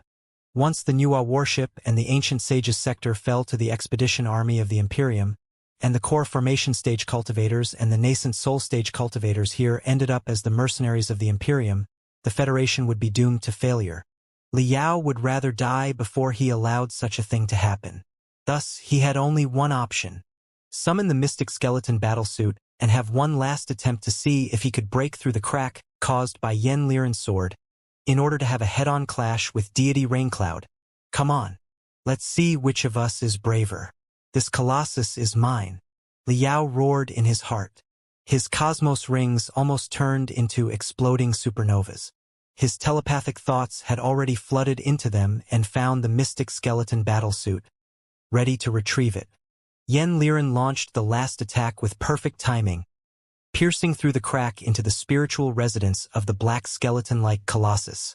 Right then, abrupt changes took place inside the colossus. Crack, crack, crack, crack, crack.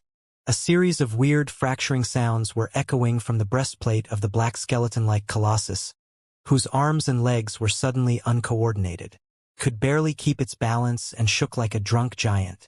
The magical equipment that it used to perceive the surroundings seemed to be malfunctioning. It nearly tripped itself over on the maintenance platform behind it. Stomping on the ground hard, it left an enormous footprint. It was a sign that the Colossus' spiritual energy was running out of control and overflowing crazily. No, it was not the fracture of certain internal structures.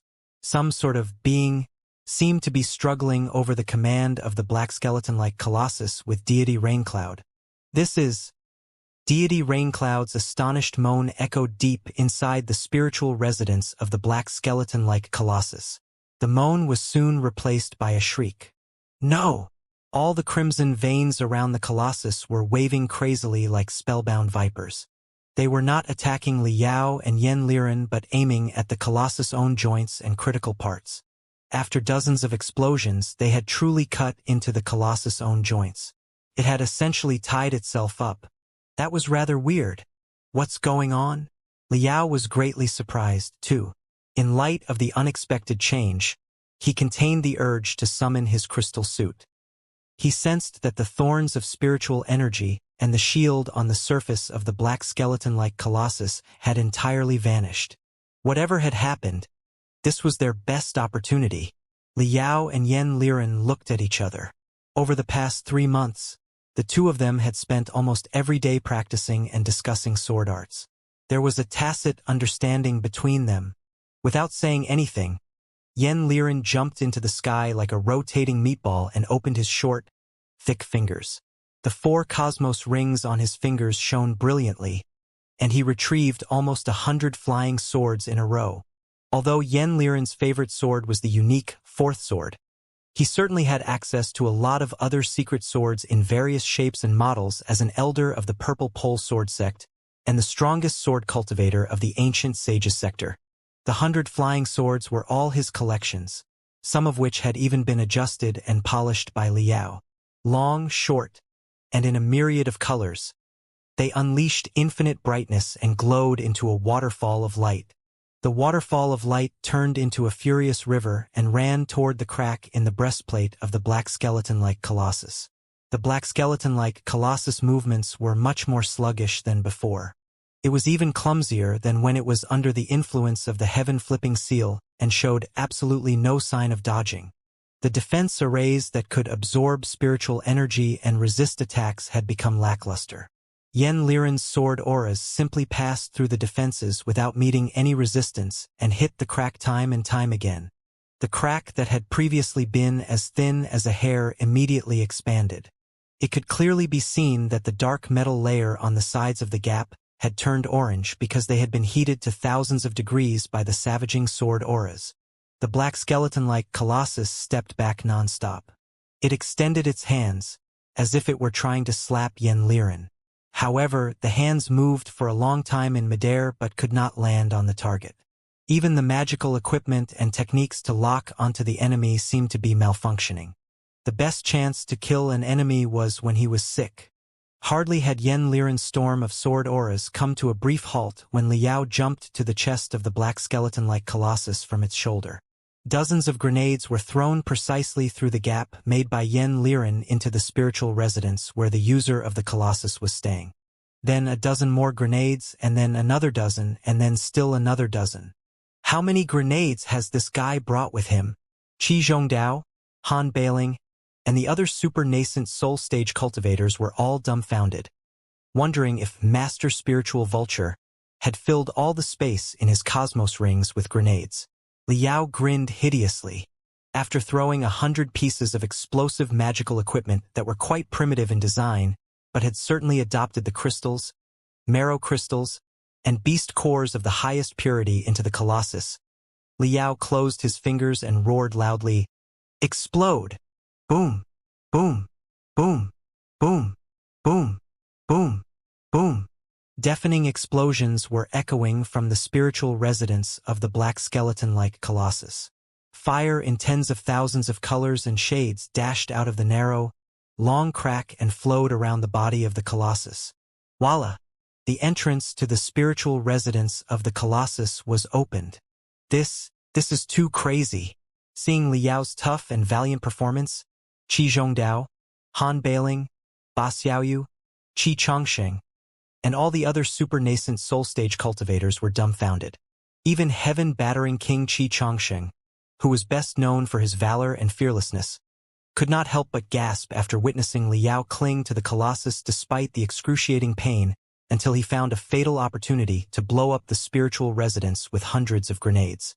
Although he had an indestructible body, it seemed to have never occurred to him that such a thing was accomplishable. Master Spiritual Vulture. The name was further accentuated in the hearts of the many super nascent soul stage cultivators, leaving them a deep impression that they would never forget. The high-level cultivators engaged in the fierce fight nearby were even more stunned and lost for words.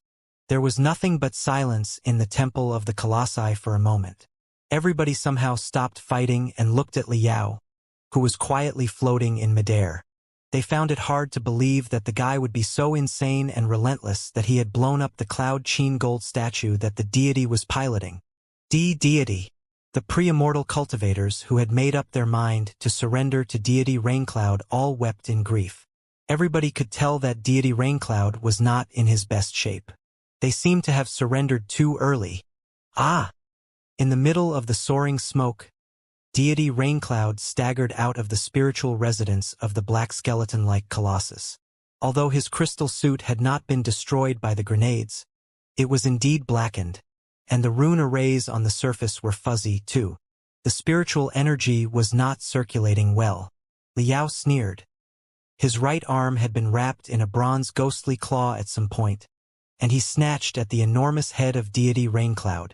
For the convenience of controlling the black skeleton-like Colossus, deity Raincloud was wearing a special crystal suit that was focused on strengthening his brainwaves and enhancing his soul power. Tremendous components had been piled around the helmet and the shoulder, making the crystal suit look like a bobblehead doll. Such a design was naturally not best for close-distance combat. Because of the unexpected changes deep inside the black skeleton-like Colossus, deity Raincloud seemed to have lost his cool and failed to evade in time. He was caught precisely by Liao's ghostly claw. With all his strength, Liao pulled deity Raincloud and threw him to the sky.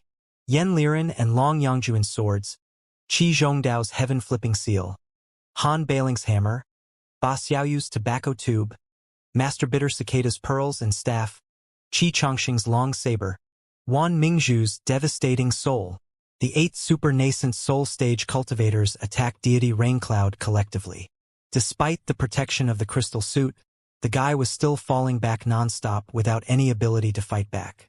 His crystal suit was also falling apart. Boom! When Yen Liren and Long Yangjuan's sword auras were about to pierce through his crystal suit from the front and from the back of deity Raincloud's crystal suit suddenly released a bright fireball. The next second, glittering gaps appeared on the surface of the crystal suit, which interconnected and extended until they covered the entire body like a fishing net. In the end, the pieces of the plate armor were being ejected one after another. Liao knew that the emergency disassembly function of the crystal suit had been activated. The crystal reactor must have been pierced through and destroyed, and an intense explosion would take place in a few seconds.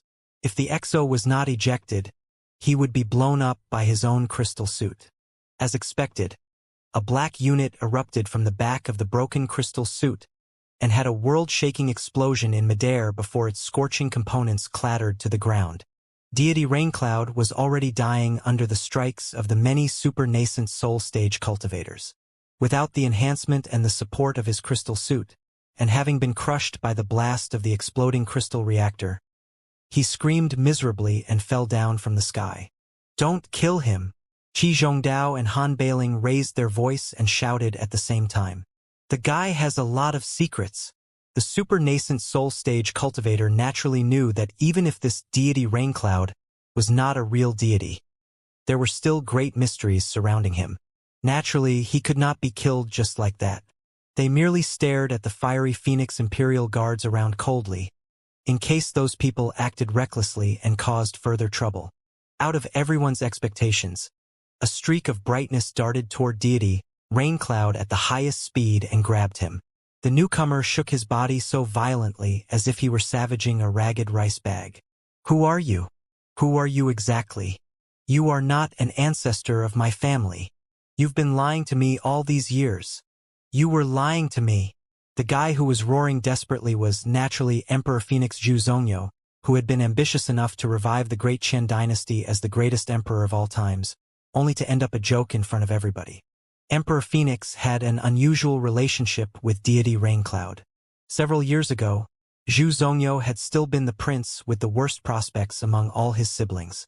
He had been assigned to the thunderous martial temple, an unpopular, worthless post. He had thought that not only himself but also his offspring would have the same monotonous and meaningless life in the future. However, deity Raincloud had shown up as an ancestor of the Zhu family and even become his most respected master. Not only did the guy demonstrate the most unbelievable techniques and dazzling treasures of the deity's realm to him, the deity had also even helped him seize the supreme throne. Deity Raincloud's methods and magical equipment obviously did not belong to the mortal world. The way that he trained Zhu Zongyo had never been seen or heard of before in the ancient sages sector. Therefore, Zhu Zongyo had believed from the bottom of his heart that deity Raincloud was truly an ancestor of the Zhu family who had returned to the mortal world specifically for the salvation of the great Qian dynasty and himself. Was it not all implied in his name one, which suggested that he would be destined to be watched over by the ancestors in his life and to accomplish something great? Then, Zhu Zongyo became Emperor Phoenix and found the legendary Divine Palace. Everything had been going so well. However, drastic changes had happened as he approached the top. He dropped from the glorious peak to the bottomless valley brutally all of a sudden, almost shattering into pieces. Emperor Phoenix had gone crazy in his fury. He shook deity Raincloud so hard that the mustard seed suit around the guy completely shattered, revealing a white-haired old man with white hair and a pair of deep eyes. At first, the stranger did look elegant and unworldly, but it was a pity that his face had been deformed, and blood was spurting out of his mouth. He was dying. The other super-nascent soul-stage cultivators had been exhausted with their spiritual energy, if not heavily wounded, during the fierce battle just now. But Emperor Phoenix did not join the fight at all because he did not know which side he should help. He still maintained a high reserve of spiritual energy. It was barely possible for other people to stop him now that he was on a rampage. After an ear-splitting noise, he plucked a handful of the long, white hair on deity Raincloud's head brutally. Even Emperor Phoenix himself was dazed for a moment. He was at a loss for a while looking at the white hair in his hands before he suddenly pressed deity Raincloud's head with both hands. "Your Majesty, don't! Emperor, stop!" Qi Zhongdao and Han Beiling shouted at the same time, fearing that Emperor Phoenix would be too enraged to care about anything else and simply kill such an important person. Emperor Phoenix, on the other hand, rubbed deity Raincloud's head crazily with both hands with a weird expression on his face as if he were kneading dough. Soon, he straightened his fingers into sharp claws and ripped off deity Raincloud's entire face. "Ah!" Qi Zhongdao and Han Beiling both exclaimed in shock. But a moment later, they were both stunned. Ha! Deity Raincloud's entire face had been peeled off, but there were no bleeding wounds. It turned out to be a delicately made false membrane made of living cells and an almost flawless camouflage. Below the disguise of a white-haired, hawk-nosed old man was in fact a young woman with a slightly dark face and sharp-edged facial features. Deity Raincloud turned out to be a young woman, one whose air resembled that of a black rose. Of course, having been beaten into such a state, it would be redundant to describe how elegant, mysterious, or unstoppable she was. Well, Emperor Phoenix did not expect that the person whom he had revered as a god and his master would be a woman. He did not know what to do for a second. Well, Qi Zhongdao and the other super-nascent soul-stage cultivators did not anticipate that the true appearance of the so-called guest from the deity's realm would be like this.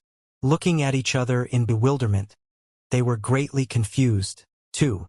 Are you serious? Even Li Yao secretly frowned. The woman was unmistakably a special agent of the Imperium of true human beings. However, what she had been doing seemed to be slightly different from the standard procedure through which the Imperium infiltrated a new world according to the introduction of Su Changfa, an immortal cultivator of the Imperium in the past. Her endeavor was too ineffective. Why was she alone?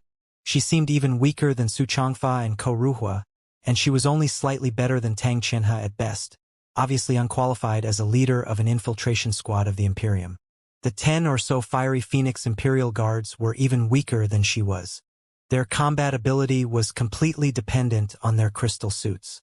They were probably not even members of the expedition army of the Imperium, but the local soldiers of the ancient sages sector that she had recruited, trained, and manipulated.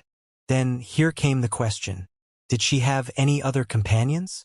If she was all by herself, how did she degrade herself to such an extent? Open your goddamn eyes and observe, you filthy idiots! Han Bailing was the fastest one to react. Although he was equally confused, not knowing what the truth was, he seized every opportunity to strike at the morale of the enemy with the keenness of a hunter. He laughed at the cultivators who had kneeled down and pledged loyalty to deity Raincloud. This is the deity you were worshipping. Look at her right now.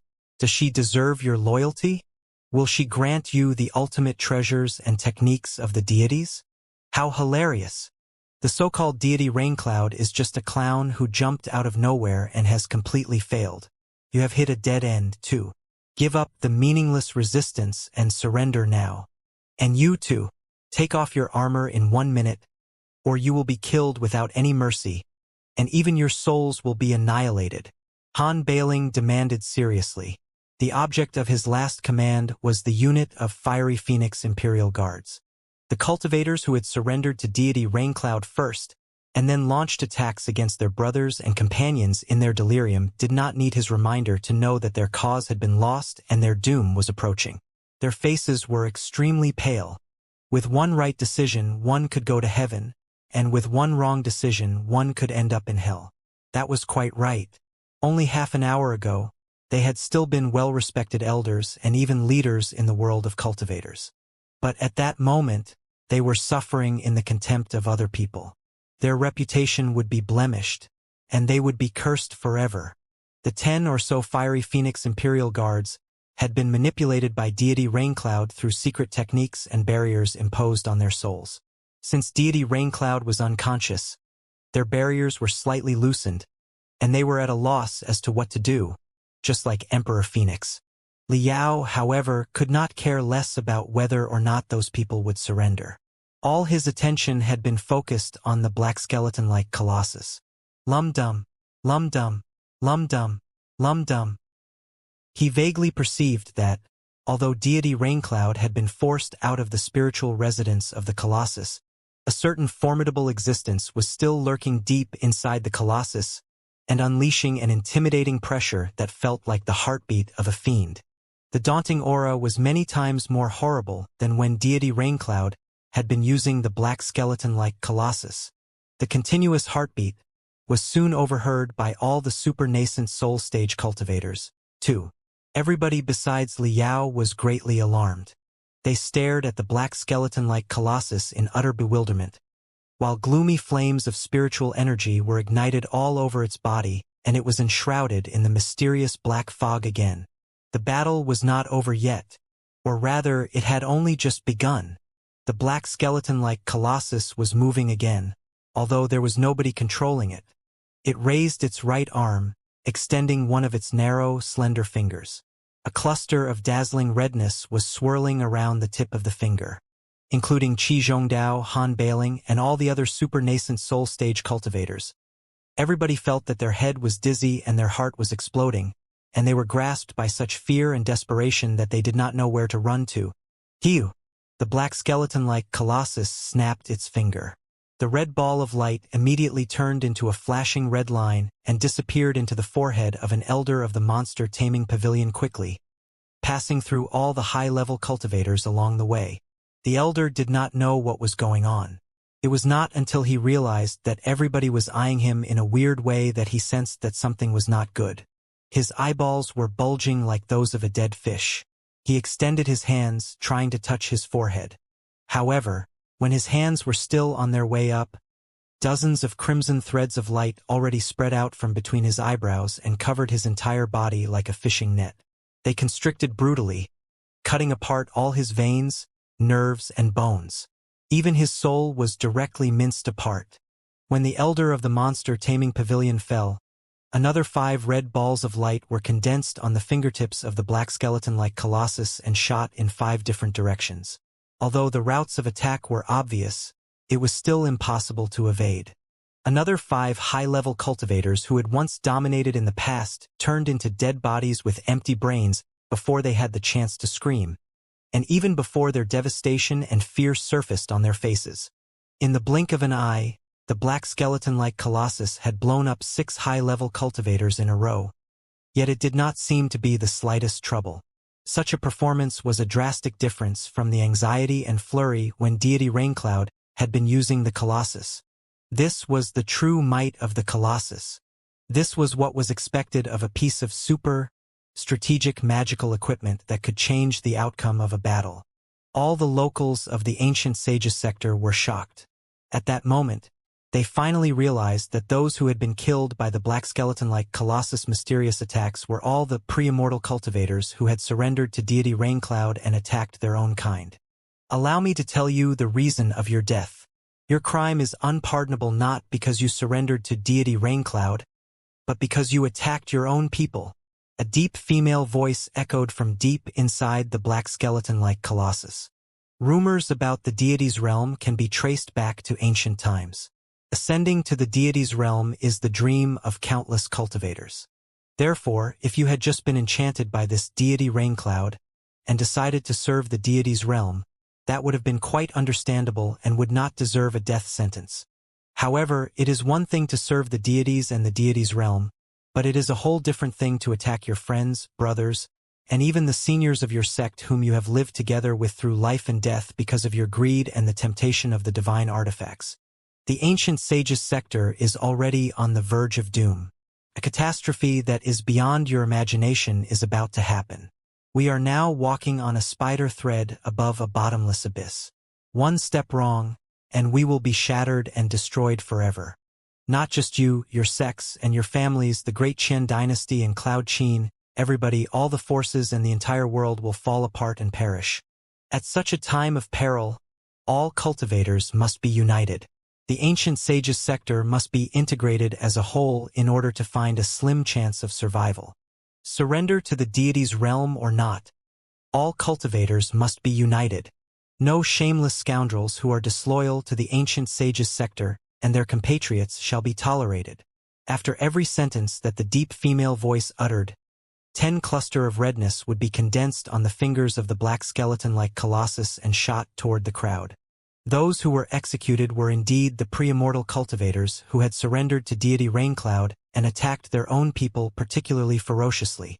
Qi Zhongdao, Han Bailing, and the other super-nascent soul-stage cultivators were greatly exhausted after the fierce battle against deity Raincloud. They were no match for the black skeleton-like colossus that was demonstrating its full combat ability. Also, judging from the meaning between the lines, the new party seemed to be a friend instead of a foe. and she was helping them to eliminate the unstable factors within the ancient sages sector. Even the cultivators who considered themselves representatives of justice, such as Qi Zhongdao, Ba Xiaoyu, and Master Bitter Cicada, were not the hypocrites who had no moral standards. They could not find any reason to stop the stranger from wiping out the traitors. The number of pre-immortal cultivators was not large. Also, they had attacked their ex-companions without any reserve in the fierce battle just now in order to prove their loyalty to their new master. They were greatly exhausted, too, and could barely move.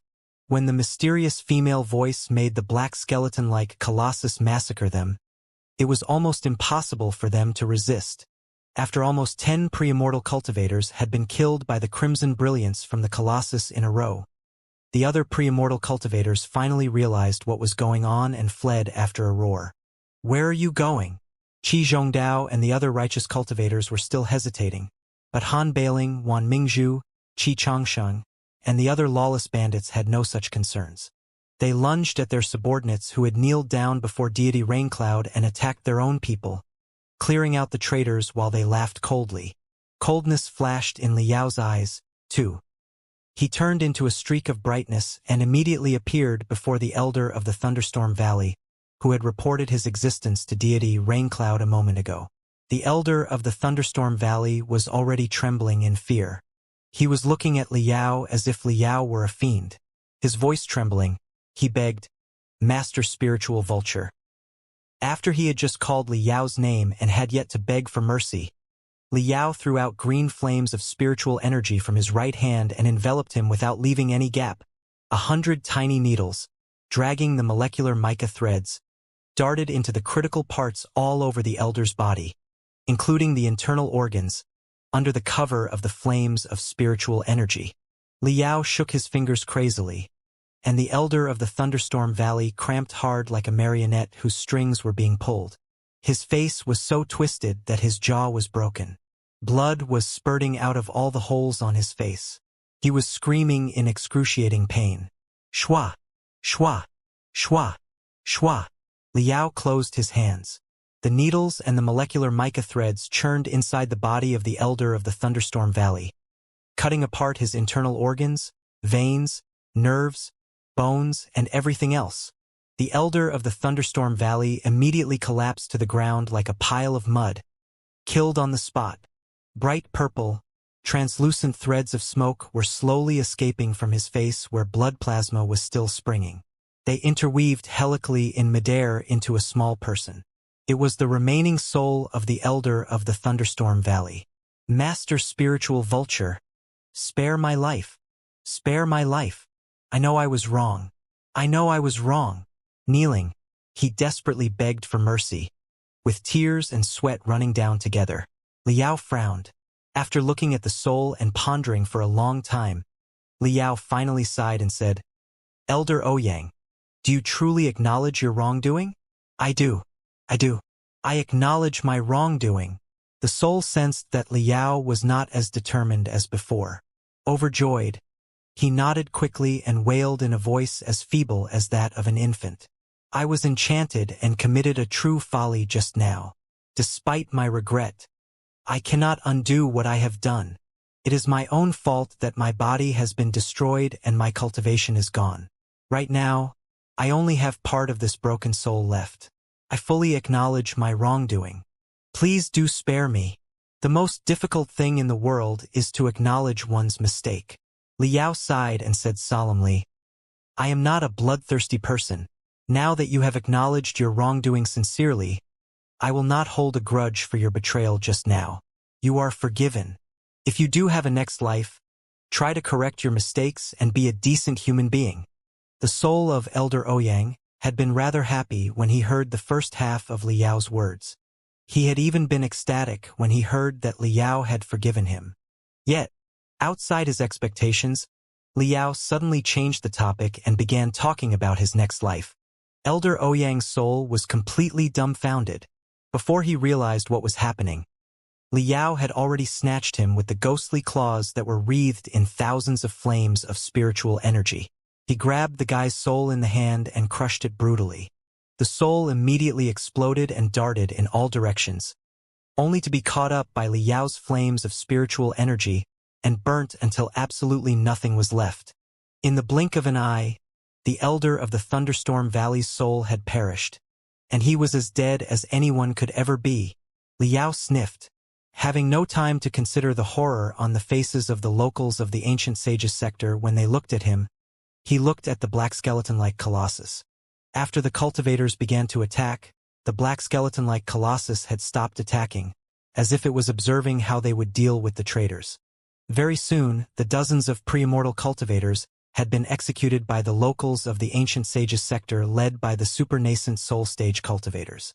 None had been left alive. Qi Zhongdao, Ba Xiaoyu, and even Master Bitter Cicada did not stop them but simply observed coldly. They had even offered to block some of the pre-immortal cultivators who were escaping toward them and forced the traitors to return to the infuriated crowd. That felt good. Han Bailing killed 3 pre-immortal cultivators within a breath. There was blood all over his face and the beast-hide robe, which made him look even more appalling than before. He looked around, only to notice that no pre-immortal cultivators were still standing. After a laugh, he turned his sharp eyes back to the black skeleton-like colossus and bowed deeply according to how the small tribes on the prairies showed respect to the big tribes. He said loudly, "Thank you for resolving the great trouble and saving our lives, seniors. We also appreciate that you gave us the opportunity to wipe out the traitors and seek our revenge. Now that we are on the same side, senior, and you mentioned that a great catastrophe is befalling the ancient sages sector and that we had to be united to cope with it, I'm sure that we can be of use. Why don't you show up to accept our gratitude and further discuss our future plans?" Senior. Vague laughter came from the black skeleton-like colossus again. But this time, it was not a female voice but a wild, enthusiastic male voice. "Big Bear, you are as aggressive as 100 years ago. You simply don't let go of any opportunity to test and attack." Han Bailing, who had always been as calm as a rock, finally changed his expression greatly, as if he had heard the voice of the last person that he expected to hear. He was immediately caught in a trance. The words "Big Bear" smashed his temples like 2 enormous hammers, bashing him into unconsciousness. Some of the cultivators from Ghost Qin who were older were reminded of something from a long, long time ago by the voice. Looking at each other in bewilderment, they all felt that the voice sounded somewhat familiar. The temple of the colossi became mired in a weird silence again. Including Li Yao, everybody stared at the black skeleton-like colossus without blinking. There was an enormous hole in the breastplate of the colossus, from which smoke was still popping out nonstop. Although it was rather dark and obscure inside, there did not seem to be anybody hiding inside. Deity Raincloud was not a moron. It was highly unlikely that she had overlooked a living person who was hiding inside the spiritual residence of the colossus. However, from the head and the critical parts all over the body of the colossus, certain vigorous smoke was spreading out into hundreds of streams and descending to the floor. The smoke was translucent and glittering and looked as spectacular as the auroras on the land of eternal night. There was a sense of mysterious beauty about them. The hundreds of streams of smoke were divided into 2 parts, one on the left and the other on the right. They swirled in spirals into 2 shapes of human beings, one male and the other female. They looked like statues carved out of auroras and crystals. Empty, clear, mysterious, and yet brimming with dominating auras. The woman on the left side was wearing an ivory robe on which many stripes of delicate clouds were sewn as adornments. The clouds were really flowing slowly, as if she had put on a large number of clouds on her body. She was astoundingly beautiful without the slightest flaw, like a goddess from the moon. There was only a vague air of indifference in her eyes, as if she was trying to push everybody thousands of kilometers away. The man on the right had broad shoulders and extremely large hands. His black hair, which looked like a waterfall, dangled down from his shoulders. But his eyebrows happened to be white, an obvious distinction in the middle of his black hair that was as noticeable as his glittering eyes. His face was not very handsome per se, but it would certainly leave a deep impression on anybody who saw it with the intimidating charisma that could only come into being after giving commands all the time. The two mysterious people seemed to be enveloped in powerful magnetic fields that enshrouded all the high-level cultivators on the spot. Everybody felt infinite pressure. Even Liao recalled the deepest awe from when he had met Fiend Blade Peng Hai in the Crimson Nimbus No. 2 high school for the first time when he was young. It had been a long time since he was last overwhelmed by someone in such a way. Normally speaking, he was the overwhelming one who made other people drool. Liao thought of something and almost moaned. The identities of the two mysterious people were obvious. As he expected, in utter astonishment, Han Bailing took a few steps back and bellowed in disbelief while covering his chest. Master! Qi Zhongdao put on an extremely weird expression. Or rather, Liao had never seen such excitement, confusion, and even shyness on the guy's face that was always dark, grave and rigid. Sister Wu, is that you? Qi Zhongdao called the woman who seemed to be walking out of the silver moon and wearing clouds as her clothes with a weird title. The two mysterious people who had been lurking inside the black skeleton-like colossus and disrupted deity Raincloud's soul at the critical moment, creating an opportunity for Liao and everybody else, turned out to be Wu Suiyun and Meng Qixin, the two divinity transformation stage cultivators who had fought on the land of eternal night 100 years ago before they both went missing mysteriously. To this moment, the three unexpected factors that Liao had paid most attention to, namely Long Yangjun, the special agent from the Imperium, and the two divinity transformation stage cultivators, were finally all present. However, it would not be precise to call them two people. They clearly had no real entities and were only amalgamations of soul and spiritual energy.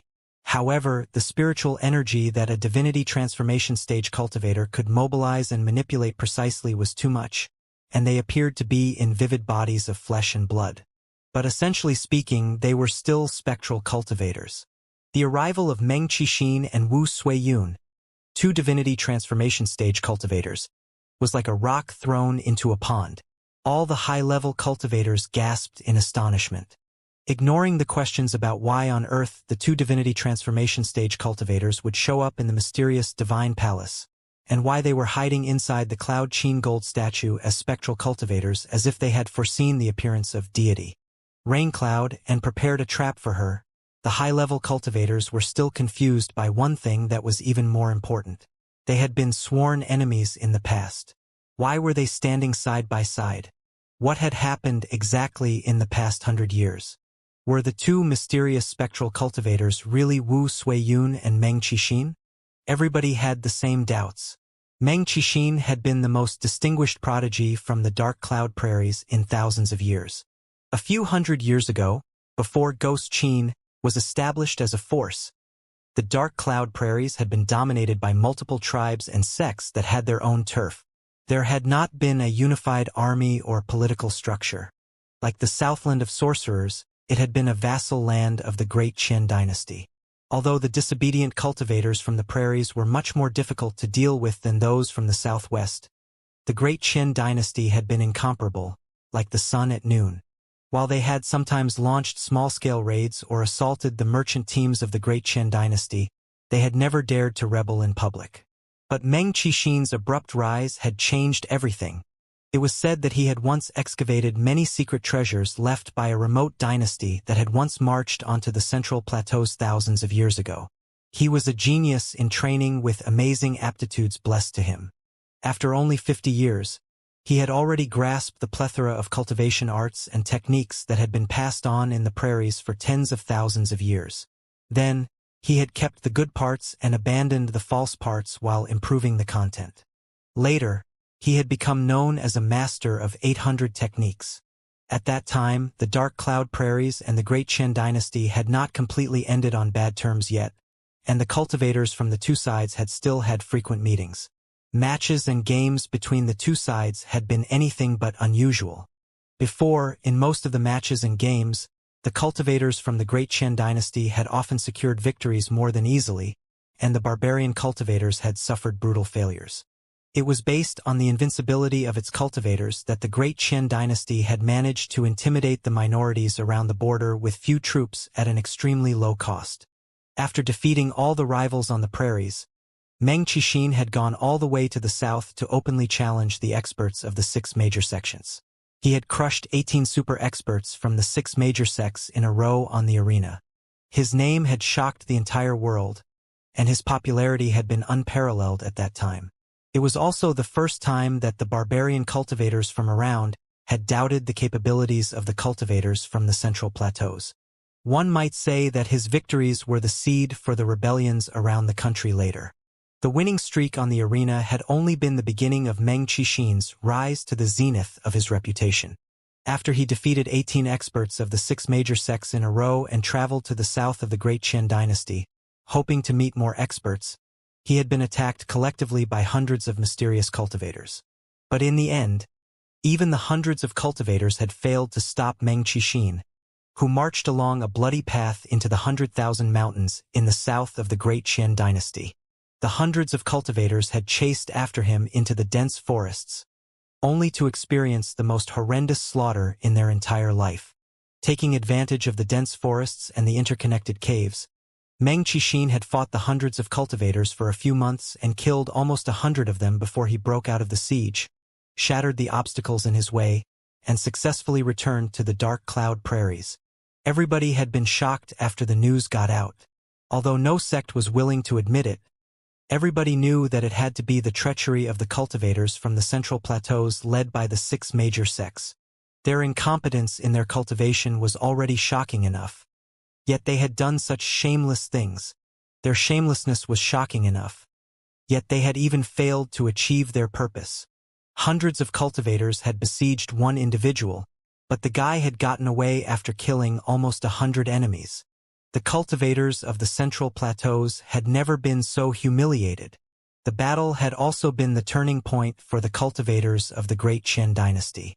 Before the battle, the barbarian cultivators around and the cultivators of the smaller sects within the Great Qian dynasty had more or less revered the 6 major sects, the court, and the entire community of cultivators. They had often had concerns when they were doing things and did not dare to act too insanely and blatantly. However, the ineptitude of the cultivators of the Great Qian dynasty had fully been revealed through the battle. So, the age of turbulence had come. The ambitious guys around the world had all risen up to stir up trouble, pushing the entire Great Qian dynasty toward the abyss. The battle had also caused 2 unexpected things that greatly influenced the situation of the world later. Firstly, Meng Qixin had gained unparalleled fame after the battle in the 100,000 mountains, and had been honored as Wolf God. All the heroes on the prairies had joined him. A young man born from a minor tribe who was as humble as a slave had gone to him, too. At that time, nobody had foreseen that the slender, taciturn young man who was good at nothing except for tending to the horses would become Meng Qixin's only true disciple after dozens of years of training, and that he would change his name to Han Bailing and establish the 8-unit system after uniting the entire prairies when Meng Qixin had been missing for 100 years, challenging the shaking Great Qian dynasty. Secondly, among the cultivators from the central plateaus, there had also been some sort of leader that commanded all the cultivators, similar to Qi Zhongdao. The leader of all the cultivators at that time had also been from the Grand Mystery sect, the largest sect in the world. His name was Shi Zhongyue. It was said that the battle to slay Meng Qixin had been planned and implemented by Shi Zhongyue. As for the truth about everything, it was already beyond any research after 100 years. However, somebody had to answer for the unexpected deaths of almost 100 high-level cultivators. Since Shi Zhongyue was the leader of all the cultivators, naturally, he had been the best scapegoat for the entire failure. All in all, shortly after the battle in the 100,000 mountains, Shi Zhongyue had died of mental derangement while he was training in seclusion. Once he had gone into the coffin, everything about him had come to an end. The truth about the battle in the 100,000 mountains was gone with the wind. All the insiders had kept their mouths shut forever, as if such a battle had never occurred. The cultivators of the central plateaus had been at peace, or rather soundless, for decades. Meng Qixin had been busy integrating the forces on the prairies and improving the 800 techniques, too. He did not launch any new challenges against the central plateaus recklessly. Decades later, the truth about the battle in the 100,000 mountains had been buried by the sands of time. When the cultivators from the central plateaus were caught in the self-deceiving ambience, someone had walked out of the desolate tomb of Xianxia, the past leader of all cultivators.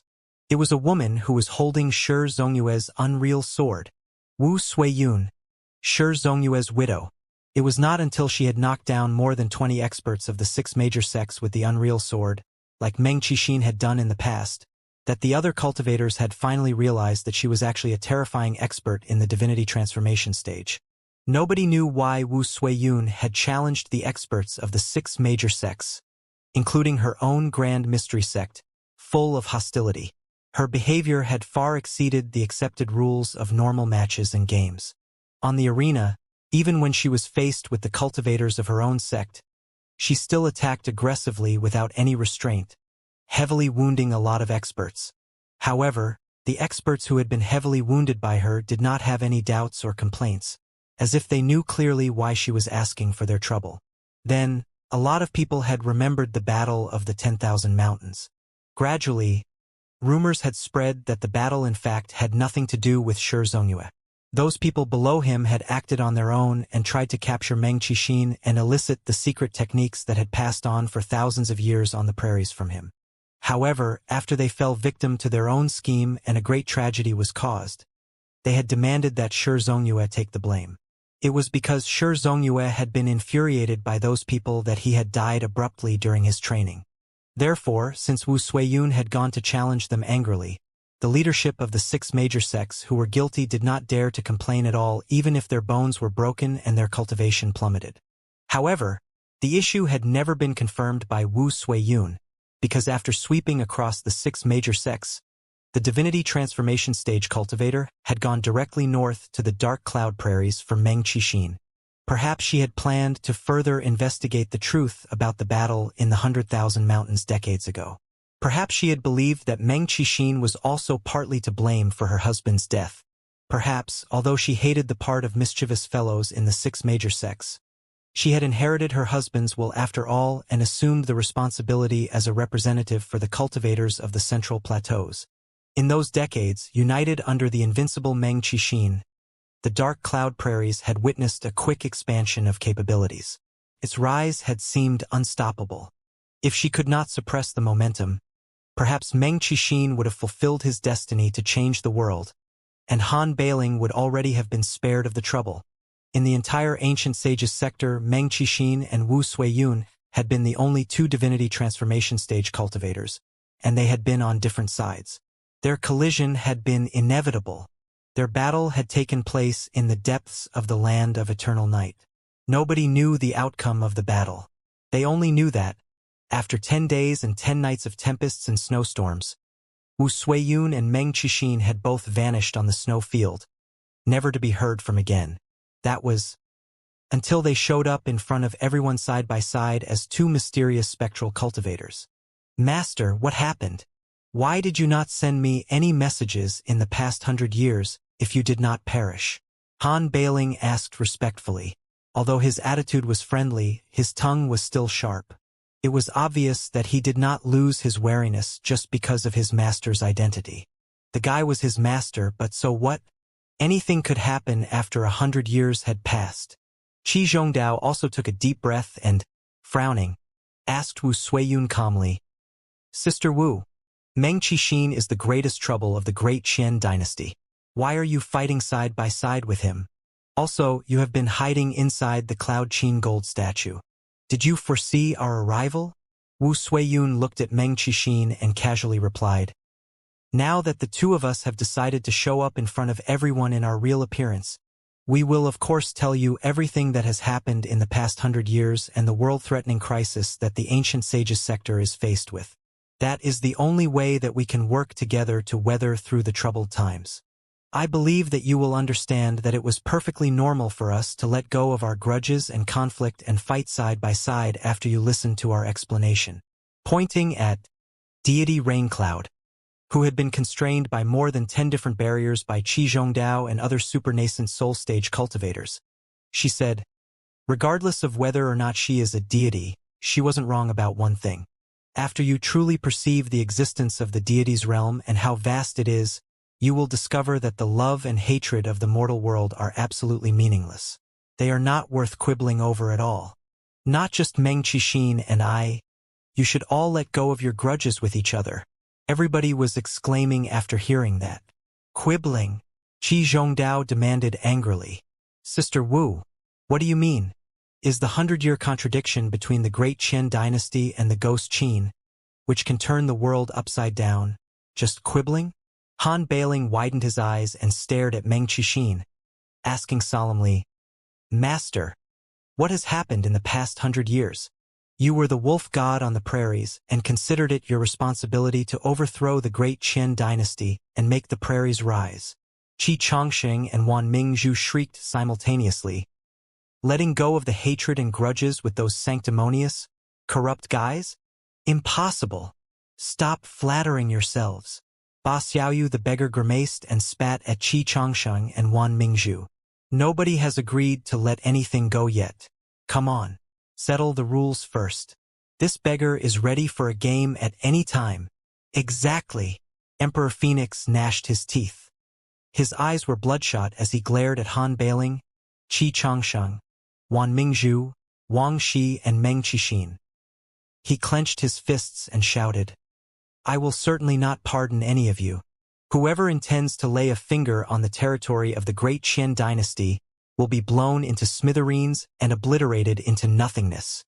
Your Majesty, you might want to shut your mouth.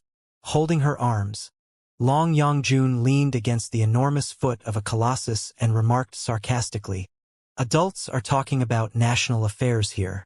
I believe that given your juvenile attitude, Your Majesty, it will be better if you just listen while you are standing there. Emperor Phoenix was almost going to devour Long Yongjun in one mouthful without adding any condiments. The super-nascent soul stage cultivators of the two sides immediately summoned all their flames of spiritual energy, which released cracking noises and explosions. The temporary alliance formed because of deity Raincloud's unexpected arrival immediately fell apart. The situation could not have been more chaotic. Liao complained in his heart. It was not going to work out that way. Glancing around, he noticed that Yen Liren was as calm and as indifferent as before. He could not help but feel relieved. Thankfully, somebody there was still cool and rational. Then, he suddenly heard Yen Liren's discreet message. Fellow cultivator spiritual vulture, the two divinity transformation stage cultivators seemed to have lost their bodies and ended up as spectral cultivators. Their cultivation has certainly plummeted, and it is impossible for them to maintain the peak state of the divinity transformation stage.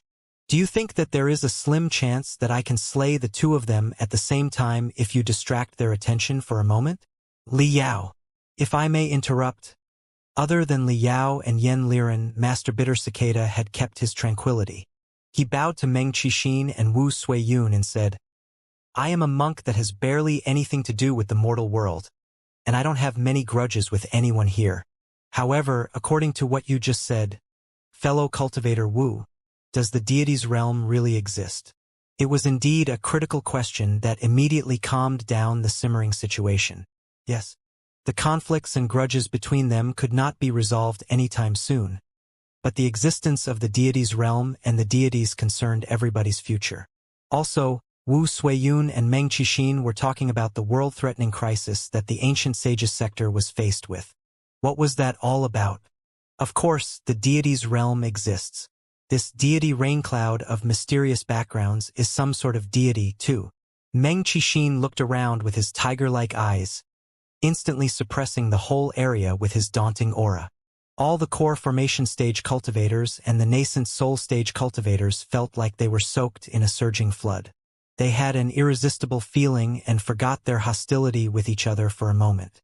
However, Meng Qixin said unhurriedly, the so-called deity's realm and deities may not be a world that is above the ancient sages sector, as we imagined in the past, but a boundless new world that envelopes the ancient sages sector. A boundless new world that envelopes the ancient sages sector? All the locals of the ancient sages sector were greatly surprised. Looking at each other in bewilderment, they were hooked by the fresh theory. Liao and Long Yongjun glanced at each other thoughtfully while nobody around was looking. He secretly felt lucky that he had been calm enough when he discussed the plans with Long Yongjun and he did not expose his trump card. The two divinity transformation stage cultivators had both guessed the existence of the world beyond. Also, considering their cruelty and ruthlessness when they dealt with the locals who were not loyal to the ancient sage's sector and deity Raincloud, who was apparently a female agent of the Imperium of True Human Beings, it was obvious that they were highly hostile to aliens. If Liao had exposed the secret that he was actually from a foreign land, he would have been tied up and ended up a slave at their mercy like deity Raincloud did. By our rough estimation, the size of the deity's realm is at least 10,000 times larger than the ancient sage's sector. The ultimate treasures, the experts, and the powerful forces in the deity's realm are beyond our imagination. 2. Meng Qixin smiled bitterly. This deity Raincloud here will be our first clue. She was on her own, yet she was already capable of manipulating a prince of the great Qian dynasty as her puppet. She even supported the prince to take the crown and nearly overturned the entire ancient sage's sector. One deity is enough to cause such dire consequences. Did I exaggerate when I said that we are faced with a world-threatening crisis if 10, 100, or even 1,000 deities arrive at the same time? Everybody was greatly alarmed, as if somebody had poured a bucket of cold water on them. Their ecstasy from capturing deity Raincloud vanished. Yes, deity Raincloud was by herself, but she certainly had her backers. How enormous was the force hiding behind her exactly? Could the ancient sage's sector resist it? Wu Suiyun sighed softly and said, "If the ancient sage's sector can be compared to an island, the deity's realm that envelopes us is a boundless ocean. If the ancient sage's sector can be compared to a mouse, the deity's realm is a ferocious beast that's hundreds of meters long, and we are nothing more than the lice on the mouse. In the past, you all thought that the ancient sage's sector was a unique existence in the entire universe. It is all there is. To fight for control over the world, endless conflicts and contradictions have been raised. However, what if I tell you that the ancient sage's sector is but an insignificant corner in the entire sea of stars, and thousands of more worlds exactly like the ancient sage's sector are out there? Some of them are 100 times larger and more mysterious than the ancient sage's sector and have 100 times more spiritual energy. The deities living in those worlds can crush us with absolutely no trouble at all. Then what's the meaning of our competition? We are like crickets raised in a jar who have been fighting life and death battles against each other for insignificant rice and water, while the unimaginable deities and devils outside of the jar are watching our performance in their boredom. That is the meaningless hatred among us. Meng Qixin and I spent decades understanding that before we let go of all the hatred and grudges. When the real picture of the universe was unfolded in front of us, the hatred and grudges of the past became hilarious and not worth mentioning at all. There is only one thing that is worth us, and you pursuing, fighting for, and realizing. Liao took a deep breath and stepped forward. He stared at the two divinity transformation stage cultivators, his eyes glittering. What is it? Survival, Meng Qixin said solemnly. How to make us and our ancient sage's sector survive in the middle of the perilous, enigmatic deity's realm. Qi Zhongdao, Han Bailing, Ba Xiaoyu, Qi Changsheng, Master Spiritual Vulture. Wu Suiyun voiced the names of the three saints, the four rapscallions, Liao and Master Bitter Cicada. Then, after pondering for a moment, she turned her eyes to Emperor Phoenix and asked, "Are you the incumbent emperor of the great Qian dynasty? Although your cultivation and your determination are slightly lower, you are deeply associated with the deity. So we'll simply count you in.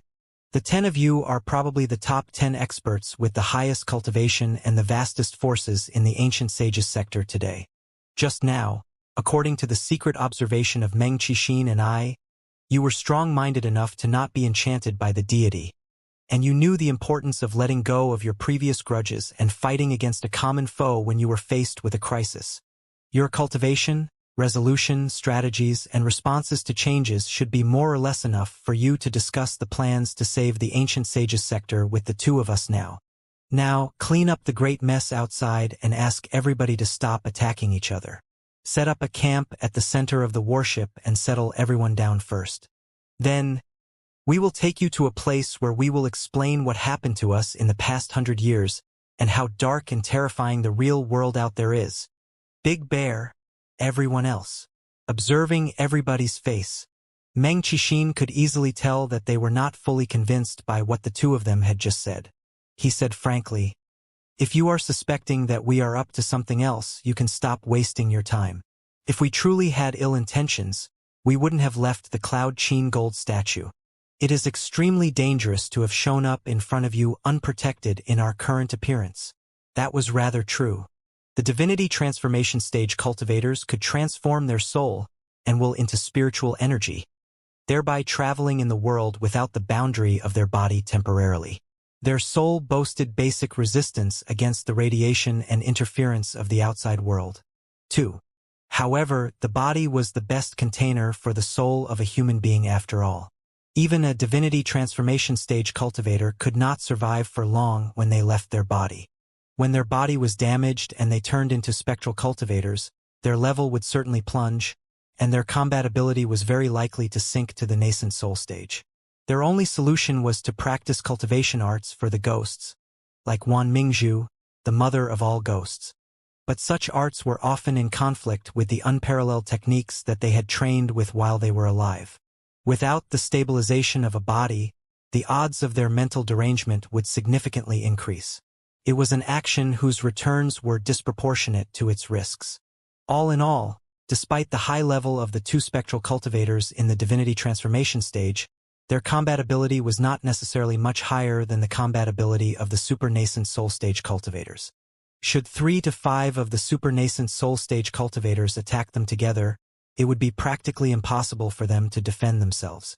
Since they had proved themselves capable of maneuvering a Cloud Qin gold statue perfectly, they could have crushed their way through. There did not seem to be any need for them to crawl out of the Cloud Qin gold statue and resort to tricks. Since they had chosen to face everybody in their weakest form, it was indicative enough of their sincerity. Everybody whispered among themselves and discussed the situation. Liao observed coldly and thought hard. If everything that they had said was a trap, it was such a fine and delicate one that he had no choice but to fall into.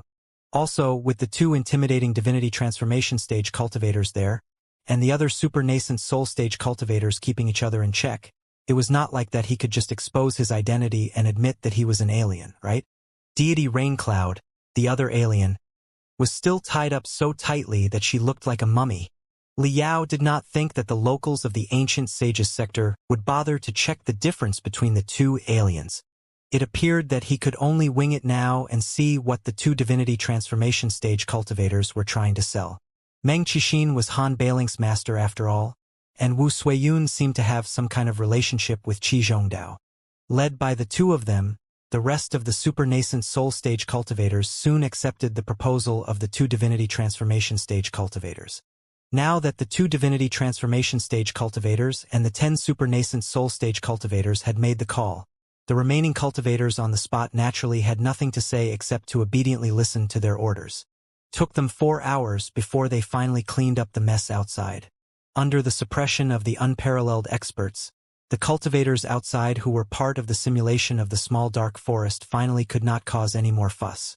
The two divinity transformation stage cultivators were quite familiar with the internal structure of the Nuwa warship.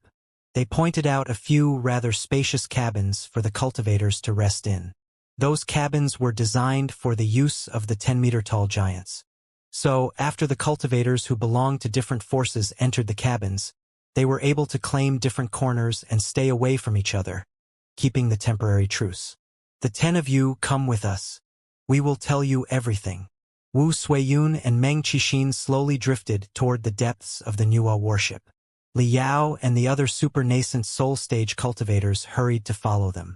The Nuwa warship had been stabbed into the ground upside down like a spear. So, the deeper they went, the closer they were to the head of the warship.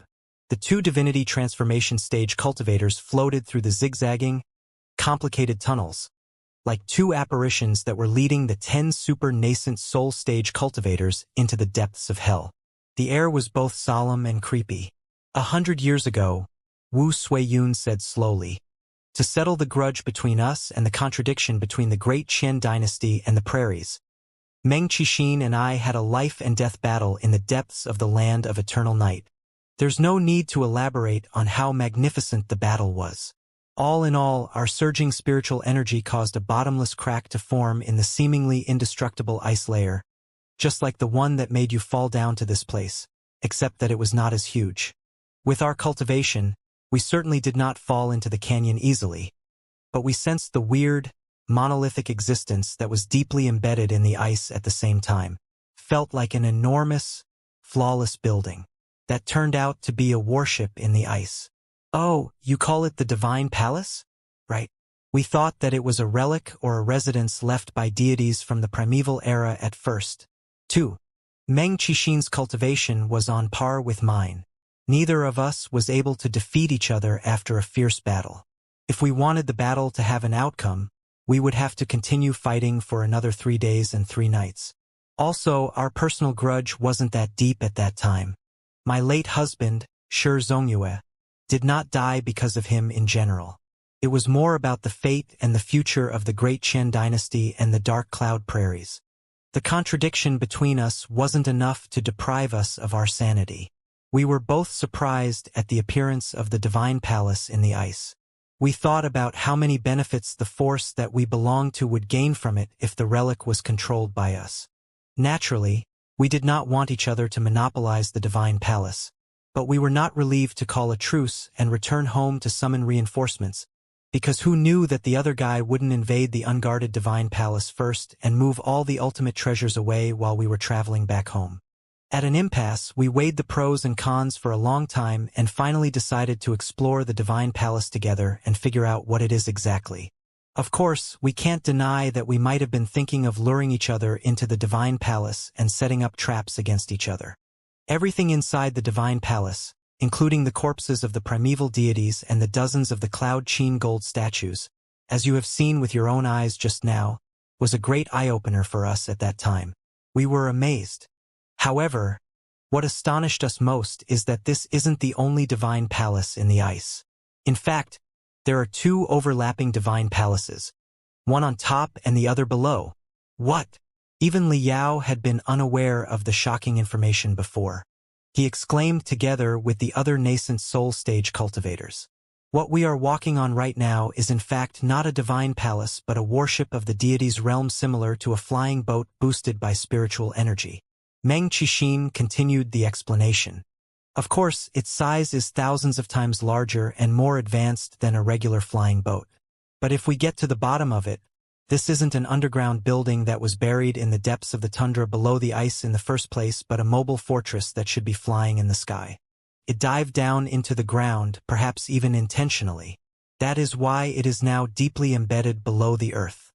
Deep below the earth, there is another Divine Palace that is even more enormous. That place is perhaps more qualified to be called the real Divine Palace. You have seen the remains of the fierce battles of primeval creatures just now, I presume. Did you notice that the primeval creatures can be classified into 2 camps? The styles of the stripes on their armors are entirely different, like 2 unique marks. The stripes on the armor of some primeval creatures are rigid and straight, without the slightest arcs or curves. Let's call those primeval creatures the devils. The stripes on the armor of some other primeval creatures meander like rivers and roads. They radiate to the surroundings in a somewhat chaotic way. Let's call them the deities for now. Liao was secretly impressed by the computational and deduction abilities of the divinity transformation stage cultivators. Despite the lack of modern education, the 2 ancient divinity transformation stage cultivators were still able to tell the difference between the Pangu clan and the Nuwa clan just based on the minor traces. Under their keen eyes, he and Long Yongjun could not have been more careful. However, since they had addressed the Pangu clan as the devils, did it mean that they were more in favor of the Nuwa clan? It was almost 20 years later when we finally figured out the whole thing, Wu Suiyun said. The palace of the devils was deeply hidden below the earth until it was discovered by the worship of the deities for some reason.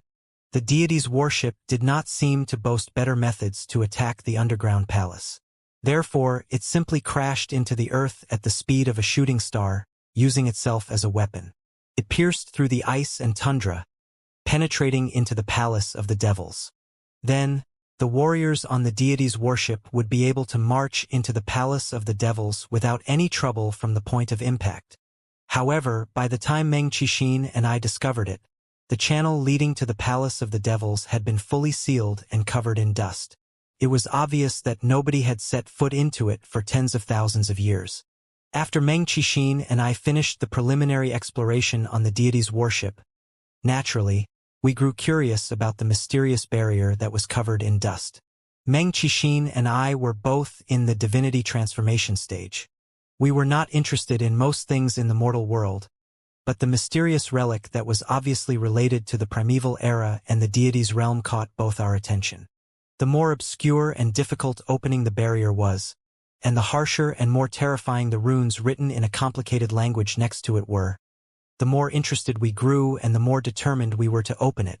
After struggling for an entire month, Meng Qixin and I finally unlocked the barrier and opened the mysterious pathway to the Devil's Palace. At that time, the two of us thought that we were the strongest beings in the ancient sage's sector. Never did we expect that such dangers would be awaiting us in the palace of the devils and kill us in a way that we couldn't fathom.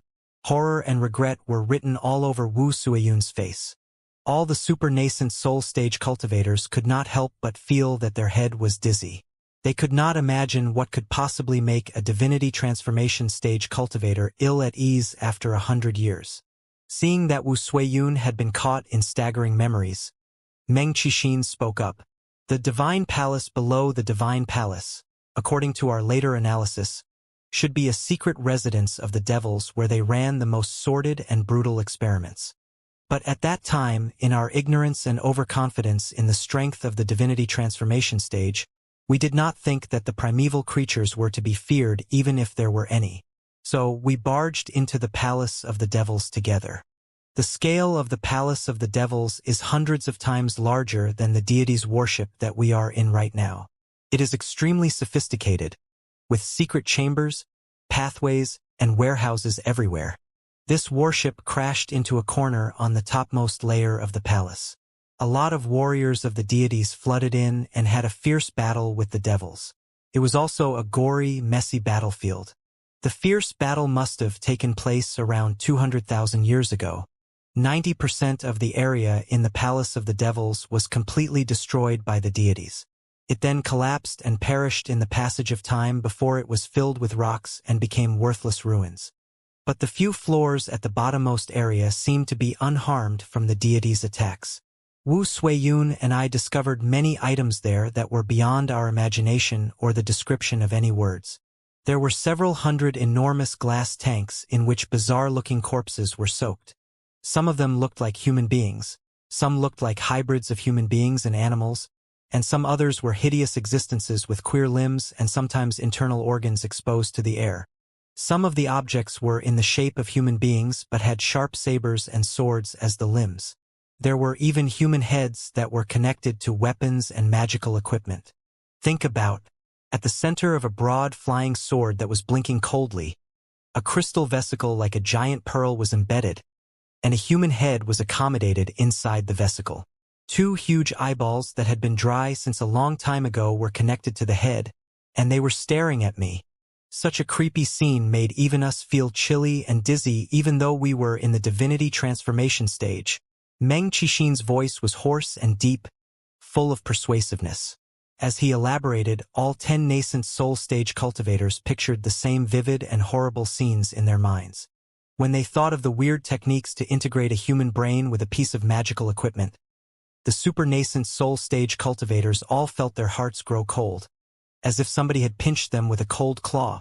Liao, however, knew exactly what it was. The underground palace that the Nuwa warship had crashed was probably a secret laboratory of the Pangu clan. Liao had seen the biotechnology to combine flesh and blood with magical equipment in both the Mausoleum of Chaos and Kunlun. It was indeed a typical method of the Pangu clan. Then, it was obvious that the two divinity transformation stage cultivators were not lying. If they had not seen it with their own eyes, it was impossible for the locals of the ancient sage's sector to imagine such a scene based on nothing. That place was even more dreadful than hell, if hell does exist. Wu Suiyun sighed gloomily. Meng Qixin and I both winced, but everything around seemed to have been sealed and destroyed hundreds of thousands of years ago. Despite the appalling scenes, we did not really run into any danger. Also, he and I were not best friends.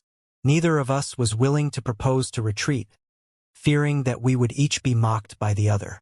In the end, we made a deal to explore the last floor before we exited the Devil's Palace. On the last floor in the Devil's Palace, we discovered a graveyard of an enormous scale. Although I'm describing it as a graveyard, the place looked extremely weird. There was indeed a circle of about 100 translucent coffins at the periphery. Bizarre-looking corpses of the devils were loaded inside the coffins. But for some reason, the coffins all looked particularly lackluster, and the corpses inside had either withered or crumbled into piles of dust. Liao thought of something and realized that it was certainly the hibernation capsules of the Pangu clan. The members of the Pangu clan had hoped to survive for hundreds of thousands of years by way of hibernation at the bottom level of the secret laboratory. However, according to Wu Suiyun's description, a certain accident had taken place inside the secret laboratory, which caused the malfunction of the hibernation capsules and the abrupt deaths of all the members of the Pangu clan. Perhaps it was because of the disruption of the energy supply caused by tectonic movements. Perhaps it was because the Nuwa clan destroyed the core of the secret laboratory during their assault. Perhaps a certain uncanny virus went on a rampage. Anything could happen during a hibernation of hundreds of thousands of years, and the odds of success were particularly low in the first place. Those crystal coffins were just placed around the periphery of the graveyard.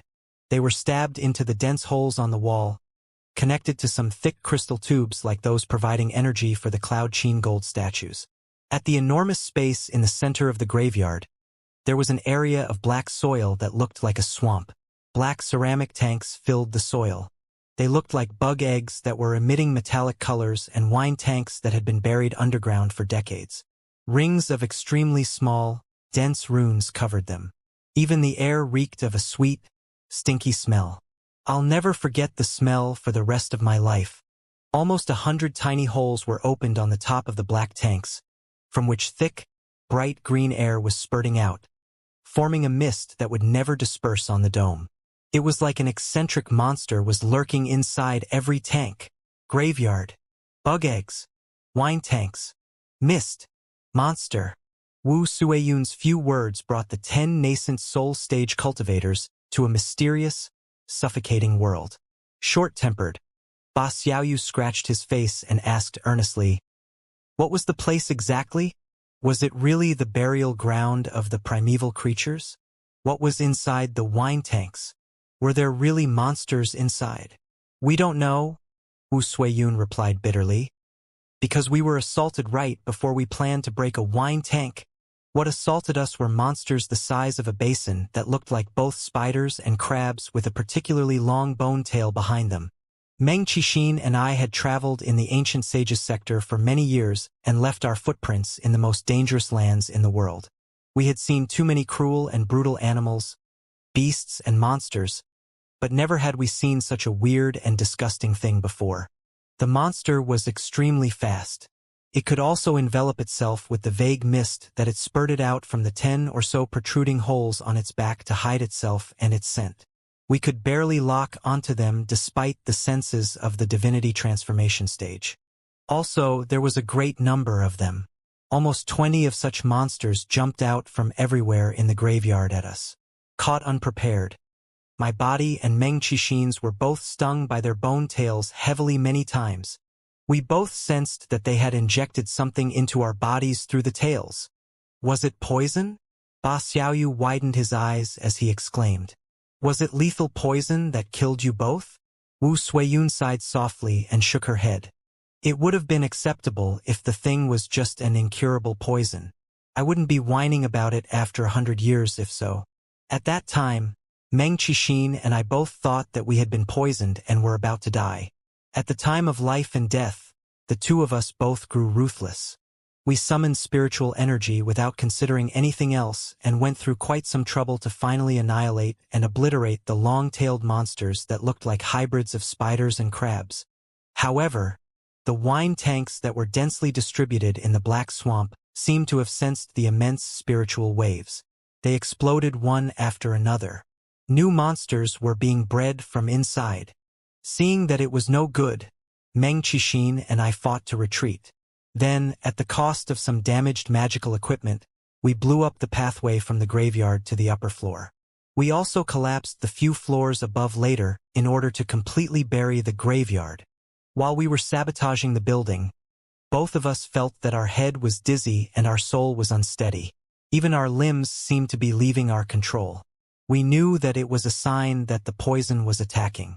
The poison was extremely weird and had never been seen before. No matter how many antidotes we devoured and however hard we tried to suppress it with massive spiritual energy, we failed to hold back the indescribably odd feeling. Meng Qixin and I did not dare linger in the Devil's Palace any longer. We fled all the way back to the deity's worship and sealed the barrier to the Devil's Palace again without leaving any gaps. We even added another 20 or so new barriers with our own techniques before we were finally relieved. At that time, we both felt that the world was shaking and that our soul was falling apart. Some sort of strength that had been restricted for hundreds of thousands of years seemed to be trying to burst out of our body. Expand, expand, expand. We both felt that our internal organs, limbs, veins, nerves, and everything on our body was expanding non-stop. We knew that it was not an illusion due to the poison but something happening in reality because we could see each other clearly. We were both expanding crazily like balloons being blown up. Our skin was ripped apart, and our flesh and blood bloated. Even new bones and veins had grown out of our bodies. In the blink of an eye, we grew from the normal size of a human being to giants more than 10 meters tall at a visible speed. Not only did we grow larger in size, we also had brand new organs that we had never seen before. I felt that my head was aching terribly, and my skull was producing cracking noises as if it had been pierced through by a flying sword. Only a moment later, a new eye grew out at the center of my forehead. I have thought about the colors and pictures that the new eye saw for 100 years, but I still can't describe them to you today. Meng Qixin was the same. He grew 2 thick horns on his head, and his eyes expanded to 10 times their normal size. His pupils were encircled by more than 10 dark gold rings that were fluctuating non-stop. The brilliance beaming out of his eyes seemed enough to burn a hole in the hardest rock. Wu Suiyun's voice was shaking. She could not help but extend her hands of pure spiritual energy toward her translucent head, as if she still could not forget the weird, excruciating pain even though she had been a ghost for 100 years. Ripples were spreading out from Meng Qixin's soul, too, making it as unpredictable as smoke billowing in the wind. He said coldly, Wu Suiyun and I both observed each other's changes. We were both tortured by the flowing magma inside our bodies. Expanding from less than 2 meters tall to almost 20 meters tall in just one moment was an extremely gruesome process that drained all the strength in our flesh, blood, and soul. We couldn't have felt more exhausted, drained, and hungry. However, the changes to our bodies were not the scariest part. The weirdest changes took place in our souls and feelings. We felt that a poisonous fire was burning blatantly in our soul, destroying our feelings and corrupting them little by little. You will not be able to understand the feeling unless you experience it in person. All in all, we gradually lost our sense of delight, hatred, panic, fear, anger, and all other emotions. They were all replaced by tranquility, the most extreme tranquility. Logically, after discovering that we had ended up becoming horrible giants, we should have felt panicked or desperate and even counterattacked. However, except for the initial struggle, the two of us somehow gradually accepted everything later. All of a sudden, we lost the notions of fear, panic, and desperation. We felt that we were sinking to the bottom of a deep blue ocean, where we were enshrouded by seaweed and jellyfish into an enormous cocoon. When the cocoon broke apart, we would be reborn into something new. Our memories and self-awareness of the past were fading away. A new will and destiny was gradually blossoming in the deepest parts of our souls. We were about to be completely transformed into a new life form by the venom. Everybody felt creepy as they listened to the story. The weird liquid that altered someone's body and turned them into another life form was indeed 10,000 times more dreadful than the most lethal poison. After a moment of deep thought, Master Bitter Cicada observed, "According to what you have just said, the effect of the mysterious poison sounds like the arts of possession adopted by the evil cultivators. However, if it were possession, there should have been two souls that were even more powerful than yours, which was apparently not the case. It doesn't make sense." "It was definitely not possession," Meng Qixin replied affirmatively. "Wu Suiyun and I were both divinity transformation stage cultivators. We naturally knew a thing or two about the secret arts of possession. During a possession, the victim's body will be occupied by the intruder, and the soul of the victim will probably be eliminated forever. However, the mutations that happened to our body did not eliminate our soul but caused weird changes to it. We were transformed into something that boasted our own will but did not appear to be ourselves. We were a different life and a different species. Your experiences are truly unbelievable, seniors." Ba Xiaoyu the beggar widened his eyes and asked, "What happened later? Were you transformed?" The answer to the question was obvious, but nobody had the time to nitpick. They simply waited for the two divinity transformation stage cultivators to answer while holding their breath. Embarrassed, Meng Qixin said, "At that time, we were both in peril. I knew that some sort of tough primeval devils must have invaded our bodies in ways that we couldn't understand. They had been sealed beneath the snow field for more than 100,000 years, perhaps exactly for that moment, the time of their reincarnation. If we couldn't stop them, they were certainly going to escape and savage the world of human beings. With the cultivation of the divinity transformation stage and the terrible enhancement of the primeval devils, it would be practically impossible for anybody to stop two such dreadful monsters. Also, thousands of wine tanks, in which the monsters that contained the venom were stored, were in the graveyard at the bottom level of the Devil's Palace. There was no telling how many human beings they could transform into primeval devils. In such a case, chances were that the entire ancient sages sector, both the Great Qian dynasty and the prairies, would be destroyed because of the recklessness of Wu Suiyun and me. Hell would descend upon the human world, and devils would walk the earth. All the living creatures would either turn into devils or end up as food and slaves for the devils.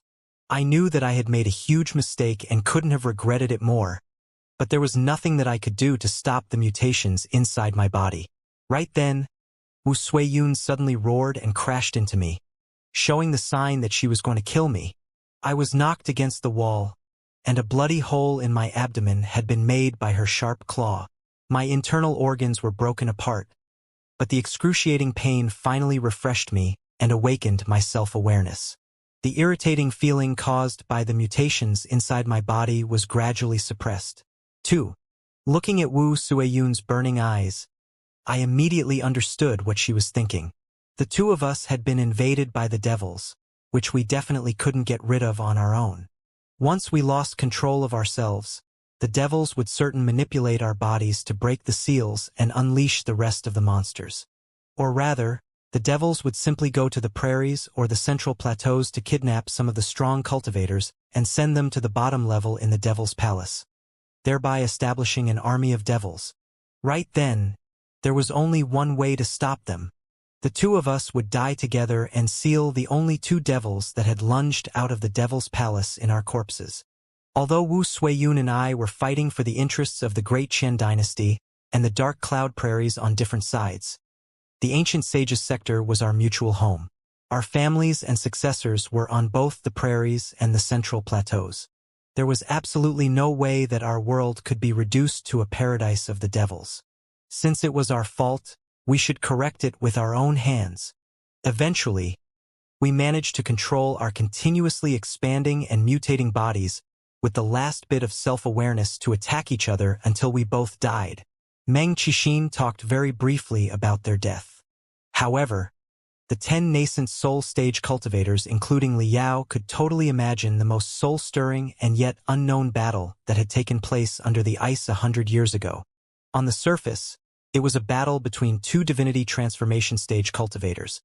But in fact, they were attacking the mysterious devils to save the world with their life as a weapon based on their pride and dignity as human cultivators. Liao, who knew part of the truth and understood that the devils belonged to the Pangu clan, felt that his heart was pounding and his blood was boiling after hearing the story. The pride of humanity was never to be conquered. Even in such a secluded place as the ancient sages' sector, some human cultivators had still been fighting against the Pangu clan in their own way 100 years ago. "We are here," Wu Suiyun said in a low voice. "Ahead is the place where Meng Qixin and I died. It is also the place where the underground palace is sealed. For the convenience of research, we haven't touched anything here over the past 100 years. Liao was refreshed and glanced around. He found himself in an enormous cone-shaped building that looked like the inside of a hollow horn. Liao had once seen similar structures at the front ends of some warships of the Nuo clan on Kunlun. It was a mobile cabin specifically designed for boarding battles and assaults. They were like extensible tusks. Hollow in the middle, they could accommodate a large amount of magical equipment for close-distance battles such as crystal suits, colossi, and various kinds of weapons. When engaged with the enemy, if the warship had the advantage in close-distance battles and hoped to break into the enemy's warship for such battles, it was possible for the warship to attract the hostile warships and fortresses with the immense force triggered by the magnetic units around the warship or pull the warship itself over to the enemy. When the two parties were attached to an extremely short distance, such assault fangs would pierce out. With the super alloy structures and the attack rune arrays carved on the surface, they would tear apart the spiritual shield and other defenses on the enemy's warship. Then they would penetrate into the interior part of the enemy and even reach the most vulnerable key part. The front ends of the assault fangs would blossom like flowers, and the waiting warriors would march forward without any hindrance and launch a strike on the enemy's core directly. Everything made sense now. This particular Nuo warship had been aware that there was a secret laboratory of the Pangu clan deep below the ice, and that some terrible experiments were being conducted there. However, due to the lack of sufficient orbital attack approaches, the warship could only adopt the most simple and straightforward approach by smashing itself into the ground and drilling through the rocks. It hit the shell of the Pangu clan's secret laboratory directly, and even pierced through the laboratory's defenses into its core with the assault fangs. That was why the warriors of the Nuo clan and the Pangu clan had fought fiercely on the Nuo warship and in the laboratory of the Pangu clan simultaneously. The 10 nascent soul stage cultivators and the 2 divinity transformation stage cultivators seemed to be walking in the middle of a cone-shaped cave. The further they walked forward, the narrower the path became. At the front end of the cone stood a round, bronze gate on which countless helical runes had been carved and were swallowing and releasing light like tides. The bronze gate was almost 40 meters tall. As splendid and magnificent as a gate that truly led to the deity's realm, it was broad and high enough for the strongest warriors of the Nuo clan and the super-large colossi to pass through quickly. After the rusting of more than 100,000 years, the runes on the gate were somewhat obscure, and the tide-like brightness looked rather lackluster. Liao suddenly had a weird feeling. The gate was slowly dying, and the barriers attached to the gate were getting weaker and weaker. There was no telling whether it was simply because of the passage of time or because something was attacking and corrupting the gate from the other side. On the right side of the bronze gate, 2 tall, huge corpses were leaning against the wall. They were both in weird shapes and utterly deformed because of their fierce battle. The 2 corpses were exactly as Meng Qixin and Wu Suiyun had described. One of them was around 13 meters tall, shorter but plumper. A third eye that had already dried protruded out of the forehead. The arms of the corpse were particularly long, and long bone spurs were growing out of the 2 sides of the arms like long blades. Even the joints on the legs had contorted to bend forward instead of backward. The other corpse was about 16 meters tall. It was a healthy, muscular male. A circle of horns rose up from its head like tumors. There were also 2 horns rising up from the temples like 2 sabers. Moreover, tremendous bizarre-looking appendages were growing on the shoulder blades, elbows, and hips. The appendages on the shoulder blades were particularly delicate and connected, as if they were a second pair of arms that had grown out. The two enormous bodies were very similar to the bodies of the Pangu clan that were everywhere to be seen on the Nuwa warship. Yet, their flesh and blood appeared rather fresh, and did not explode into dust when new air flooded in all of a sudden. Although their faces had been extremely twisted, some of Wu Suiyun and Meng Qixin's features could still be vaguely distinguished on the parts on their faces that were not blocked by scales and bone spurs. Also, on their hands, feet, and some other body parts, except for the expansion in size, traces of the Pangu clan had not been revealed. It was like combining the body of an enormous human being with the body of a member of the Pangu clan. Those parts must have been on the verge of mutation but never completed the process. The stomachs of both dead bodies had been cut open, and their guts had been ripped apart and burnt up into ash by the fire of spiritual energy. The broken bodies were still silently telling the goriness of the battle 100 years ago, after hearing the astonishing changes that had happened when the two divinity transformation stage cultivators visited the place, and witnessing their bloating bodies in person. All the nascent soul stage cultivators were caught in a prolonged silence. They could not have been more stunned by the shocking facts. Li Yao was also greatly disturbed. The Pangu clan, Wu Suiyun and Meng Qixin, two cultivators of the human race, had turned into members of the Pangu clan after they were assaulted by certain crab-shaped monsters that injected some sort of venom into their body. At first, it seemed to be something utterly unbelievable. However, on second thought, it was not theoretically impossible. The civilization of mankind and the Pangu civilization shared a child-parent relationship. Such a theory had been proved by many facts. By the estimation of the historians, archaeologists, and biologists of the Star Glory Federation, the original human beings were probably a brand new species that the Pangu civilization refined with a certain type of ape after implanting the genes of the Pangu clan, the Nuwa clan, the Kwafu clan, the Zhurong clan, the Gonggong clan, and other primeval species into the subjects. Although the Pangu clan's purpose was to create a cheap and useful tool, they did endow the tools with their own genes. Therefore, it was possible that the gene segments of countless primeval species were included in the gene strands of human beings. The newborns of human beings all had a chance to experience atavism, in which case they would grow long hair all over their body or a tail resembling that of a monkey. Then, if such atavism could be controlled precisely, was it possible to activate the gene segments of the Pangu clan hidden deep inside the gene strands of human beings and turn them into dominant genes so that human beings could mutate into members of the Pangu clan by the atavistic force? There was also another possibility. Perhaps the human beings that had been regarded as tools in the beginning had a very weak genetic connection with the Pangu clan, and they could not be transformed.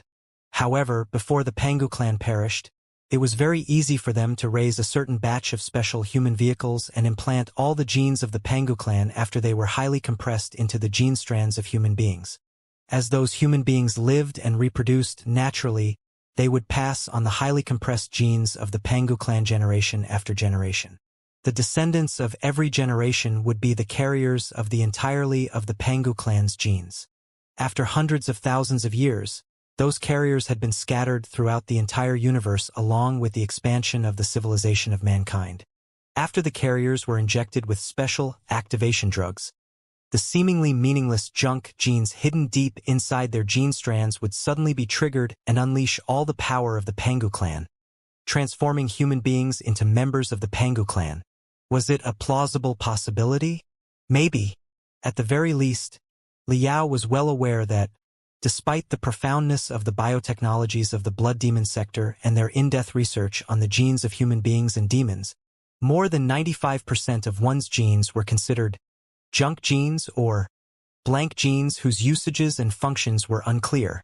It meant that, to pass on the normal body functions of a human being, the other 5% genes would suffice. Then, why did the 95% of the genes appear inside the cells of human beings? Were they really garbage and blank?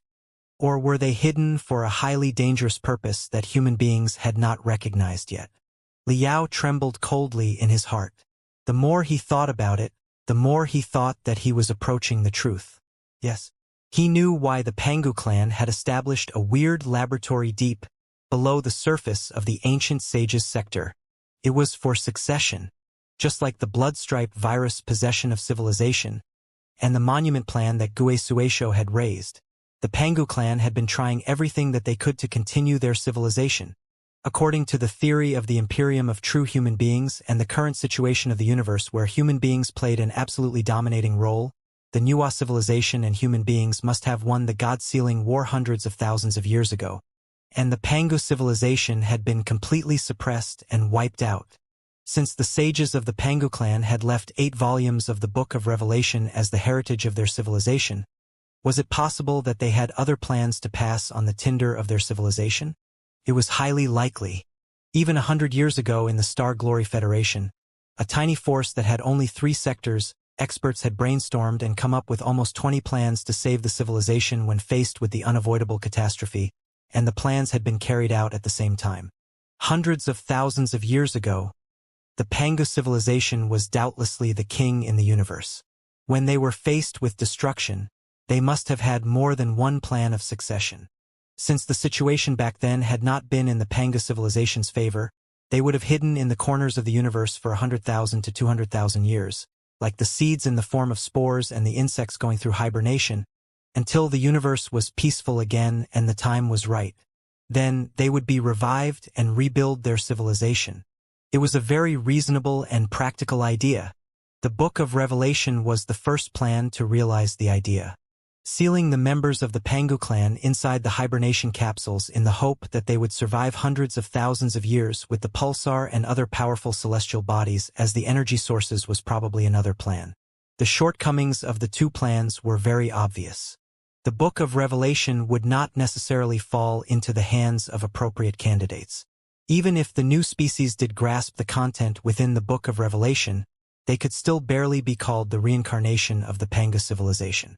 Such a method was merely more of consolation. The hibernation cabins were too large in size and required the incessant supply of spiritual energy. They were too eye-catching. Hundreds of thousands of years could be a long time. Who knew what kind of unexpected changes would happen halfway? Chances were that the members of the Pangu clan would finally wake up from a prolonged hibernation only to discover that their limbs and torso had been cut off, and that their head was preserved in a glass tank being studied by another super-civilization. It would certainly be an awkward situation. Neither of the 2 plans were very reliable. So, the Pangu civilization certainly had more plans. For example, encrypt and pack up the key gene segments of the Pangu clan through sophisticated methods and transplant them into the gene strands of human beings, which would be their vehicles while they were in hibernation. Then, raise the hybrids of spiders and crabs that boasted remarkable survival and hibernation abilities, and could automatically secrete activation drugs. Once the time was right, the monsters would be released to attack human beings. As long as the activation drugs were injected into the bodies of human beings by the monsters, the mysterious genes that seemed useless and blank at the end of the gene strands of human beings would reveal their brutality and ruthlessness, swallowing all the features of human beings that had existed earlier. Human beings would be turned into the Pangu clan. The civilization of mankind would be replaced by the Pangu civilization. Or rather, the so-called civilization of mankind was merely made of servants and slaves who watched over the universe temporarily for the Pangu civilization while the latter was lying dormant for hundreds of thousands of years. Liao spat hard in his heart. If his guess was correct, it was indeed a most horrendous plan. However, it seemed that the plan had only just been initiated and was merely in the preliminary experiment phase. Right? Covered by the dark nebula, the ancient sages sector was a natural secret chamber in the universe. It was a most suitable sector for their crucial, clandestine experiments. However, no matter how inconspicuous the ancient sages sector might have been, it had eventually been located by the Nuwa civilization. According to Liao's speculation, the fleet of the Nuwa civilization that Long Yangjun's previous life belonged to, after hearing that the Pangu clan was running such terrible experiments in the ancient sages sector, was determined to destroy the laboratory and smother the plan while it was still in the cradle. Then, there was the scene that Liao and the other nascent soul stage cultivators were looking at. The Nuwa warship pierced through the shell of the Pangu clan's laboratory. The elite warriors on the 2 sides had a fierce battle and died with each other. Judging from the traces on the spot and the experiences of the two divinity transformation stage cultivators, the warriors of the Nuwa clan must have accomplished most of the aims. They had demolished the laboratory, sabotaged the plan, and completely sealed the laboratory from the outside. However, they had failed to destroy the room where the most critical activation beasts were raised. So, countless activation beasts that could transform some of the human beings into the Pangu clan were still hibernating underground. Liao did not know how the war ended exactly. Perhaps the Pangu civilization had been suffering a losing streak and had no time to care about this particular laboratory, and the weird interference and blockage in the dark nebula outside of the ancient sage's sector prevented the Nuwa warship from sending a message out. All in all, as the Pangu civilization and the Nuwa civilization perished with each other, the civilization of mankind grew up independently, and the ancient sage's sector was gradually forgotten. Then, hundreds of thousands of years later, Wu Suiyun and Meng Qixin, two divinity transformation stage cultivators, had a fierce battle in the land of eternal night, and the battlefield happened to be right above the Nuwa warship. If that's the case, Long Yangjuan's background is easy to explain, Liao said to the mental devil in his head. During the time of the God-sealing war, Long Yangjuan's previous life was an important person on this Nuwa warship or even the entire fleet. For example, she could have been the captain of the assault team. The fleet of the Nuwa clan discovered the ancient sage's sector that was hiding deep inside the dark nebula by accident during a patrol. It might have even figured out the secrets about the Pangu clan's plan of succession by luck. However, for various reasons, they were deeply mired in the swamp. They were not able to jump out of the dark nebula nor send a message back to their base. Well, the dark nebula at that time was probably still very thick, enough to completely block this place from the rest of the universe.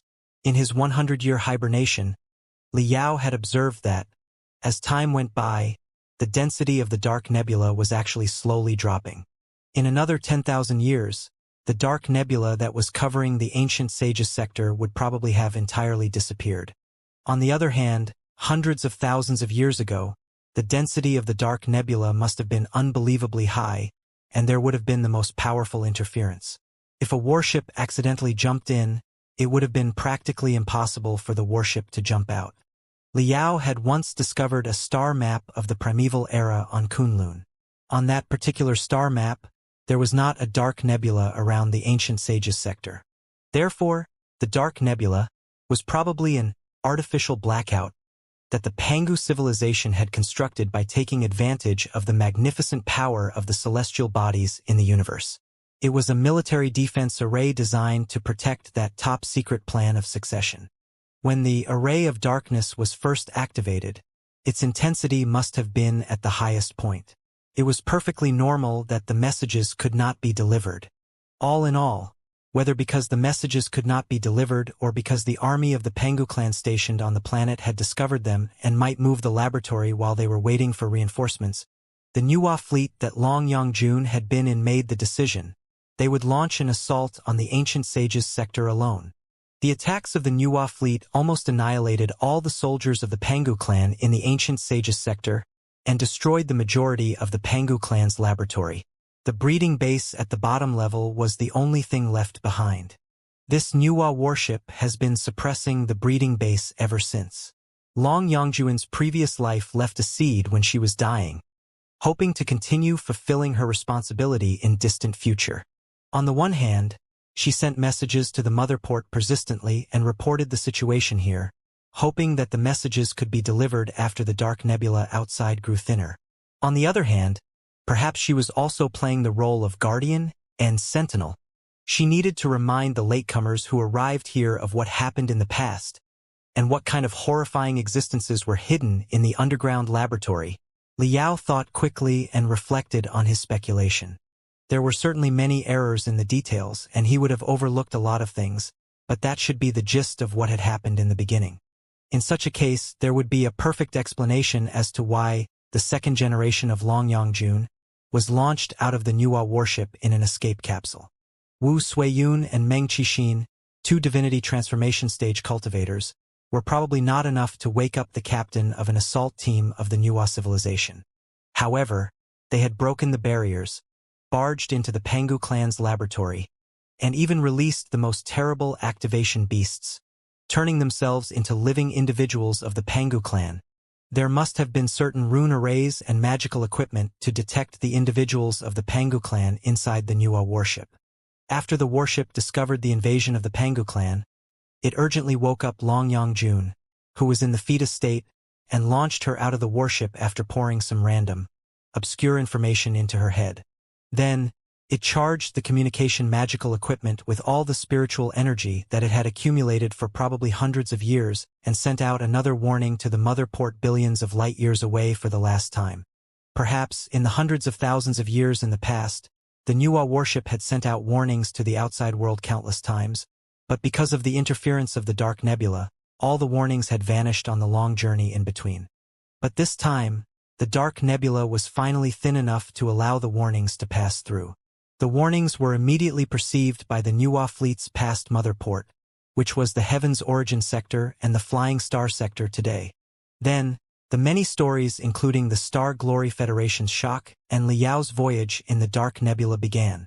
Who? After figuring out all the critical parts of the whole event, Liao took a deep breath in relief. He was sweating hard but felt extremely comfortable. Help me examine it. Are there any major flaws in my deduction? Liao spoke to the mental devil. Before it replied, Liao frowned. No. There's another question that hasn't been answered yet. In the past tens of thousands of years, it's obvious that some other cultivators once entered certain cabins on the Nuwa warship. Otherwise, the rumors about the Divine Palace wouldn't have spread in the outside world, and it would have been impossible for the locals of the Ancient Sages sector to create the Thousand Stars tray, which can parse the map core of the Divine Palace. Then it is quite odd. Why did the cultivators in the past 100,000 years not open the seals or get injected by the activation beasts with the drugs? Liao felt that his heart was very uncomfortable, like a cat was scratching it even if there was only a tiny loophole in his theory. It is not a very important flaw, the mental devil replied. There are two possibilities. Firstly, the Pangu civilization could have set a time limit when they devised the plan of succession. For example, the plan would not be activated until 50,000 years or 100,000 years later. They did not want to wake up too early, in case they exposed themselves when the universe was still under the absolute control of the Nuwa civilization. Therefore, before the designated time, all the activation beasts would be kept in the hibernation or spore state. They would not come out and cause any trouble. However, this isn't a very plausible possibility, and I'm more in favor of the second one. The activation beasts wouldn't bite just anybody. They would only the targets that were strong enough to be transformed into beings of the Pangu clan. Liao was dazed for a moment. Strong enough to be transformed into the individuals of the Pangu clan? What do you mean? Literally what I said. The mental devil replied matter-of-factly. Normal human beings are only slightly above 2 meters tall at most, while the members of the Pangu clan can be more than 10 meters tall or even larger. Do you think that growing from a human being into a member of the Pangu clan won't consume spiritual energy? As powerful as the Pangu clan might have been, it would have been impossible for them to make things out of nothing. They would have had to abide by the conservation of energy. So, during the process where human beings are transformed into members of the Pangu clan, astronomical spiritual energy must be consumed. If such spiritual energy cannot be absorbed from the outside world, they would have to count on the reserve within their body. To put it simply, it is impossible for ordinary people and low-level cultivators to bear the crazy consumption when their gene strands are activated for them to be transformed. Chances are that their body and soul will be drained, and they will end up being a mummy halfway through the transformation. Only the individuals who are above a certain level, say, the top experts in the nascent soul stage and the divinity transformation stage, who have sufficient spiritual energy stored inside their body, can expect to survive the transformation. They are the primary hunting targets of the activation beasts. Fair enough. Liao snapped his fingers in his heart. Only the cultivators who are strong enough are qualified to be transformed into members of the Pangu clan. If that's the case, everything is explainable. Do you agree with my speculation? Yes, of course, the mental devil said with a smile. The succession and possession of civilizations are the most common things in the universe in the first place. Just like the blood-stripe virus tried to possess a different civilization, it's only natural that the Pangu civilization would try everything that they could to continue their civilization when they were dying. The life and death of individuals are meaningless. What the Pangu civilization pursued was not the reincarnation of a certain individual of the Pangu clan, but the rebirth of a whole civilization. If the transformation was completed, Wu Suiyun would still have been Wu Suiyun, and Meng Qixin would still have been Meng Qixin. However, they no longer belonged to human beings but the Pangu clan. Naturally, they would shoulder the destiny to revive the Pangu civilization. TSK. What a remarkable plan. It is much simpler, more efficient, and more delicate than the blood-stripe virus, which lurked on meteoroids like idiots and aimlessly drifted in the universe. The mental devil chuckled, as if it had found amusement in other people's misfortune. If your speculation is true, the civilization of mankind is in an awkward situation right now. Let me tell you a story. Once upon a time, there was an invincible, wealthy general who lived in a splendid castle with his beautiful wife and concubines. Inside the castle were mountains of gold, pools of wine, the sharpest weapons, and the solidest armor. In a corner of the castle, there was a slave who did the most filthy, exhausting, and menial work in the castle. He was no better than the cows and horses raised in the castle. One day, the general was wanted for a certain mission, and he temporarily promoted the slave to be a doorkeeper, entrusting the whole castle to the slave. Then, he threw all his belongings and women into the castle and left, never to be seen again. Just like that, hundreds and thousands of years passed, but the real master of the castle never returned. Perhaps the first generation after the slave remembered their identity as a doorkeeper. They fulfilled their responsibility dutifully and did not dare do anything that was unexpected of them. However, the offspring of the slave gradually forgot that they were the doorkeeper. They enjoyed the gold, the wine, the weapons, and the women in the castle at ease and considered themselves to be the master of the castle. If the master of the castle never returns, this might be a happy ending for everybody. But what if the master comes back? Human beings have considered themselves the strongest fighting species in the universe and the only dominator in the 3,000 sectors since they raised their heads and found their ambition in the sea of stars for the first time. But are we the masters of the universe or just humble doorkeepers? Right now, the familiar footsteps of the master in the past are echoing outside of the castle and drawing closer and closer. What are we going to do? Liao was at a loss after hearing the mental devil's words for a moment. But the next moment, he frowned and sniffed. Cut the crap. You're messing with my mind again. Even if what you said is true, the original master of the castle never left voluntarily. He was expelled in humiliation after the uprising of the slaves in the castle. In any case, the universe is in the hands of human beings right now. Our ancestors once fought side by side with the Nuwa clan and claimed the universe with their fists, blades, and blood. If the Pangu civilization is planning a comeback, they'd better be prepared to pay 10 times more fists, blades, and blood. Since we suppressed the Pangu clan during the God-Sealing War, we can do so again right now and even annihilate them for good. It is perfectly realistic if you look at Wu Suiyun and Meng Qixin's personal experiences. However thorough and clandestine that succession plans of the Pangu clan were, they were not guaranteed to be successful.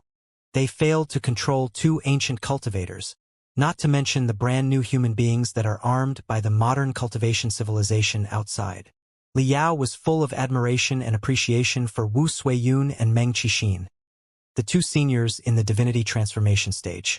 It had nothing to do with their nationality, identity, affiliation, era, or morals. He was simply deeply moved by the valor and the sense of sacrifice that somebody of his species could demonstrate.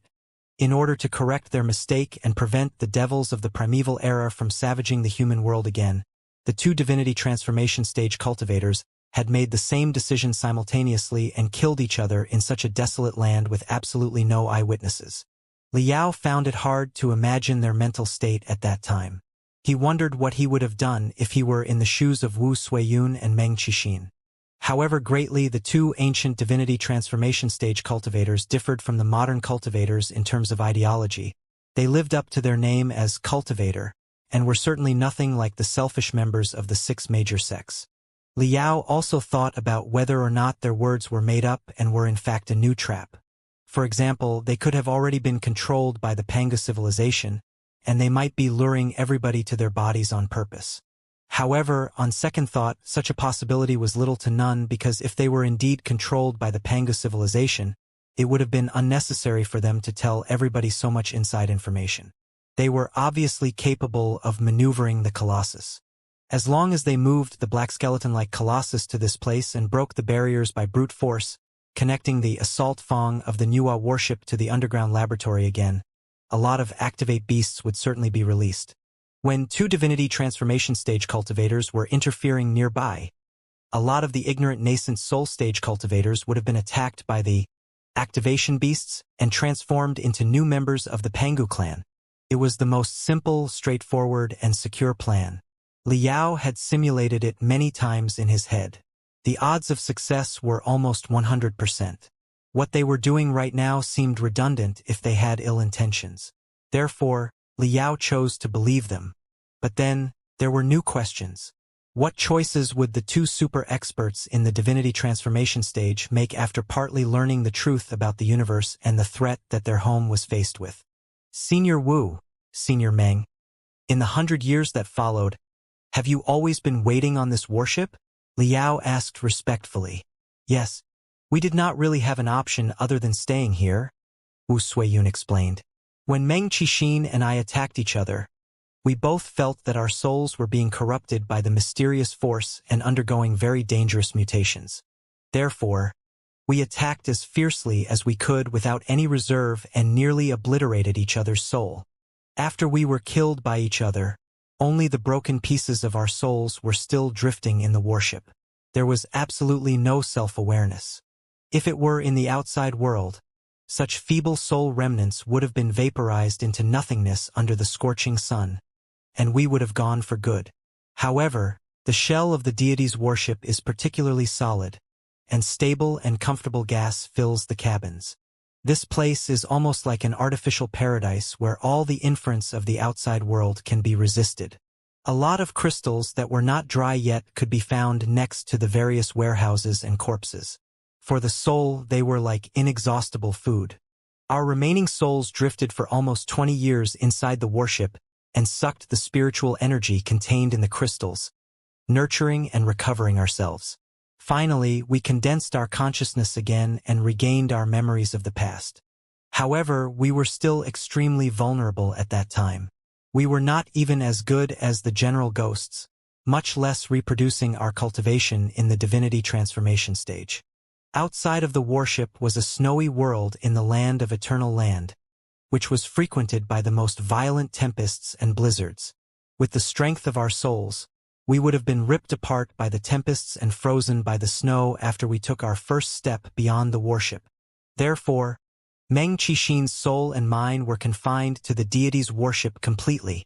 Meng Qixin grinned and said, "Moreover, after discovering the deity's warship and the shocking secret in the underground palace, and since this place was a paradise for nurturing souls, and there were so many primeval treasures and corpses worth studying, we couldn't bear to leave even if somebody asked us to." All the nascent soul stage cultivators nodded. They understood the 2 divinity transformation stage cultivators very well. For the 2 unique divinity transformation stage cultivators in the ancient sages sector, they could get power, position, wealth, and all the other mundane things without any trouble. Chances were that they could not have felt more bored when it came to such things. The deity's worship, the devil's underground palace, the primeval treasures, the prehistoric war between the deities and the devils. Only such things that concerned the origins and the future of the entire world were enough to attract the 2 divinity transformation stage cultivators and make them explore and research willingly. Although Wu Suiyun and I belonged to different sides, and we even had a life-and-death battle for the fate of the Great Qian dynasty and the Dark Cloud Prairies, We both realized that the ancient sage's sector was probably faced with unimaginable and barely resistible threats after we discovered the weird graveyard in the underground palace and were transformed into terrible monsters. An out-and-out world-blighting crisis was descending upon us. Compared with the world-blighting crisis, the fate of the Great Qian dynasty and the Dark Cloud Prairies was insignificant and even hilarious. Only if we abandoned our grudges and cooperated with each other could we seize the slim chance to help the world that we live in survive the crisis. Therefore, in the decades that followed, we stayed in the deity's worship to recover our souls with the crystals while we studied everything there. There are quite a few advantages to being ghosts without real entities. Other than the few crucial cabins locked by special barriers, we could enter the rest of the cabins without any obstacle, and we could study everything inside however we wanted. After our research, we discovered an extremely shocking truth, which is about the existence of the deity's realm that we mentioned just now. After saying that, Meng Qixin paused for a moment. He glanced at the many nascent soul stage cultivators who were pretending to be calm but in fact sweating hard. Then he smiled and said, "It is not precise to call it the deity's realm. In fact, there is an infinite sea of stars and countless worlds beyond the ancient sage's sector. Since we are talking about the sea of stars, do you know what the real stars are? No, not the glittering remnants around the ancient sage's sector. Those things can only be called cosmic dust in the boundless universe at best. How can they be qualified as stars? The real stars are enormous fireballs that emanate infinite light and heat, similar to the sun. Imagine it. In the sky above our heads, in places far, far away, billions of suns are hanging there, and next to every sun is a world that is similar to the size of the ancient sage's sector and possibly much more developed than ours. Ah! All the super-nascent soul-stage cultivators were deeply awed by Meng Qixin's words except for Liao. It was almost like some fish living in a small pond had suddenly discovered that outside its pond was an island and outside the island was a boundless ocean.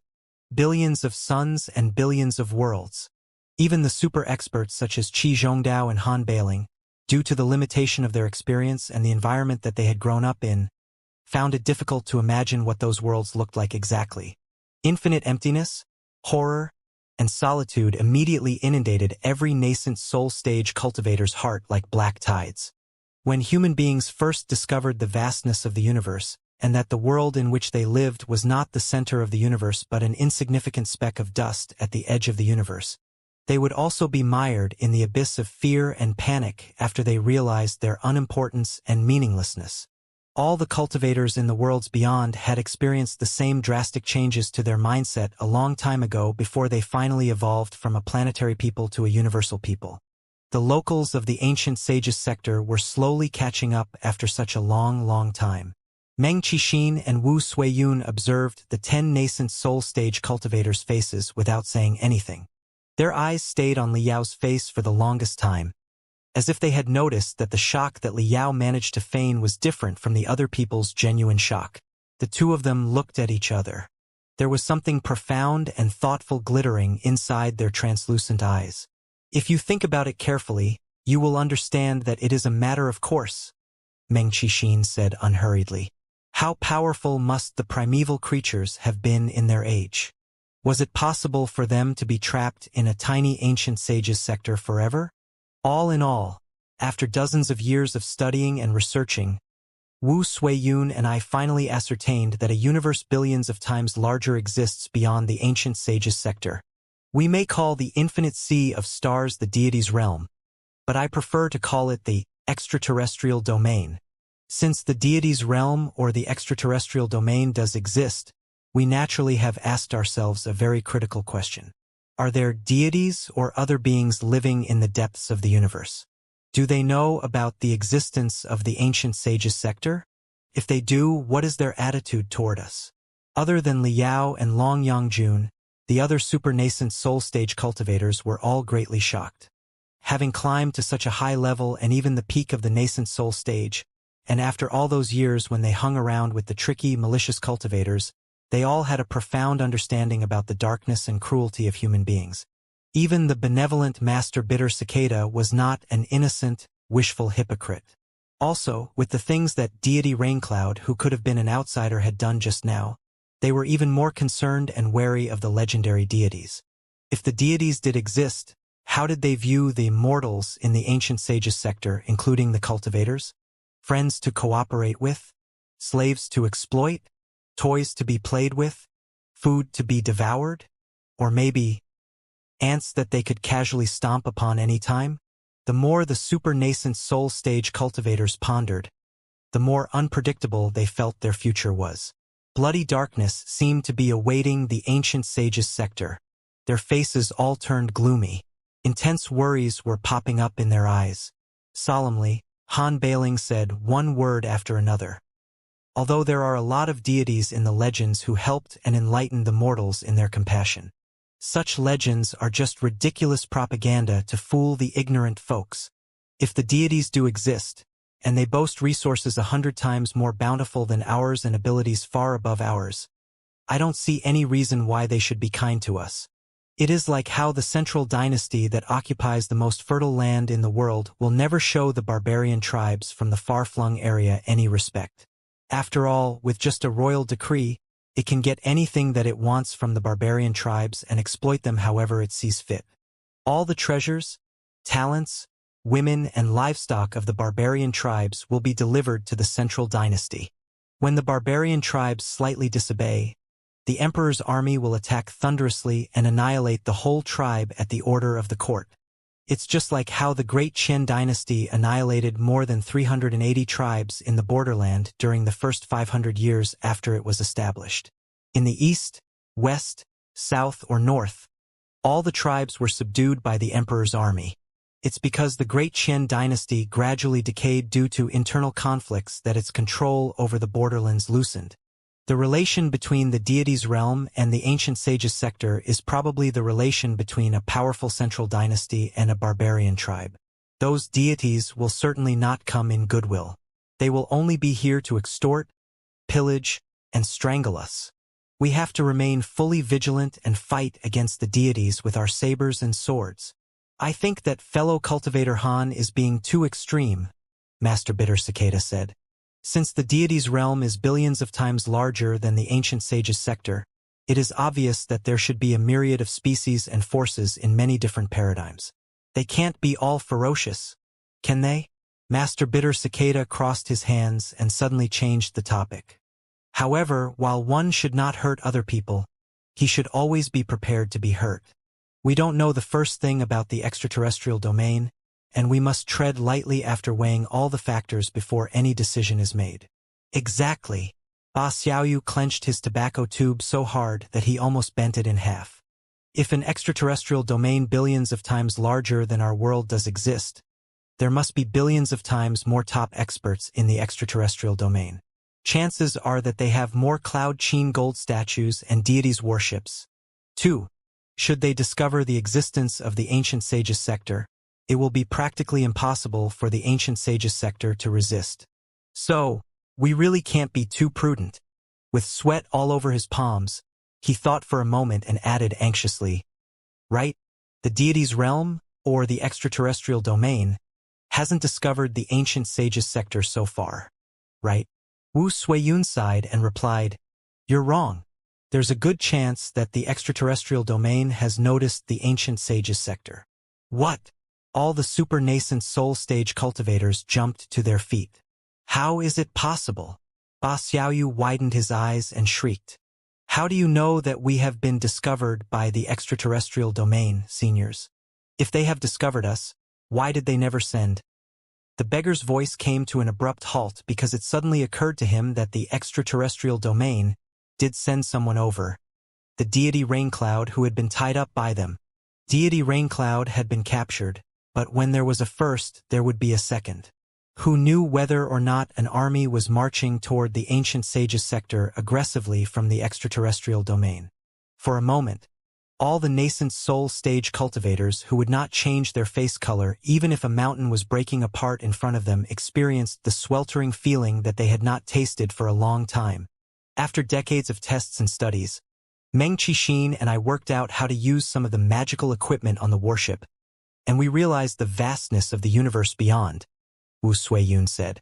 Finally, in the 70th year when Meng Qixin and I studied and trained on the deity's worship, we suddenly discovered that a piece of large magical equipment in one of the cabins on the warship had recently been activated. By recently, I mean within 100 years.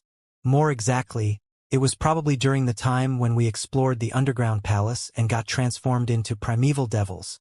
As for the usage of the magical equipment, after we inferred for a long time, we determined that it was used to send signals to somewhere extremely far, far away in the universe. Including Liao, all the nascent soul stage cultivators shuddered. Liao only held back his urge to cry out with all his strength. After pondering for a moment, Qi Zhongdao said, "Are you suggesting that a certain signal was launched from the deity's worship 100 years to somewhere mysterious in the depths of the universe? Perhaps it is not somewhere mysterious." Wu Suiyun shook her head. After discovering that, Meng Qixin and I dismantled the large magical equipment to study it. It took us 10 years to activate a modeled map of the universe stored inside and find the locations to which the signal was sent. They were probably a few worlds similar to the ancient sages sector. According our deduction, the deity's worship, just like the flying boats that we make use of, obviously requires a mother port and a certain number of supply ports as shelters or to load the supplies. The destination of the signal was probably the mother port of the deity's worship hundreds of thousands of years ago, or places where it thought that it could reach out to the deities. Therefore, fellow cultivators, unfortunately, the ancient sages sector has probably been exposed to the mysterious, magnificent deity's realm since 100 years ago. Everybody felt that their head was dizzy after being blasted by the astounding news. Liao even felt that his eyes were blank, and his ears were humming. This is really bad. Yes. The Star Glory Federation had discovered the ancient sages sector, and he had locked onto the precise coordinates of the ancient sages sector after the long voyage. However, the two divinity transformation stage cultivators of the ancient sages sector had discovered the existence of the heaven's origin sector and the flying star sector, too, and probably had retrieved part of the coordinates of the two sectors. There was no telling how precise the star map that they had managed to parse was. When old worries were not gone yet, new worries were already coming, not to mention that there was a special agent of the Imperium in between. It was truly a mess. It never rains. It pours. Meng Qixin did not give the nascent soul stage cultivators any time to catch their breath. As if he intended to shock some of them to death, he said, "Right when we discovered that the deity's realm had probably set their eyes on the ancient sages sector, we also discovered that the barriers blocking the underground palace were gradually losing effect. There's no telling whether it is because the barriers have finally been worn out after hundreds of years, or because they were breached by us 100 years ago, and couldn't be restored perfectly however we attempted to mend them. All in all, by our estimation, the barriers can barely survive another 100 years. There's a good chance that they will completely collapse within 100 years. Once the barriers deployed by the deities collapse, the 20 or so barriers that we set up will be far from enough to hold back all the monsters. Also, we both vaguely have a feeling that a large batch of monsters is being woken up inside the underground palace. They are simmering impatiently, ready for action. Because of the tectonic movements in the past hundreds of thousands of years, chances are that the shell of the underground palace has already been broken. Maybe they don't need to break through the barriers, but can find a different way to climb to the surface and savage the human world. Everybody, this is about the situation we are in right now. Above our heads, in the boundless extraterrestrial domain, it is very possible that a huge batch of ferocious deities who live there have set their eyes on our world and are rushing close as fast as possible. Deity Raincloud is one of them. That person's actions are the best clue to suggest that the deities are definitely not the kindest people in the world. Below our feet, there is a devil's palace that can break apart at any time. Should the barriers be breached, the primeval devils will reappear in the human world again, transforming the entire ancient sages sector into a den of devils. There's no way in heaven or hell. One moment of carelessness, and our world will be destroyed by the deities or devils. Now, do you still feel that the grudges and contradictions between Cloud Qin and Great Qian, the sects and the homeless peasants, the crown and the powerful eunuch, and everything else really matter? All the nascent soul stage cultivators were rendered speechless. Qi Zhongdao and Han Beiling looked at each other in bewilderment. Emperor Phoenix and Long Yongjun stared at each other, lost for words. Qi Changsheng was gazing at Ba Xiaoyu, and Wan Mingzhu was gazing at Master Bitter Cicada. The hate and killing intent in their eyes gradually dimmed, like a fire being extinguished by the greatest wind. Yes. If the ancient sage's sector was truly an insignificant pebble at the edge of the universe that could be crushed into powder by forces 100 times more magnificent at any moment, what was the point of fighting over the trivial issues happening on the pebble? Desperation. A lot of the nascent soul stage cultivators were grasped by intense desperation. However, the next moment, their intense desperation was devoured by their fighting will, which was even more intense. As the dominating rulers in the world and the super nascent soul stage cultivators that were only one step away from the divinity transformation stage, they shouldered the hope and the future of the entire ancient sage's sector. They were too determined to bend so easily. Even if there are deities above and devils below, are we just going to sit here and wait to be beheaded without doing anything? Heaven-battering King Qi Changsheng grinned hideously and spat on the ground. I don't care if they are deities and devils. They will have to prove that they are capable enough if they want to kill me. Of course, we won't wait to die while doing nothing, Wu Suiyun said. After discovering the deities and the devils, Meng Qixin and I tried moving out of the land of eternal night to deliver the message to the outside world more than once. But the tempests and the snowstorms were too ferocious, not to mention the creepy mist in the middle of the ice shell. Because our souls were not protected by functioning bodies, our endeavors all failed. Thankfully, there were many intact Cloud Qin gold statues in the deity's worship. In the 10 years that followed, Meng Qixin and I focused most of our attention on the usage of the Cloud Qin gold statues, hoping to maneuver a Cloud Qin gold statue to break out of the snowfield. But it's a shame that the Cloud Qin gold statues are designed for living people, and living people are different from ghosts after all. Also, we lacked the enlightenment of a teacher. We only tried time and time again and studied on our own. The progress was extremely slow during the 10 years. Eventually, we were able to manage one Cloud Qin gold statue with the two of us to perform fundamental movements such as walking, jumping, or punching. With those movements, it seemed possible for us to rush out of the land of eternal night. Meng Qixin and I planned to spend another year gathering as many crystals from the deity's worship as possible and performing a full examination on the Cloud Qin gold statue. Then, we would break through the snowfield in the Cloud Qin gold statue and reappear in the human world. However, right then you guys showed up. Your arrival was within our expectations. When we discovered that the ancient sage's sector was probably already exposed to the universe, we had deduced the possibility of such an event.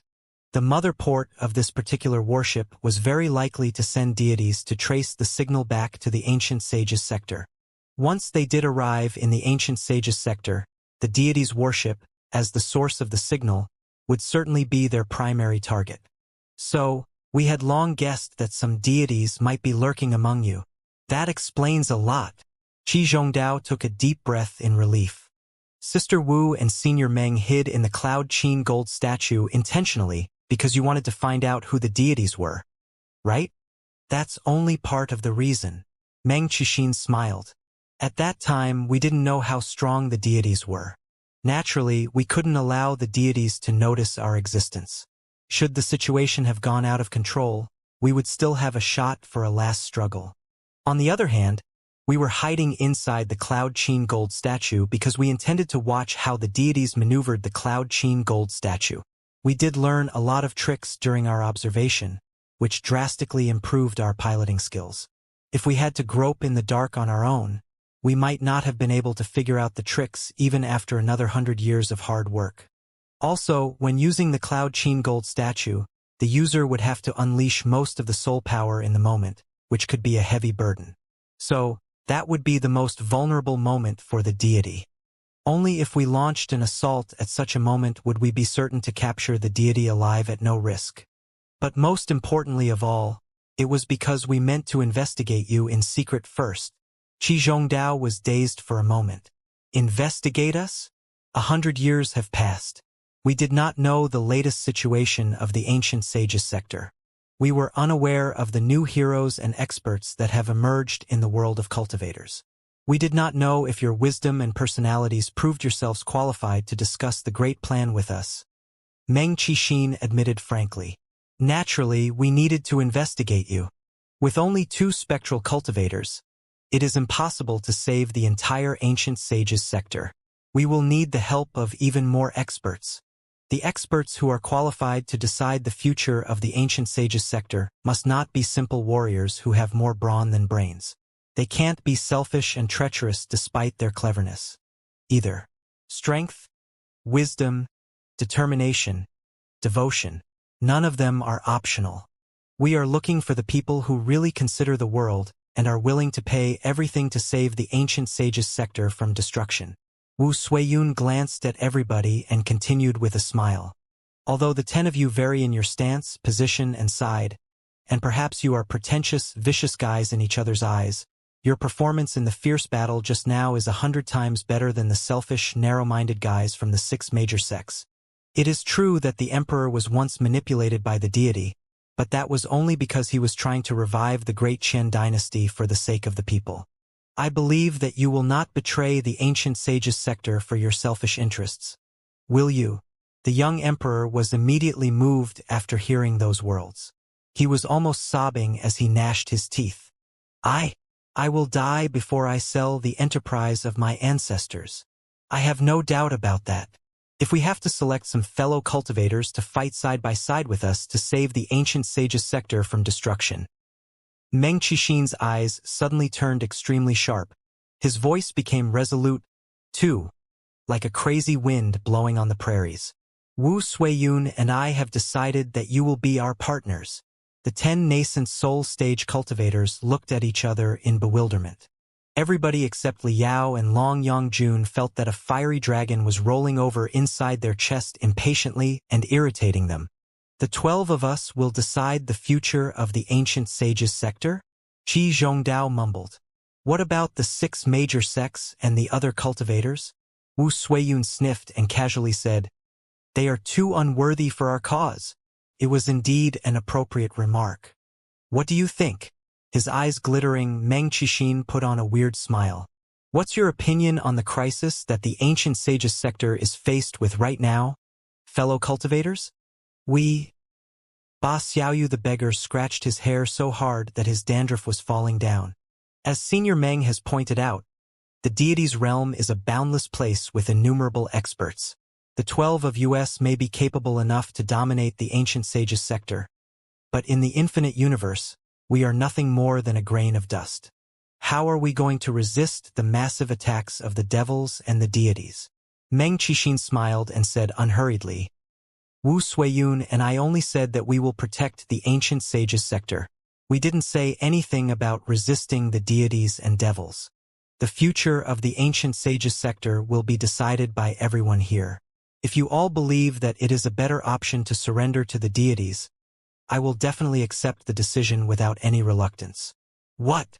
It was Ba Xiaoyu, Qi Zhongdao, and Liao who were dumbfounded this time. Surrender to the deities? What kind of divinity transformation stage cultivators were they? They had been speaking so inspiringly and in such a blood-boiling manner, yet they were planning to surrender without any resistance? That seemed rather gutless. Damn it. Is this guy actually some spy of the Imperium of true human beings? Although he knew that it was a highly improbable possibility, Liao could not help but shriek in his heart. Why not? Meng Qixin pointed at the things nearby. Look at the scale of the deity's worship and the delicacy of their magical equipment. Check how powerful the weapons that the deities and devils once used are, including the almighty Cloud Qin gold statues. Are we able to resist any of that? If the deities really make up their mind to lay their fingers on the ancient sages sector, there is barely any way for us to fight back. Hitting a rock with eggs is an idiotic action. It doesn't matter if you want to kill yourself. Chances are that you will even be able to leave your name in the history books as a valiant hero who never gives up. But right now, we are talking about the entire ancient sages sector and the lives of billions of people. Are you trying to drag billions of people to die together with you just in order to realize your valiance? It doesn't seem like what a noble cultivator would do. Qi Zhongdao and Ba Xiaoyu looked at each other. But, he... Meng Qixin chuckled in a low voice and pointed at Wu Suiyun. The expression on your face is identical to fellow cultivator Wu's when I first proposed the option of surrender to her. Getting to the bottom of it, Wu Suiyun, Qi Zhongdao and Ba Xiaoyu, you are all cultivators from the central plateaus. You are used to being on top of the world where you enjoy the feeling of being worshipped by the barbarians. For you, surrender is the greatest humiliation and an intolerable, shameless action. However, for those who have a hard time living in the barbaric lands such as myself, surrender and obedience to the central dynasties when they are powerful is a perfectly normal option. For tens of thousands of years, haven't the cultivators from the dark cloud prairies such as us, those from the southland of sorcerers such as fellow cultivator Spiritual Vulture, and those from the mountains in the southeast, the scorching land in the northwest, and the islands on the surging East Ocean been doing this all the time? If the barbarian cultivators were determined to die before we surrender, the remote land would have been entirely eliminated by the central plateaus. Is it really humiliating to surrender temporarily when you are overwhelmed? As long as surrender means survival, there will always be a chance for you to seek a comeback one way or another. Surrender to the central dynasties, learn their culture and techniques, build up our own strength in secret, and wait for the internal conflicts of the central dynasties. Then, take the chance to rise and replace them. That's exactly what all the barbarian regimes did when they marched from the remote areas to the central plateaus in the history of the ancient sages sector. When the dark cloud prairies were under my lead, I was preparing to do the same too. It appears that Big Bear has also done quite a good job with that, doesn't it? Ha ha ha ha. In such a case, after realizing our capabilities and our current situation, why can't we do exactly the same and regard the ancient sages sector as a barbarian regime and the deity's realm as a central dynasty? We will surrender to them temporarily and learn from them modestly, until we swallow all their essence and challenge them later. Well, all the nascent soul stage cultivators were shocked by Meng Qixin's determination, while other people were still shocked at the vastness, formidability, and mysteriousness of the deity's realm. Meng Qixin was already bold enough to consider challenging it. He truly deserved to be a divinity transformation stage cultivator who had dominated the prairies 100 years ago. He also deserved his nickname as the Wolf God, because he was as fearless and ferocious as a voracious wolf. Excellent! Heaven-battering King Qi Chongqing had been the first one to jump to his feet, shouting to fight the deities. He was also the first to respond to Meng Qixin at that moment. The leader of the bandits scratched his head and laughed. I was wrong just now. Senior Meng, you're right. In any case, as long as we preserve our strength and live on despite the humiliation, there will always be a chance to rise again. If this is just a false surrender, I don't think that it is entirely unnegotiable under appropriate terms. I surrendered many a time when I was hunted by the court's army and the bastards from the world of cultivators before. What's the big deal? It was just a means to an end. In the end, when I found the opportunity later, I still crushed those bastards, didn't I? Ha ha ha ha. Crack. Biting the tobacco tube hard, Ba Xiaoyu glared at him. Who are you calling bastards? Qi Chongqing glanced at him and chuckled. Those who hunted me before are the bastards.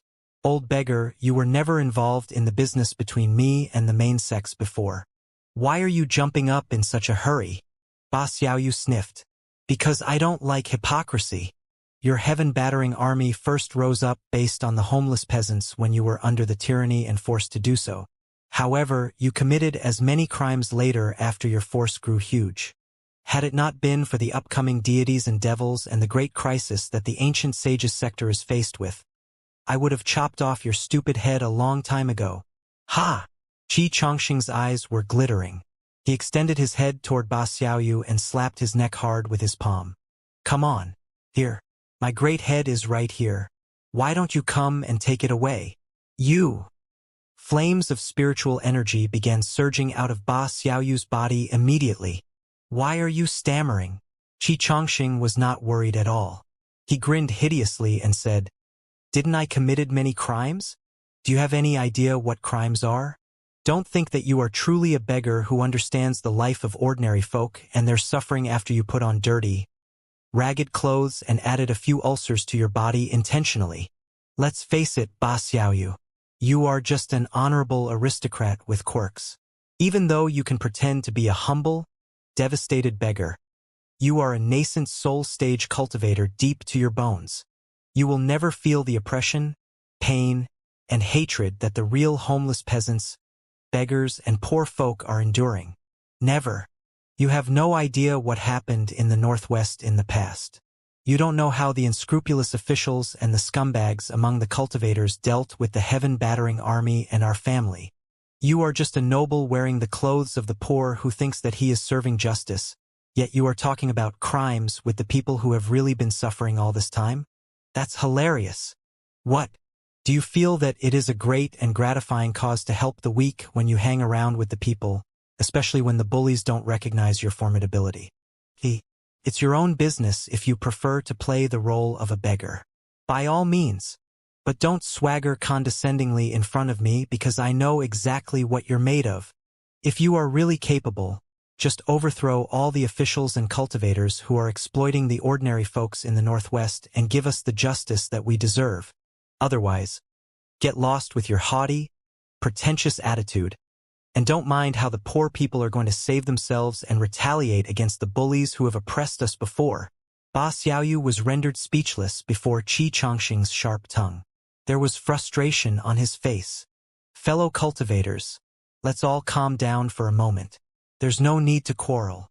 Master Bitter Cicada stood between the two nascent soul-stage cultivators, separating them from each other. He pondered for a moment and said, I believe that, despite all our differences and grudges, we share at least one thing in common. We hope for the happiness of the people and do not wish to see the destruction of the ancient sages' sector. If there is a way to relieve the ancient sages' sector of the torture of wars so that all ordinary folk can live in peace and prosperity, even if it is surrender, such a way is definitely worth considering too. After all, just like fellow cultivator Wu and fellow cultivator Meng said, the extraterrestrial land is too vast, and the deities there are too formidable. Other than anything else, if they simply land 200 Cloud Qin gold statues on the ancient sages' sector, how are we going to deal with them? Master Bitter Cicada's question was quite sharp. He depicted part of the capabilities of the deity's realm in a way that everybody could understand. Everybody looked at each other in bewilderment, deep in thought. It was indeed a good question. One Cloud Qin gold statue had already caused major trouble for them. The Cloud Qin Empire in the past had even claimed the entire world with only 12 Cloud Qin gold statues. How many Cloud Qin gold statues were out there in the deity's realm? Presumably at least 1 to 200. What were they going to do if 100 Cloud Qin gold statues landed on the ancient sages' sector? Whether we consider the surrender to be a necessary step so that we can challenge them later or sincerely surrender to a formidable force in the deity's realm in exchange for their protection in order to ensure the happiness of the common folk of the ancient sages' sector, both of which are viable options, there is one thing that is yet to be answered. Looking at Meng Qixin and Wu Suiyun in the eyes, Master Bitter Cicada asked, how can we be certain that they will be willing to accept our surrender? If the ancient sages' sector is but a grain of sand in their eyes and the cultivators here are merely ants, they may not need our surrender at all. In such a case, aren't we fooling ourselves right now? That's probably not the case. Meng Qixin shook his head. There's need to underestimate ourselves. Perhaps Wu Suiyun and I overstressed something just now, which misled you into thinking that we boast absolutely no way to fight back against the deity's truth. That's not necessarily true. This deity raincloud here is our first clue. If we are just ants for the deity's realm, it should have been easy for her to stomp on us and kill us. However, deity raincloud and her subordinates seem to count on the formidability of their weird armor and the Cloud Qin gold statue too much. If they are deprived of their armor and their Cloud Qin gold statue, they might not even be as good as you. What do you say, Emperor?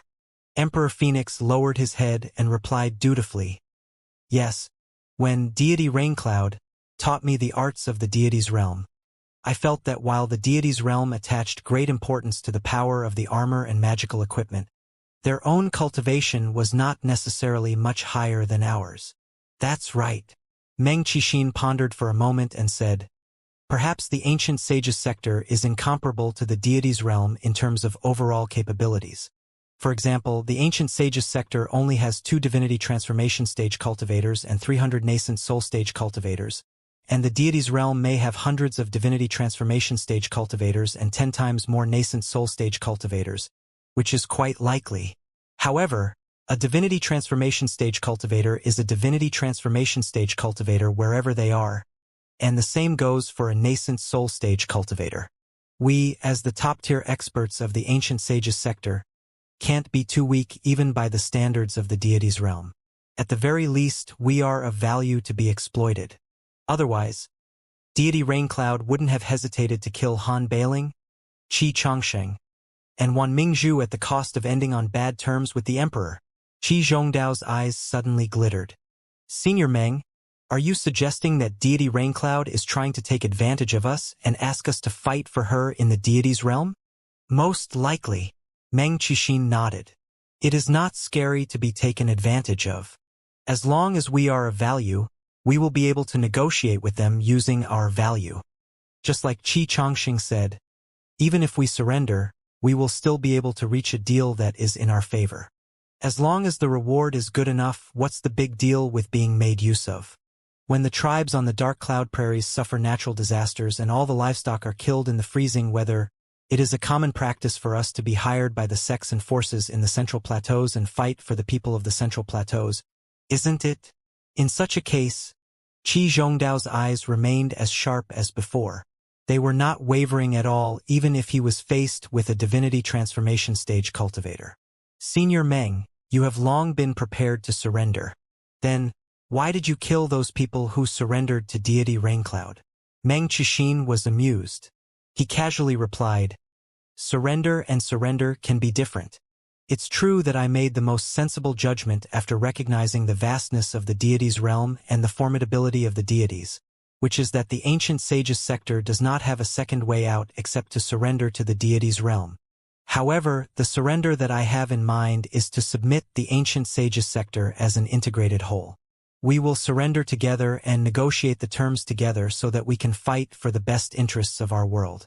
I dare not say that I'm utterly selfless, but I can swear to the infinite sea of stars over my head that I, Meng Qixin, have never placed the fate of the ancient sage's sector above my selfish interests, and I will never do so in the future. But those guys who surrendered to deity Raincloud were different. Those selfish, short-sighted, and shameless scoundrels became dogs wagging their tails, begging for mercy. After deity Raincloud tossed out some petty benefits, they would bite anyone they were asked to, even their comrades and siblings. They surrendered only for themselves. As long as they could gain the tiniest benefits from it, I have no doubt that they would sell the entire ancient sage's sector without blinking their eyes. Let me put it frankly, our target right now is to sell the ancient sage's sector at a good price.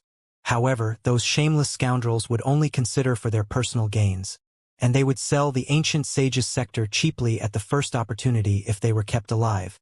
That's what Wu Suiyun and I said just now. United. We have to be united. Surrender can be an art, too. Such things often happened when the tribes on the prairies surrendered to the central dynasties. The central dynasties would buy part of the tribes over with some petty benefits and consider them the spies on the prairies before the central dynasties instigated trouble among the tribes, making them fight against each other and be divided and diminished together. Eventually, the central dynasties tamed the entire prairies with the least effort. But then, the tribes who had been bought over in the beginning would be useless and dealt with immediately. Fellow cultivator spiritual vulture, I believe that such things are anything but unusual in the Southland of sorcerers as well, right? Li Yao's heart changed quickly between pounding and absolute stillness. Solemnly, he nodded and replied, exactly. Divide and conquer is the best play of the central dynasties. If all the barbarian tribes were united wholes, they would be a major headache for the central dynasties. It's not just the barbarian tribes. The bandits are treated exactly the same way. Qi Changsheng spat on the ground resentfully. A few years back, The heaven-battering army was not the only force of homeless peasants in the Northwest. There were also almost 30 different armies. At that time, I tried to talk sense into the leaders of those armies. It didn't matter if they surrendered to the court, but they had to make clear who they were exactly. Would the court ever sincerely trust us? Therefore, we must be united.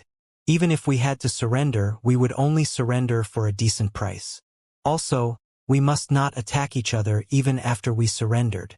The fine bows will be hidden after the birds are all shot down, and the hounds will be cooked after the cunning rabbits are caught. The court only accepted the surrender of some armies of homeless peasants because there were more armies of homeless peasants that they needed to deal with. If all the homeless peasants were annihilated, what could the people who surrendered in the beginning do?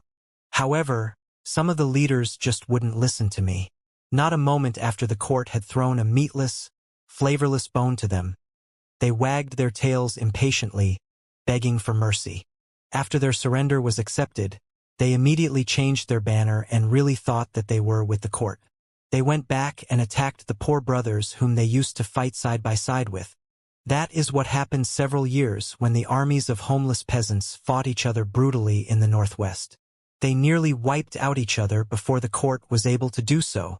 Last winter, my heaven-battering army was crushed by those traitors, and even I could only hide in the caves like a rat. In the end, guess what? The bandit leaders, who attacked their companions in the past without any reserve, slowly lost all their subordinates during the fierce battles. They thought that they would be rewarded by the court for their contribution in annihilating the bandits, but they were all executed by the court for the crime of rebellion before I was killed. Ha ha ha ha. Little Emperor, was it your idea? Emperor Phoenix narrowed his eyes and coldly said, "They are unpardonable, insane criminals in the first place. They were only a means to an end.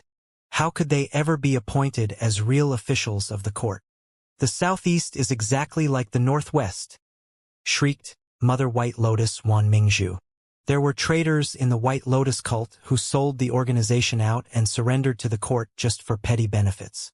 However, those blind, gutless fools didn't gloat for long before they were thrown away like ragged clothes after all their value had been exploited. Their outcome was miserable. Well said, everybody. They are the best examples to demonstrate how a community will fall apart when external enemies take advantage of our division. Meng Qixin concluded. Now, you should understand why we must kill those selfish, wavering, shameless weasels, right? To surrender or to fight a bloody battle, and which force to surrender to even if we decide to surrender. Such questions can be discussed slowly, and the final result, whatever it is, will be acceptable for everybody. But we have to be united and face the deity's realm with a common stance no matter what. The ancient sage's sector can only have one voice. Nobody is to get in touch with the deity's realm surreptitiously and surrender for their own benefits with no regard of the big picture of the ancient sage's sector. If such traitors do appear, they shall be executed without delay. In the end, Meng Qixin was almost yelling. The magnificent killing intent of the wolf god swept across the entire room like a storm of daggers, including Li Yao. Everybody felt that dozens of sabers were churning brutally inside their chests and heads. They could not help but tremble hard. All right, the situation is basically clear to everybody right now. Let me summarize and see if we can reach the most basic consensus. Wu Suiyun stood in the middle of Meng Qixin and the 10 nascent soul stage cultivators, slightly easing the atmosphere. She calmly said, "Firstly, regardless of your side and stance, and despite your past conflicts, I believe that you are willing to consider the big picture of the ancient sage's sector instead of only your personal interests. Right?" The nascent soul stage cultivators looked at each other. Master Bitter Cicada was the first to nod. If the ancient sage's sector can be safe and sound, I will not hesitate even if I have to be minced apart and confined to hell forever. The other nascent soul stage cultivators, although not as benevolent as the monk, were certainly much better than the selfish scoundrels from the 6 major sects. They all nodded. All right, since we are all considering the future of the ancient sage's sector, in order to save our world, we can resort to anything possible. Fight, surrender, schemes, betrayal. Even the most whimsical ideas should be up for discussions. We should have no concerns or be bound by any rule or law in the world. Do you concur with that? The nascent soul stage cultivators pondered for a moment and all nodded one after another. Saving the ancient sage's sector was of course the top priority. What rules could eclipse one's own world? Thirdly, Wu Suiyun observed everyone's face, glad at the calmness and rationality of the many nascent soul stage cultivators. She continued, "During our discussions we can express our opinions and debate as fiercely as possible, but I hope that we can reach the same decision in the end. The 12 of us should be equal because we all boast the ability to change the future of the ancient sage's sector. So, I hope that the final decision can be approved unanimously by the 12 of us. We will think and fight for the same purpose and work hard for the future of the ancient sage's sector. If anybody has a different opinion, they must voice their opinions openly. Clandestine deals should be strictly forbidden. Of course, for differing opinions, even if they just come from one of us, the other 11 must also listen carefully and try to offer a satisfactory solution.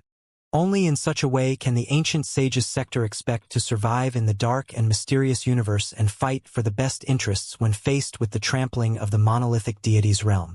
This is the only way in which we can build a new future for all the cultivators and the ordinary folks of the ancient sage's sector. Do you agree with those 3 requirements?" Wu Suiyun stared at everybody, her eyes clear and full of expectation.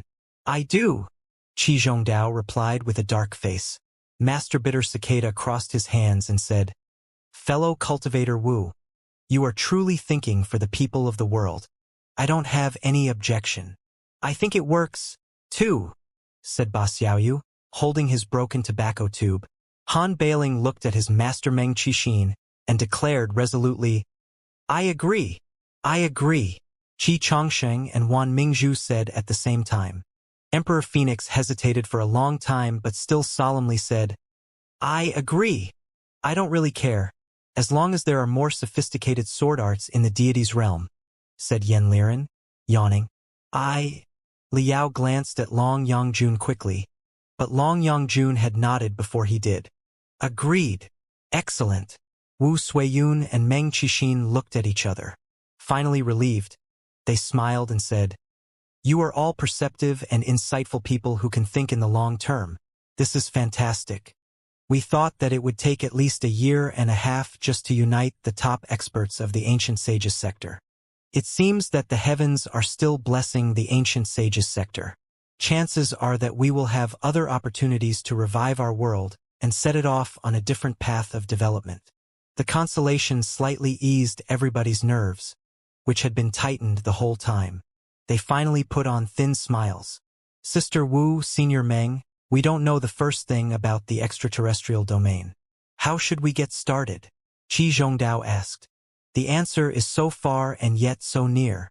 Wu Suiyun pointed at deity Raincloud, who was still unconscious and cramping slightly on the ground. "A guest from the deity's realm has ended up as our prisoner. Isn't she the best breach for us? However, before we interrogate her, Emperor, why don't you tell us about this deity Raincloud first and how you met each other?" Everybody was looking at Emperor Phoenix. Even Liao could not hold back his curiosity. He was eager to find out the backstory of the special agent of the Imperium of True Human Beings. Why on earth was she all by herself? Emperor Phoenix's position among everybody there was awkward. Now that so many seniors and experts were staring at him, he looked even more awful. Biting her lips, he pondered for a long time and said, "I met this deity Raincloud 5 years ago. At that time, I was still in the thunderous martial temple, the ancestral temple of my family in the west suburb of the divine capital. I was all by myself and my future wasn't very promising. However, I was a royal prince after all, and I was never involved in the conflicts for power among other royal princes. So my life had been rather quiet and peaceful. I was able to focus my full attention on training, and I never lacked any training resources. My advancement was rather fast. At that time, I had already reached the core formation stage. The royal bloodline was a lineage of generations of top experts and had its own mysteries. Also, they were never short of any resources or cultivation arts. Therefore, it was perfectly normal that the members of the royal family advanced faster than normal cultivators. Emperor Phoenix was quite a rare genius to enter the core formation stage at such a young age when compared to the average of all the cultivators. However, it was not an astounding achievement for the royal family, which had existed for 1,000 years. Emperor Phoenix furrowed his brow, as if he were remembering that fateful night. As I recall, it was a night 5 years ago. I trained particularly hard during the day and nearly got mentally deranged. So, I took some drugs to pacify my soul. I slept soundly during the night and had no dreams at all. However, in the darkest moment before the dawn the next morning, I suddenly had the most bizarre dream. It was in the dream that I met deity Raincloud for the first time. In your dream, Liao was dazed for a moment. Then he realized that, with the capabilities of a special agent of the Imperium of True Human Beings and the portable magical equipment that she carried, it should not have been difficult for her to release special interference to affect Emperor Phoenix's brainwaves and sneak into his subconsciousness. Although the other nascent soul stage cultivators and the divinity transformation stage cultivators were unfamiliar with the details, some of their techniques could influence dreams, too. Mother White Lotus Wan Mingzhu, in particular, was adept at such tricks. It was not very strange for them. When deity Raincloud appeared in my dream, Emperor Phoenix continued. She told me exactly what she said just now. She claimed that she was my ancestor and had ascended to the deity's realm more than 1,000 years ago. But because she had some personal issues left unfinished in the mortal world, and her offspring had governed the country into a mess, she couldn't bear to watch it any longer. So, she had returned to the mortal world to guide me to revive the great Qian dynasty. Naturally, I did not believe any of that in the beginning. However, she told me in my dream that her real body and her residence were hidden in the rumbling Thunder Mountains, 100 kilometers to the west of the divine capital. She asked me to see her after I woke up, and I would certainly find out the truth. In order to convince me, she even taught me a method to circulate the spiritual energy that she said was from the deity's realm. After I woke up, everything in my dream was so vivid. Even the secret technique from the deity's realm was also carved deep into my brain. I did not forget a single word. During that period, it's true that I ran into a bottleneck in my training, and my cultivation stagnated. Because I didn't have great teachers to enlighten me, I could only try on my own and nearly went mentally deranged. That was when I was most depressed and helpless. Although I was still suspicious, I did practice the secret technique that I had been taught. After only 3 days, I broke the obstacles that had been troubling me for a long time, and my cultivation soared. Of course, I was overjoyed. I couldn't help but believe what deity Raincloud had said and take her for an ancestor of my family. I was just an unpopular prince that nobody cared about and had nobody to count on at that time. It appeared to me that I wouldn't lose anything in a journey to the rumbling Thunder Mountains anyway. Therefore, I entered the rumbling Thunder Mountains and found deity Raincloud's residence there. Although the divine capital was the capital city of the great Qian dynasty, it had been established there mainly for military purposes in order to threaten the boundless prairies in the north. Other than the prosperity within the divine capital, the surrounding regions were not the most fertile and opulent. The rumbling Thunder Mountains were an extremely harsh place even though it was merely 100 kilometers away from the divine capital. Emperor Phoenix paused for a moment before saying, "Before I left, I browsed through the portraits of the predecessors of the thunderous Qian sect and checked what the thunderous fire Xianxia looked like. After I met the real person, he did look similar to the portrait. Therefore, I was even more convinced. Deity Raincloud treated me very well. He was not arrogant and egotistical at all for a deity. He taught me everything that he knew. He even showed me into a weird hut deep inside his residence and asked me to take a bath in the colorful mystic rays. After every time I was illuminated by the mystic rays, I would feel that my soul was fulfilled and my cultivation soared. My speed of training soared, too." Hearing that, Qi Zhongdao interrupted Emperor Phoenix and asked, "What exactly did deity Raincloud's residence look like?" Emperor Phoenix shook his head and said, "Every time I visited her residence, The inside and outside of the residence were always covered in vague mist. I only entered part of the rooms inside the residence but never saw the full picture of the entire residence. However, he pondered for a moment and said, "Now that I think of it, the distribution and structure of some rooms in the residence were quite similar to the cabins of the deity's worship here. Chances are that it was also a warship from beyond the sky that somehow crashed deep inside the rumbling Thunder Mountains." Everybody looked at each other in bewilderment. Although it was quite unexpected, it did make sense. Since she was a deity, it was only reasonable that she came on a warship of the deity's realm. In the years that followed, things were basically the same. I respected the ancestor of my family as my master and received a lot of her heritage. I also advanced above the middle level of the nascent soul stage from the core formation stage. In the meantime, she often rubbed my temples and my skull repetitively with certain magical equipment. Many times, after the procedure, I always felt that something new was added to my head. Something ambitious. I asked Deity Raincloud why she did that, but she said that she was only broadening my brain. How could I not be ambitious and visionary if I wanted to be the greatest emperor of all times? I was too fascinated by the prospect of being the greatest emperor of all time to care about anything else at that time. Deity Raincloud had done nothing that called for my suspicion at all either. Not only did she teach me tremendous techniques and help me improve my capabilities, she also brought out a large batch of magical equipment and armor from the deity's realm to help me establish the Fiery Phoenix Legion and the Fiery Phoenix Imperial Guards. She even granted me an unparalleled armor and supported me in ascending to the throne without any thought. How could I be suspicious of such an ancestor and master? She did not show any inconsistencies even after I claimed the crown. She had no demands for me at all except that she asked me to dispatch a bunch of resources so that she could establish a sacrificial altar near the rumbling Thunder Mountains. A sacrificial altar? The eyes of the nascent soul stage cultivators and the divinity transformation stage cultivators were all glittering. What's that? What were the resources that she asked for? I don't know what it was exactly.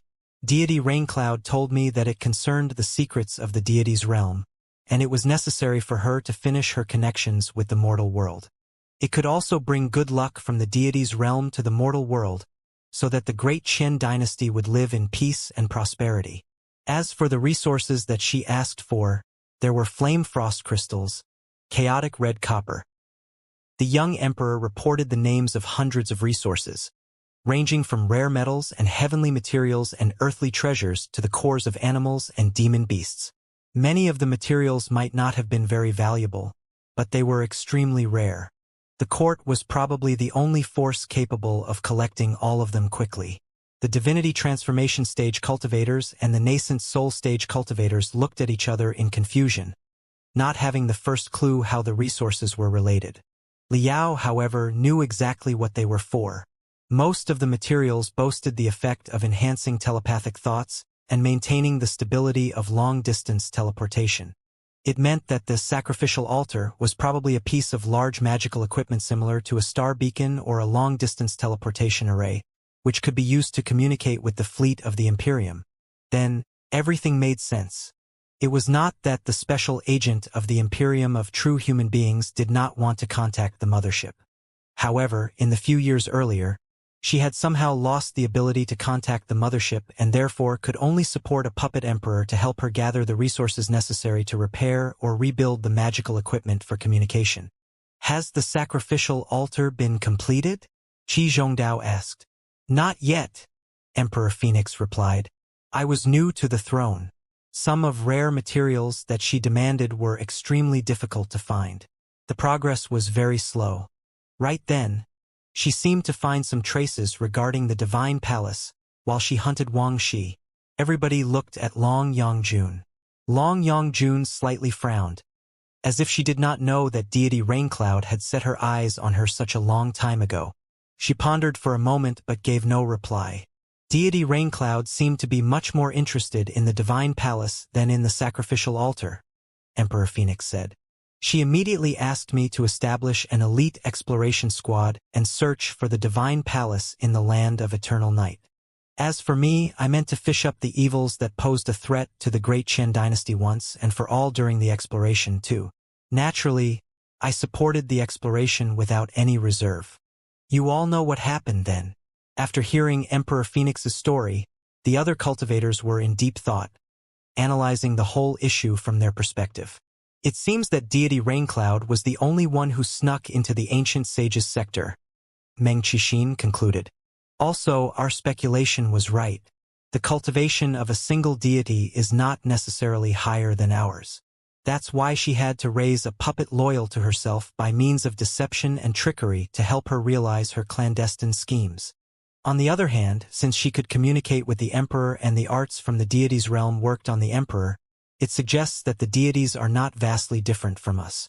We might even be the same species, simply living in different worlds. Therefore, there is no need to feel desperate, everybody. We definitely have our chances in the game versus the deities. Now, it's time to interrogate deity Raincloud and find out what the so-called deity's realm is. Meng Qixin smiled and drifted to deity Raincloud.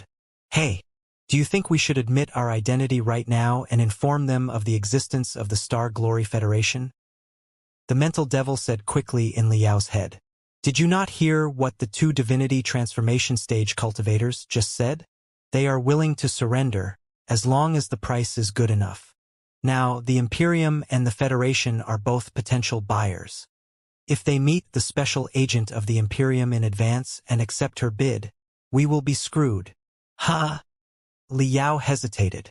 Meng Qixin had already floated up to deity Raincloud's face. He opened his hands and suddenly stabbed all the 5 fingers into deity Raincloud's head. Ah! The previously unconscious deity, Raincloud, immediately screamed miserably, cramping like a rat thrown into boiling oil. Don't let her die. Wu Suiyun frowned, while more than 10 colorful tentacles extended out of her soul into deity Raincloud's eyes, nostrils, and ears. She is the connection between us and the deity's realm. Maybe we can count on her to negotiate with the deity's realm. I know. Meng Qixin smiled. I'm just setting up some barriers in her head first in case she lies to us later. Your barriers are too tough. One moment of carelessness, and her brains would be minced, turning herself into an ignorant retard. While talking, Wu Suiyun manipulated more and more threads of spiritual energy to dart into deity Raincloud's head. Let me do this instead. What did you say just now? Liao said to the mental devil. No, I didn't say anything. Let's just keep lurking for now. Suppressed by the two divinity transformation stage cultivators, deity Raincloud, from the Imperium of true human beings, was shuddering more and more violently, almost like a fish that was dying in a drought. Stinky blood was leaking out of her every pore.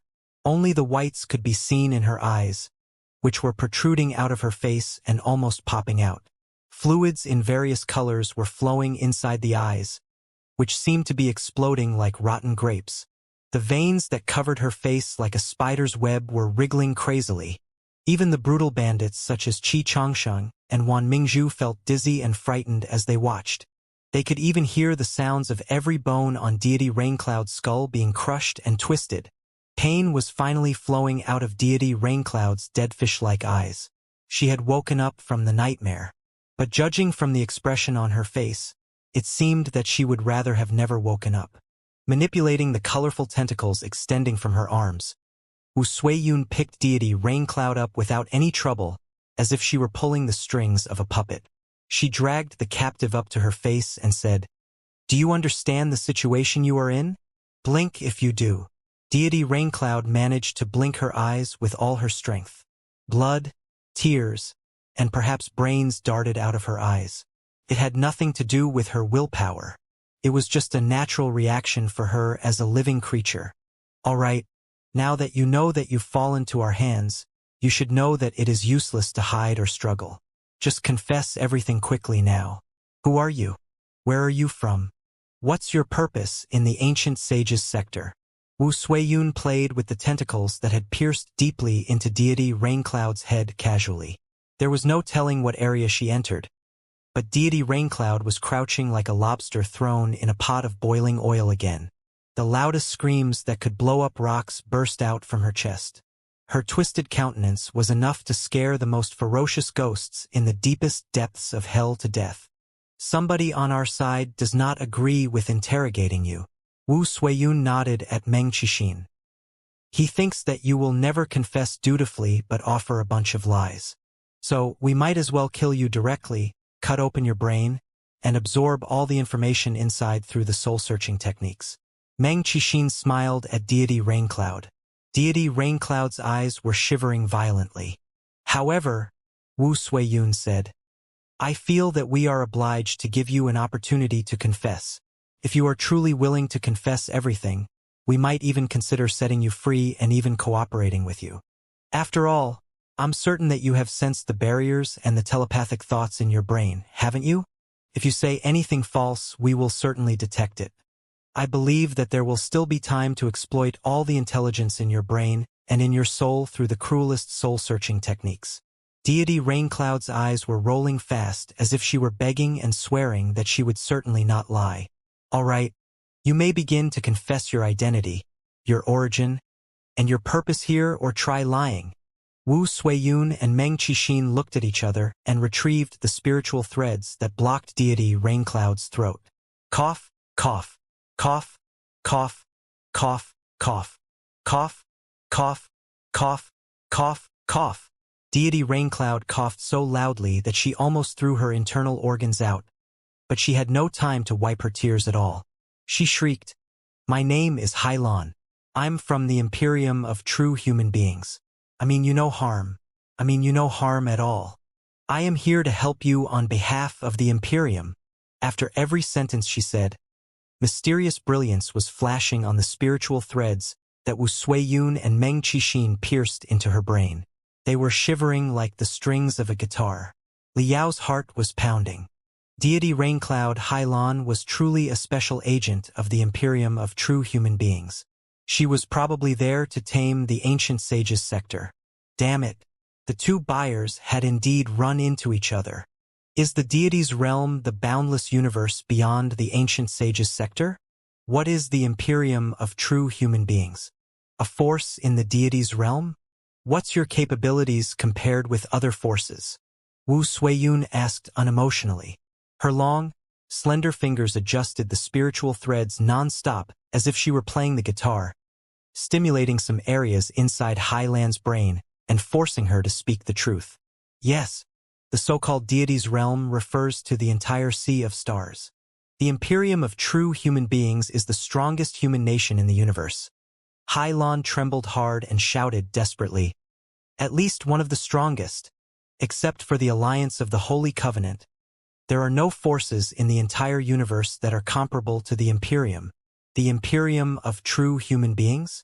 The alliance of the Holy Covenant? So to speak, there are two superpowers in the deity's realm. Wu Suiyun was deep in thought. Introduced to us the general situation in the universe, including a brief history of the Imperium of True Human Beings and the alliance of the Holy Covenant and the relationship between them. Under the suppression of the two divinity transformation stage cultivators, Hailan, heavily wounded and no higher than the middle level of the nascent soul stage, had no ability to resist at all. She confessed everything as fast as she could. Her prolonged confession did not stop until 4 hours later. The two divinity transformation stage cultivators and the 9 nascent soul stage cultivators except Liao were all captivated. A new gate to the universe seemed to have been opened in their minds. Liao also took the opportunity to compare Hailan's confession with the description of Xianxia, the specialist of colonization from the Imperium whom he had met in the past.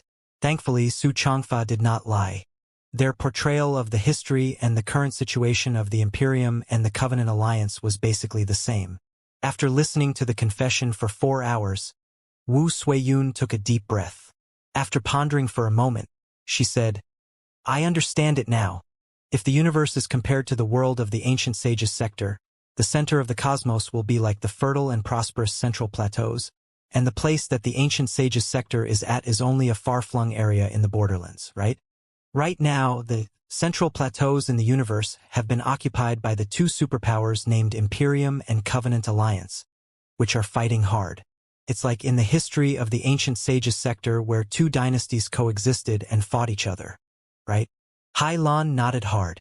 The Imperium of true human beings worships Nuwa, while the Alliance of the Holy Covenant worships Pangu. The enormous bodies on this warship were all members of the Nuwa clan and the Pangu clan, which were two primeval species hundreds of thousands of years ago. Then Wu Suiyun furrowed her eyebrows.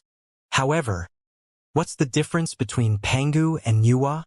Hai Lan breathed for a moment and said, the Pangu civilization admires absolute order and rules. In their world, feelings and free will are strictly forbidden. They are considered the source of the universe's destruction. The Nuwa civilization originated from the Pangu civilization but held the very opposite ideology. They value the maximal bloom of feelings and free will. Everybody has the liberty to do anything. This is the biggest difference between the Imperium of true human beings and the Alliance of the Holy Covenant. We are the last hope for humanity. Wu Suiyun did not give any comment. She went on asking, now that the Imperium is at war with the Covenant Alliance, what are you doing here in the desolate land at the edge of the cosmos? Are you a deserter? There was obvious pain and shame on Hai Lan's face, but she had no choice but to speak the truth under the oppression of the two divinity transformation stage cultivators. Our entire Black Wind fleet is here for a colonization quest as punishment. The Black Wind sector was one of the most powerful sectors in the Imperium of true human beings. The Black Wind warriors were also the most famous soldiers in the army, best known for their valiancy. Most troops of the Imperium are ranked into Alpha, Beta, and Gamma. The Alpha troops are the absolute main forces, whose main responsibility is to resist the Covenant Alliance. The Beta troops are deployed to ensure the safety and order within the Imperium and to deal with the invasion of the extraterrestrial devils and the insurgencies. The Gamma troops are the weakest and have the worst equipment. It is their responsibility to wander beyond the border of the Imperium to explore new worlds and expand the territory of the Imperium. Just like the border troops, the Imperial Guards, and the militias in the Great Chen dynasty? Wu Suiyun asked. Exactly. Hai Lan gnashed her teeth. The Black Wind Fleet was the Alpha troop of all the Alpha troops for more than 1,000 years. In terms of the combatability of our soldiers and our equipment such as warships and colossi, we all belonged to the top tier. We were the elites of the elites, the best of the best. However, 100 years ago, the Imperium and the Covenant Alliance had a strategic battle in the Syrian Arm, in which both parties devoted all the troops from the 10 or so sectors nearby. At the most critical moment in the heated battle, because of a mistake that the Black Wind Fleet made, we lost the entire battle. As a result, 5 sectors on the Syrian Arm were occupied by the Covenant Alliance, including the Black Wind sector, our hometown. The Imperium suffered a great loss. The entire defense line on the Syrian Arm collapsed. It was the most brutal failure in the past 500 years. After news of the failure got out, the entire Imperial Terminus sector was shocked and infuriated. The troop that had failed in battle because of incompetence and even lost our own home sector, according to the tradition, should have been disbanded on the spot. All the surviving personnel should have been merged into other sectors and legions after they were split apart. The Black Wind sector and the Black Wind Fleet should have been terms in history and eventually ended up in the dust. However, despite the brutal failure, under the leadership of Hai Ming, my father and the commander of the Black Wind Fleet, we did not suffer fundamental losses. Our organization was still intact, and 2/3 of our combat ability remained. The Black Wind Fleet was a seasoned elite troop in the Imperium who had accumulated too many military credits and honors. Many influential persons also helped to pull strings for us in the Imperial Terminus sector. Eventually, the final punishment that we were given was that we were demoted to a Gamma troop from an Alpha troop. The defeated soldiers of the other few sectors that had been lost in the battle were assigned to us and regrouped into a brand new Black Wind Fleet. Our mission changed from resisting the Covenant Alliance to colonizing in the boundless, desolate area at the rear of the Imperium. Wait! Meng Qixin interrupted her. Expanding the territory and conquering the foreign worlds should be a mission of the utmost glory. Why does it seem to be considered a lesser, menial job in the Imperium? You may not know this, but Hylon smiled miserably and explained the reason. When the Imperium of True Human Beings was first founded and occupied the center of the cosmos, including the Imperial Terminus sector, expanding the territory and controlling more sectors and space zones were certainly of paramount importance. At that time, even the war against the Covenant Alliance was not nearly as important as the expansion of territory. The best legions and fleets were all deployed to conquer more worlds. However, after 1,000 years of development, the Imperium of True Human Beings had already subjugated most of the prosperous areas in the Star Ocean Imperium. The rest of the prosperous areas were under the control of the Covenant Alliance, and it was not easy to seize them. The two superpowers had essentially divided the entire central plateaus. All that was left were the desolate worlds that were extremely far away and short of resources. The universe was too vast a place, and it could be very tricky to find a world that was of value to be developed and habitable for human beings. Those desolate worlds were scattered at the edge of the boundless cosmos, hundreds if not thousands of light years away from each other. When an imperial fleet marched out to explore the foreign lands, it was possible that the fleet would fail to find any target worth conquering after wasting hundreds of years. Even the places where civilizations were thriving as marked in the ancient star maps could have ended up as wastelands because of the passage of time or the apocalypses. In other words, at such a time, exploring the foreign lands became a dirty, exhausting job.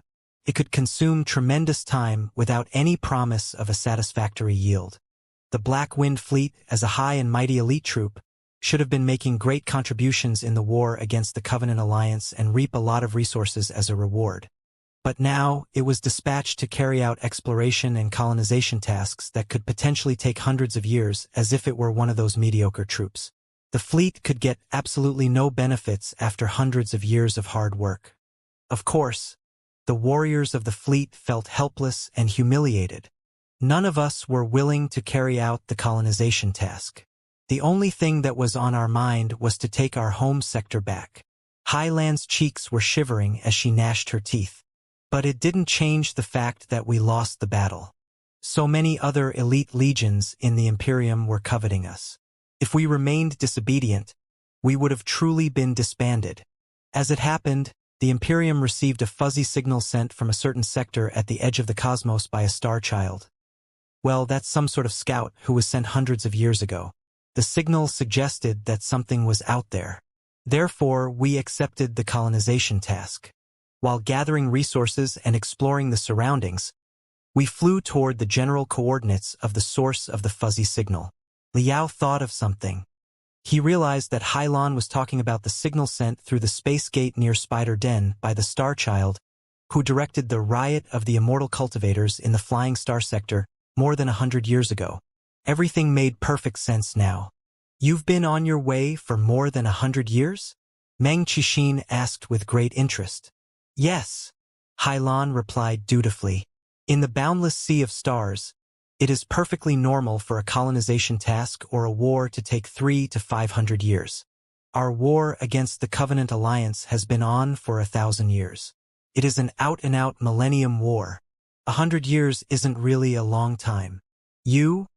Meng Qixin thought for a moment and asked, can't you just teleport yourselves over directly? We can't. Hylon shook her head. The coordinates sent back by the Star Child were too obscure. If we had performed a space jump recklessly, it would have been very likely for us to lose our direction in the storms in the four-dimensional universe and be ripped into shreds by the super tempests. The locals of the ancient sages sector understood the notion of super tempests very well. They all nodded.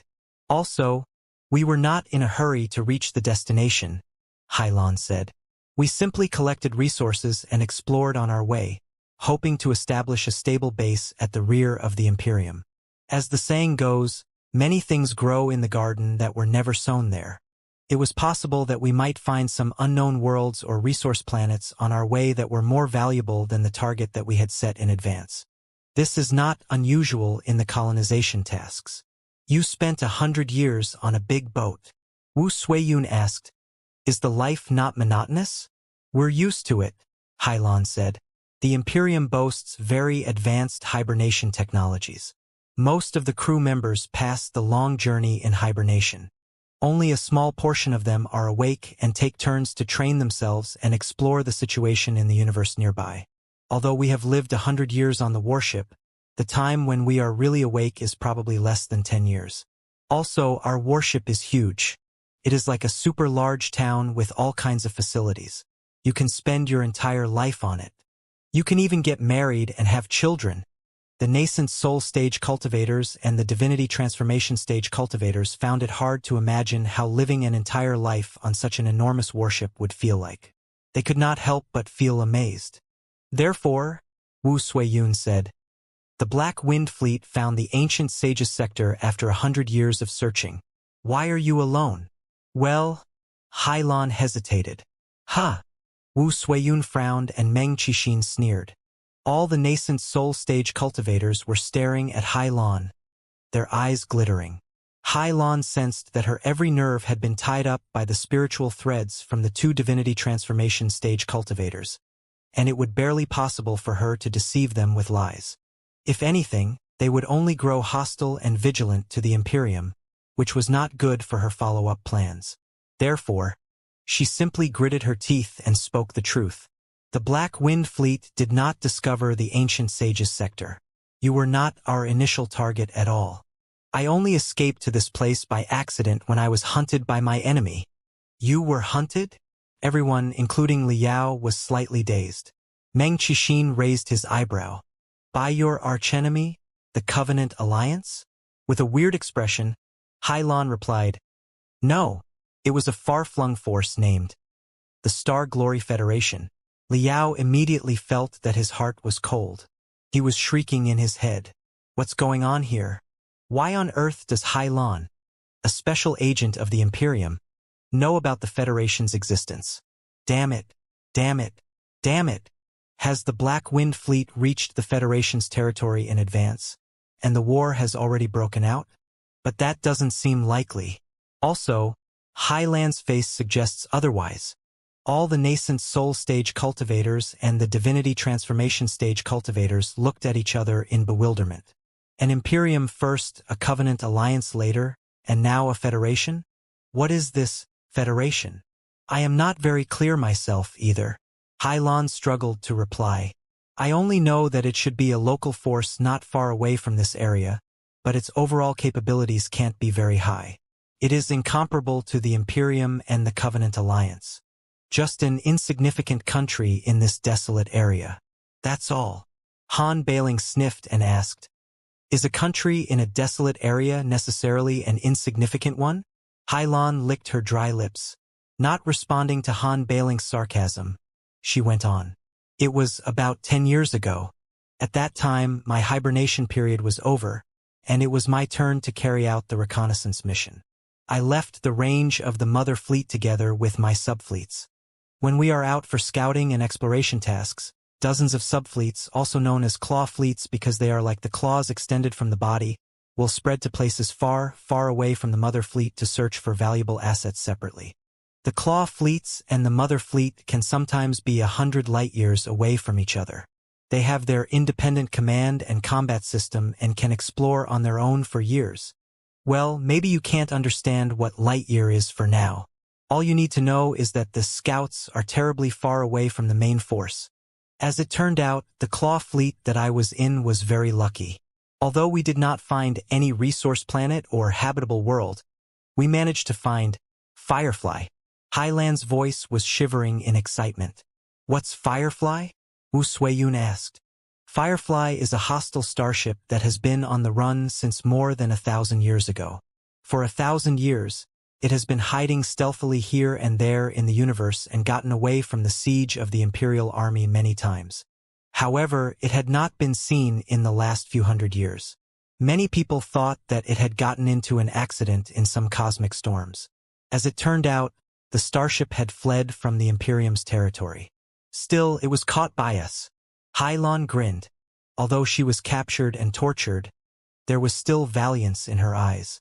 Meng Qixin pondered for a moment and asked, "Is Firefly very important to the Imperium?" "Well," Hailan's eyes shuddered quickly. "Speak. How can we cooperate if you don't tell us everything you know honestly?" Meng Qixin smiled. Glamorous brilliance resembling auroras beamed out of his deep eyes. The brilliance condensed into different beams and crawled into Highland's eyes like colorful snakes. In the meantime, Wu Suiyun also played with the strings that had pierced deeply into Highland's brain crazily. Highland's head was trembling uncontrollably. Her eyes were gradually frozen, and her voice became hollow. It's very important. The original Firefly carried the leadership from the Parliament of the Star Ocean Republic. They were the last resistance of the Star Ocean Republic and claimed to be the rightful government of the Star Ocean Republic. Firefly was the last territory of the Star Ocean Republic.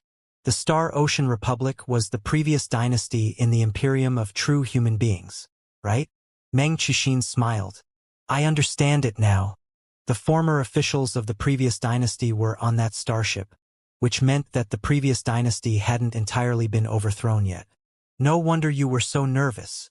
With a hollow voice, Hailan said, the Star Ocean Republic adopted a parliamentary republic system. It wasn't really a dynasty. However, rumor has it that part of the leadership stole the important Star Ocean seal of the Parliament when they escaped from the Imperial Terminus sector. The seal was made of the pieces of the Imperial seal of the Star Ocean Imperium 10,000 years ago and represented the supreme power in the universe. In the legends, it also concerned a great secret related to the Supreme Emperor. Meng Qixin's eyes suddenly shone. A national seal? Highland's eyes moved for a moment. Not exactly a national seal. The Imperium has ruled for long enough. Cannot be shaken by a single seal. However, it was still a great trouble that the remnants on Firefly wandered in the universe with the pieces of the Imperial seal of the Star Ocean Imperium in the past. The Imperium of true human beings has organized hundreds of sieges in the past 1,000 years, but Firefly got away from all of them like a slippery loach. Now that we had run into it, how could we let it get away? Although she was being hypnotized by 2 divinity transformation stage cultivators simultaneously, every muscle on her face was still twisted into a hideous smile. She licked the blood on the corner of her lips and said, if we could capture Firefly and the last warriors of the rightful government of the Star Ocean Republic, and possibly retrieve the Star Ocean Seal, it would certainly be the most incredible accomplishment in the history of the Imperium. With such an accomplishment, the Black Wind Fleet would certainly be restored to an Alpha Legion and become the best troop of the best troops again. Therefore, my Claw Fleet immediately lunged at Firefly. Wait a moment. Meng Qixin interrupted her again and raised new questions. Since it was such an important target, shouldn't you have requested reinforcements from the Mother Fleet first? Why did you attack on your own? We couldn't send out any signals, Hailan said. We discovered Firefly by accident. They found us at exactly the same time we found them. In the accidental encounter, Firefly reacted first and activated powerful interferential waves, blocking all communication signals sent to the outside world. Meng Qixin slightly frowned. Is there such a technique in the world? It is not a very sophisticated art, Hailan explained. Destruction is easier than construction, and disruption is easier than transmission. In the boundless sea of stars, to transmit the information stream steadily and precisely to a point hundreds of years away despite the scourge of the stellar radiation and the cosmic storms is an extremely difficult task in the first place. The disruption, in compassion, is not very sophisticated.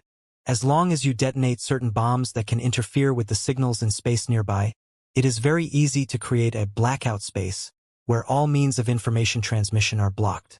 Firefly was highly vigilant and had abundant battle experience after running for 1,000 years in the universe with the remnants of the previous regime. Although they were merely floating the orbit of a forsaken mining planet, gathering assets from the planet to repair their starship, they still deployed a great number of floating bombs throughout the entire galaxy. Hardly had we discovered each other when they activated all the bombs, disrupting the transmission of telepathic thoughts and secluding the whole galaxy. For battles in the Sea of Stars, information is the most critical factor. Blocking signals is a very common tactic. Deep in thought, Meng Qixin nodded and said, that explains a lot. Those frightened birds were certainly not worthless. How did you react once all the signals had been blocked by the enemy? We had 2 options, Hailan said. Firstly, we could wait patiently while the blockage created by the interferential bombs dissipated. But the process could take dozens of hours, during which time the enemy would certainly release new interferential bombs to build up the blackout area. Secondly, we could escape from the blackout area and jump to a place beyond the range of the interferential bombs where we could communicate with the mother ship. However, Firefly knew that very clearly, too. When we were preparing for a space jump, it released countless exos and space shuttles to harass us, stopping us from entering the space jump state stably. In the meantime, its own space jump units were unleashing immense spiritual waves, suggesting that it was trying to enter the emergency jump state. 2. If we had insisted on jumping out of the blackout area to report to the mother fleet, Firefly would have jumped to somewhere deeper in the Sea of Stars and escaped again by the time the mother fleet arrived. Therefore, we had no choice but to charge forward and bite down hard, not letting it run away. Touching his chin, Meng Qixin asked, "You can't be disrupted while you are performing a space jump?" "A space jump is just like how you use your teleportation array," Hylon said. "What will happen if the teleportation array is attacked and detonated while you are halfway through your teleportation? I'm afraid that your limbs and your internal organs will be teleported to random parts of the world separately." "Got it." The two divinity transformation stage cultivators looked at each other. They were both smart enough to understand the dangers entailed in a space jump through the examples around them. So to speak, once you were caught in a blackout area, where you couldn't deliver a message to the outside world, and a space jump was not an option, you could only fight the enemy to death, right? "Yes." Hylon sniffed. With immense confidence flowing out of her dirty eyes, she gritted her teeth and said, "Firefly was modified based on a main force warship of the Star Ocean Republic in the past. However, the technologies it adopted were from 1,000 years ago. The magical equipment and techniques installed were rather obsolete. Also, it had suffered heavy wounds countless times during its 1,000 years of escape, only to flee in search of worlds that were compassionate toward the Star Ocean Imperium and hostile to the Imperium of true human beings, where the starship was updated as much as possible. After the army of the Imperium arrived, it would run away again with a batch of rebels who disobeyed the Imperium and identified with the previous regime. After 1,000 years of running, Firefly was already a pile of scraps with patches everywhere. The resources on board must have been insufficient, and the morale couldn't be high. How much combat ability could it have? My Claw fleet, on the other hand, boasted bloody blade-level assault warships, one of the latest models in the Imperium, whose firepower was quite impressive. Although we were just a team of scouts that was not large in scale, we even had a Colossus, or the Cloud Sheen Gold statue to your knowledge, which was piloted by me. We were to Firefly what a shark was to a whale. Even if the enemy was more than 10 times larger than us, as long as my Colossus crawled into the enemy's belly, we were 70% certain that we could kill the enemy. That was our plan. We hoped to disrupt the enemy's positions and distract their firepower with a violent assault so that a small communication starship on our side could jump out of the blackout area and contact the mother fleet. The battle went quite well at first. Firefly's situation was exactly as we had expected. After an escape of 1,000 years, it had fled to the edge of the cosmos. If it went any further, it would escape out of the range of the civilization of mankind as a whole and enter the mysterious, highly perilous extraterrestrial lands. They were a bunch of stray dogs that were approaching their doom. They were short of ammunition, crystals, and other resources. Their morale was lower than ever, too. They were no match for us at all.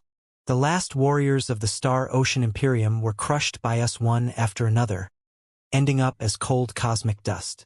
I also landed on the shell of Firefly successfully in a Colossus under the cover of the immense firepower of the bloody blade-level assault warship. Colossi are the most terrifying, ultimate weapons in the universe.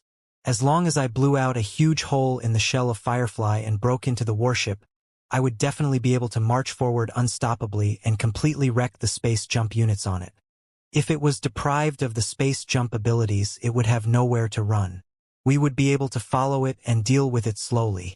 At normal cruising speed, it was impossible for the starship to get rid of us. It would only bleed slowly as more and more claw fleets and even our mother fleet arrived. Victory was soon to be ours. When Hailan paused for a moment, with shock and fear beaming out of her face, her lips trembled for a long time before she managed to continue. When a mysterious fleet emerged out of nowhere in our rear and launched the most violent assault on our most vulnerable parts. The scale of the fleet was more than 10 times larger than our claw fleet. The models of their warships, space shuttles, and crystal suits were different from the traditions of the Imperium and the Covenant Alliance. It was obvious that they belonged to a new force. Although most of the magical equipment that they employed was outdated by generations compared to ours, they had the sheer advantage in numbers. Also, we were too focused on Firefly in front of us to realize that Firefly could possibly have reinforcements. Therefore, we suffered major losses after the first encounter. The entire claw fleet was immediately covered in fireballs and blasts. Countless exos and space shuttles that were not protected by the warships were even blown into smithereens within the moment. A lot of warships were attached to the enemy by magnetic fields. The most dangerous boarding battles soon began. Because of the enemy's absolute advantage in numbers, our warships were captured one after another.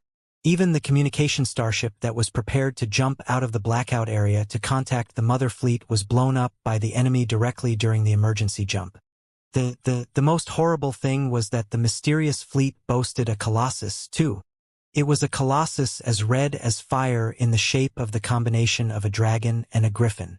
The colossus was so brutal and aggressive that it ripped one of our starships in half during a single attack. The starship was truly ripped apart in half. Her words seemed to be praising the enemy and undermining the might of the Imperium. If Hailan was fully conscious, she would never have put it in such a way. However, she was in a half-awake, half-asleep state because of the hypnotization of the two-divinity transformation stage. The deepest memories inside her head had been triggered. The colossus forged out of crimson flames had left such a deep impression on her that it almost became an ineffaceable shadow in her subconsciousness. Stimulated by the two-divinity transformation stage cultivators, she immediately confessed everything dutifully. I was piloting the only colossus in the claw fleet. Naturally, it was my responsibility to deal with the enemy's colossus. In utmost pain, embarrassment, and shock, Hailan stammered. But I didn't know that the enemy's combat ability would be so terrifyingly high. I was no match for her at all. After only a few rounds, I was already beaten into heavy wounds. Even my colossus was almost destroyed. Is this mysterious fleet from the Star Glory Federation you mentioned just now? Wu Suiyun asked. Yes, Hailan replied obediently. During the chaotic battle, we managed to capture a few captives from the enemy's side. After we interrogated them, we learned some basic information about who the enemy was. The fleet was from the Star Glory Federation, a country in the desolate area nearby. The colossus that defeated me was known as Draconic Phoenix. Its user was a legendary expert in the country whose name seemed to be Blazing Tyrannosaur. Hailan's words were detonating Liao's every brain cell as if it were a crystal bomb. A great carnival of fireworks seemed to be going on deep inside his head. His heart was pounding, and he could not have been more thrilled. Liao's every nerve was being blasted by the rampant emotions that felt like surging tides. Every second with those monsters and the special agent from the Imperium was such a great test on his acting kills. He was truly suffering. Ding Lingdang. Ding Lingdang is already capable of crushing a scout team of the Black Wind Fleet with a fleet from the Federation. Legendary expert. My wife must have accomplished many world-shaking achievements in the past 100 years while I was in hibernation. Chances are that I've already been eclipsed again. Ha ha ha ha. The Star Glory Federation has developed quite fast, too. Although Hailan was merely with a small claw fleet, it is obvious that the fleet under Ding Lingdang's lead couldn't have been the entirety of the Federation's main forces. Either. In a head-on clash in space, the Federation was able to offer the Imperium with a crushing defeat, which at least suggests that the technological gap in the weapons and magical equipment between the two parties is not so huge that it cannot be made up by the advantage in number. As long as we maintain the advantage in number, we will certainly be able to drown the expedition army of the Imperium. Right? What's Ding Lingdang doing around here? Since Hailan ended up here, The space zone where they had a fierce battle couldn't have been too far away from the dark nebula. Why on earth would Ding Lingdang show up here leading a federal fleet? Liao thought of something. He felt that a flower was blossoming in his heart. Thinking in delight, is it possible that my wife was looking for me with a large batch of soldiers? It's possible. Very possible. 100 years have passed. My wife's level has soared significantly. She is already the legendary expert, blazing tyrannosaur now. Also, the overall capabilities of the Federation must have made remarkable progress, too. It has super fleets that have fiercer firepower and longer working hours. My wife hadn't received any messages from me in the 100 years. She couldn't stand waiting at home by herself. So, she set off to search the nearby of the dark nebula, only to detect the battle between Firefly and the Claw fleet from the Imperium by accident. I'm afraid that those people from the Imperium never thought about covering themselves up. Either. The style of their starships and their emblems are rather idiosyncratic with distinctive features. Therefore, my wife was able to recognize them without any trouble. Once she had discovered a fleet from the Imperium, and seeing that it was not large in size, my wife was too grumpy to care about anything else. If she could capture some starships and immortal cultivators of the Imperium, our odds of winning the war to protect the Federation later would definitely be much higher. Yes, that must be the case. Hooray for my wife! Liao was overjoyed. However, on second thought, even if Ding Lingdang and the Federal Fleet's original purpose was to search for him and the ancient sage's sector, they would certainly change their destination after accidentally getting involved in the battle between the Imperium of true human beings and the rightful government of the Star Ocean Republic. The Star Ocean Republic was an important transitional period between the Star Ocean Imperium and the Imperium of true human beings. The legendary Black Star the Great had been elected as the supreme leader of the Star Ocean Republic first before he rescinded the parliamentary system, arrested the members of parliament, and changed the republic into dictatorship, establishing the Imperium of true human beings. Before, Liao had thought that the Star Ocean Republic was already a historical term that had been buried in the deepest part of the cold universe 2,000 years ago. It had never occurred to him that such a government in exile, established on a starship, had fled to somewhere near the Federation. It seemed to be a coincidence, but on second thought it was not very strange. Most of the areas in the universe had been divided by the Imperium and the Covenant Alliance. Where else could the government in exile of the Star Ocean Republic go if not the remote space zones at the edge of the civilization of mankind? For the Federation, who was determined to stand up against the Imperium, the government in exile, or the rightful government of the Star Ocean Republic, was certainly extremely valuable. Moreover, the first batch of the refugees had all escaped directly from the Imperial Terminus sector. If the Federation could cooperate with them, it would be easier for the Federation to learn about the situation at the heartland of the civilization of mankind. It was needless to say that there was still the Star Ocean Seal that had once been used by the legendary Supreme Emperor himself. By his estimation, after defeating the Claw fleet of the Imperium, rescuing Firefly, and learning that it carried the rightful government of the Star Ocean Republic, Ding Lingdang and the Federal Fleet could only do what was important first and escort the rightful government of the Star Ocean Republic and the captives from the Imperium to the homeland of the Federation. Liao sighed gloomily. In his perception, he had only been awake for several years. However, in reality, 100 years had passed after all. 100 years. After 100 years of development, what did the Federation look like today? Where was his wife right now? What was she doing? Was she still having fun tearing apart warships? Liao was suddenly grasped by an irresistible urge. He almost hoped that he could be teleported back to the Federation immediately to visit his family and friends, whom he had not seen for 100 years, and appreciate the Star Glory Federation that was being reborn and rising rapidly. Blazing Tyrannosaur? That's a rather majestic alias. Liao could not hold it any longer. In a hoarse voice, he asked, "How strong is she exactly? In the divinity transformation stage? What makes her legendary in this Star Glory Federation? Even if she is not in the divinity transformation stage right now, she can't be far away from it. She is well above the peak of the nascent soul stage." The tough, cruel techniques that she has practiced are as dominating as the techniques of some divinity transformation stage cultivators I know, if not even more brutally aggressive. She is definitely only one step away from the divinity transformation stage. Highland's eyelids were bouncing fast as she replied in a shivering voice. It was obvious that she had not been freed from the nightmare that was Ding Lingdang. Holding her arms, she paused for a moment and continued. I do not know many more details. We were at an absolute disadvantage in the battlefield. Soon after we interrogated the captives, our starship was broken through, and all the captives were rescued. Even most of the interrogators ended up as the enemy's prisoners. Also, the entire space zone was still savaged by the interferential bombs released by Firefly.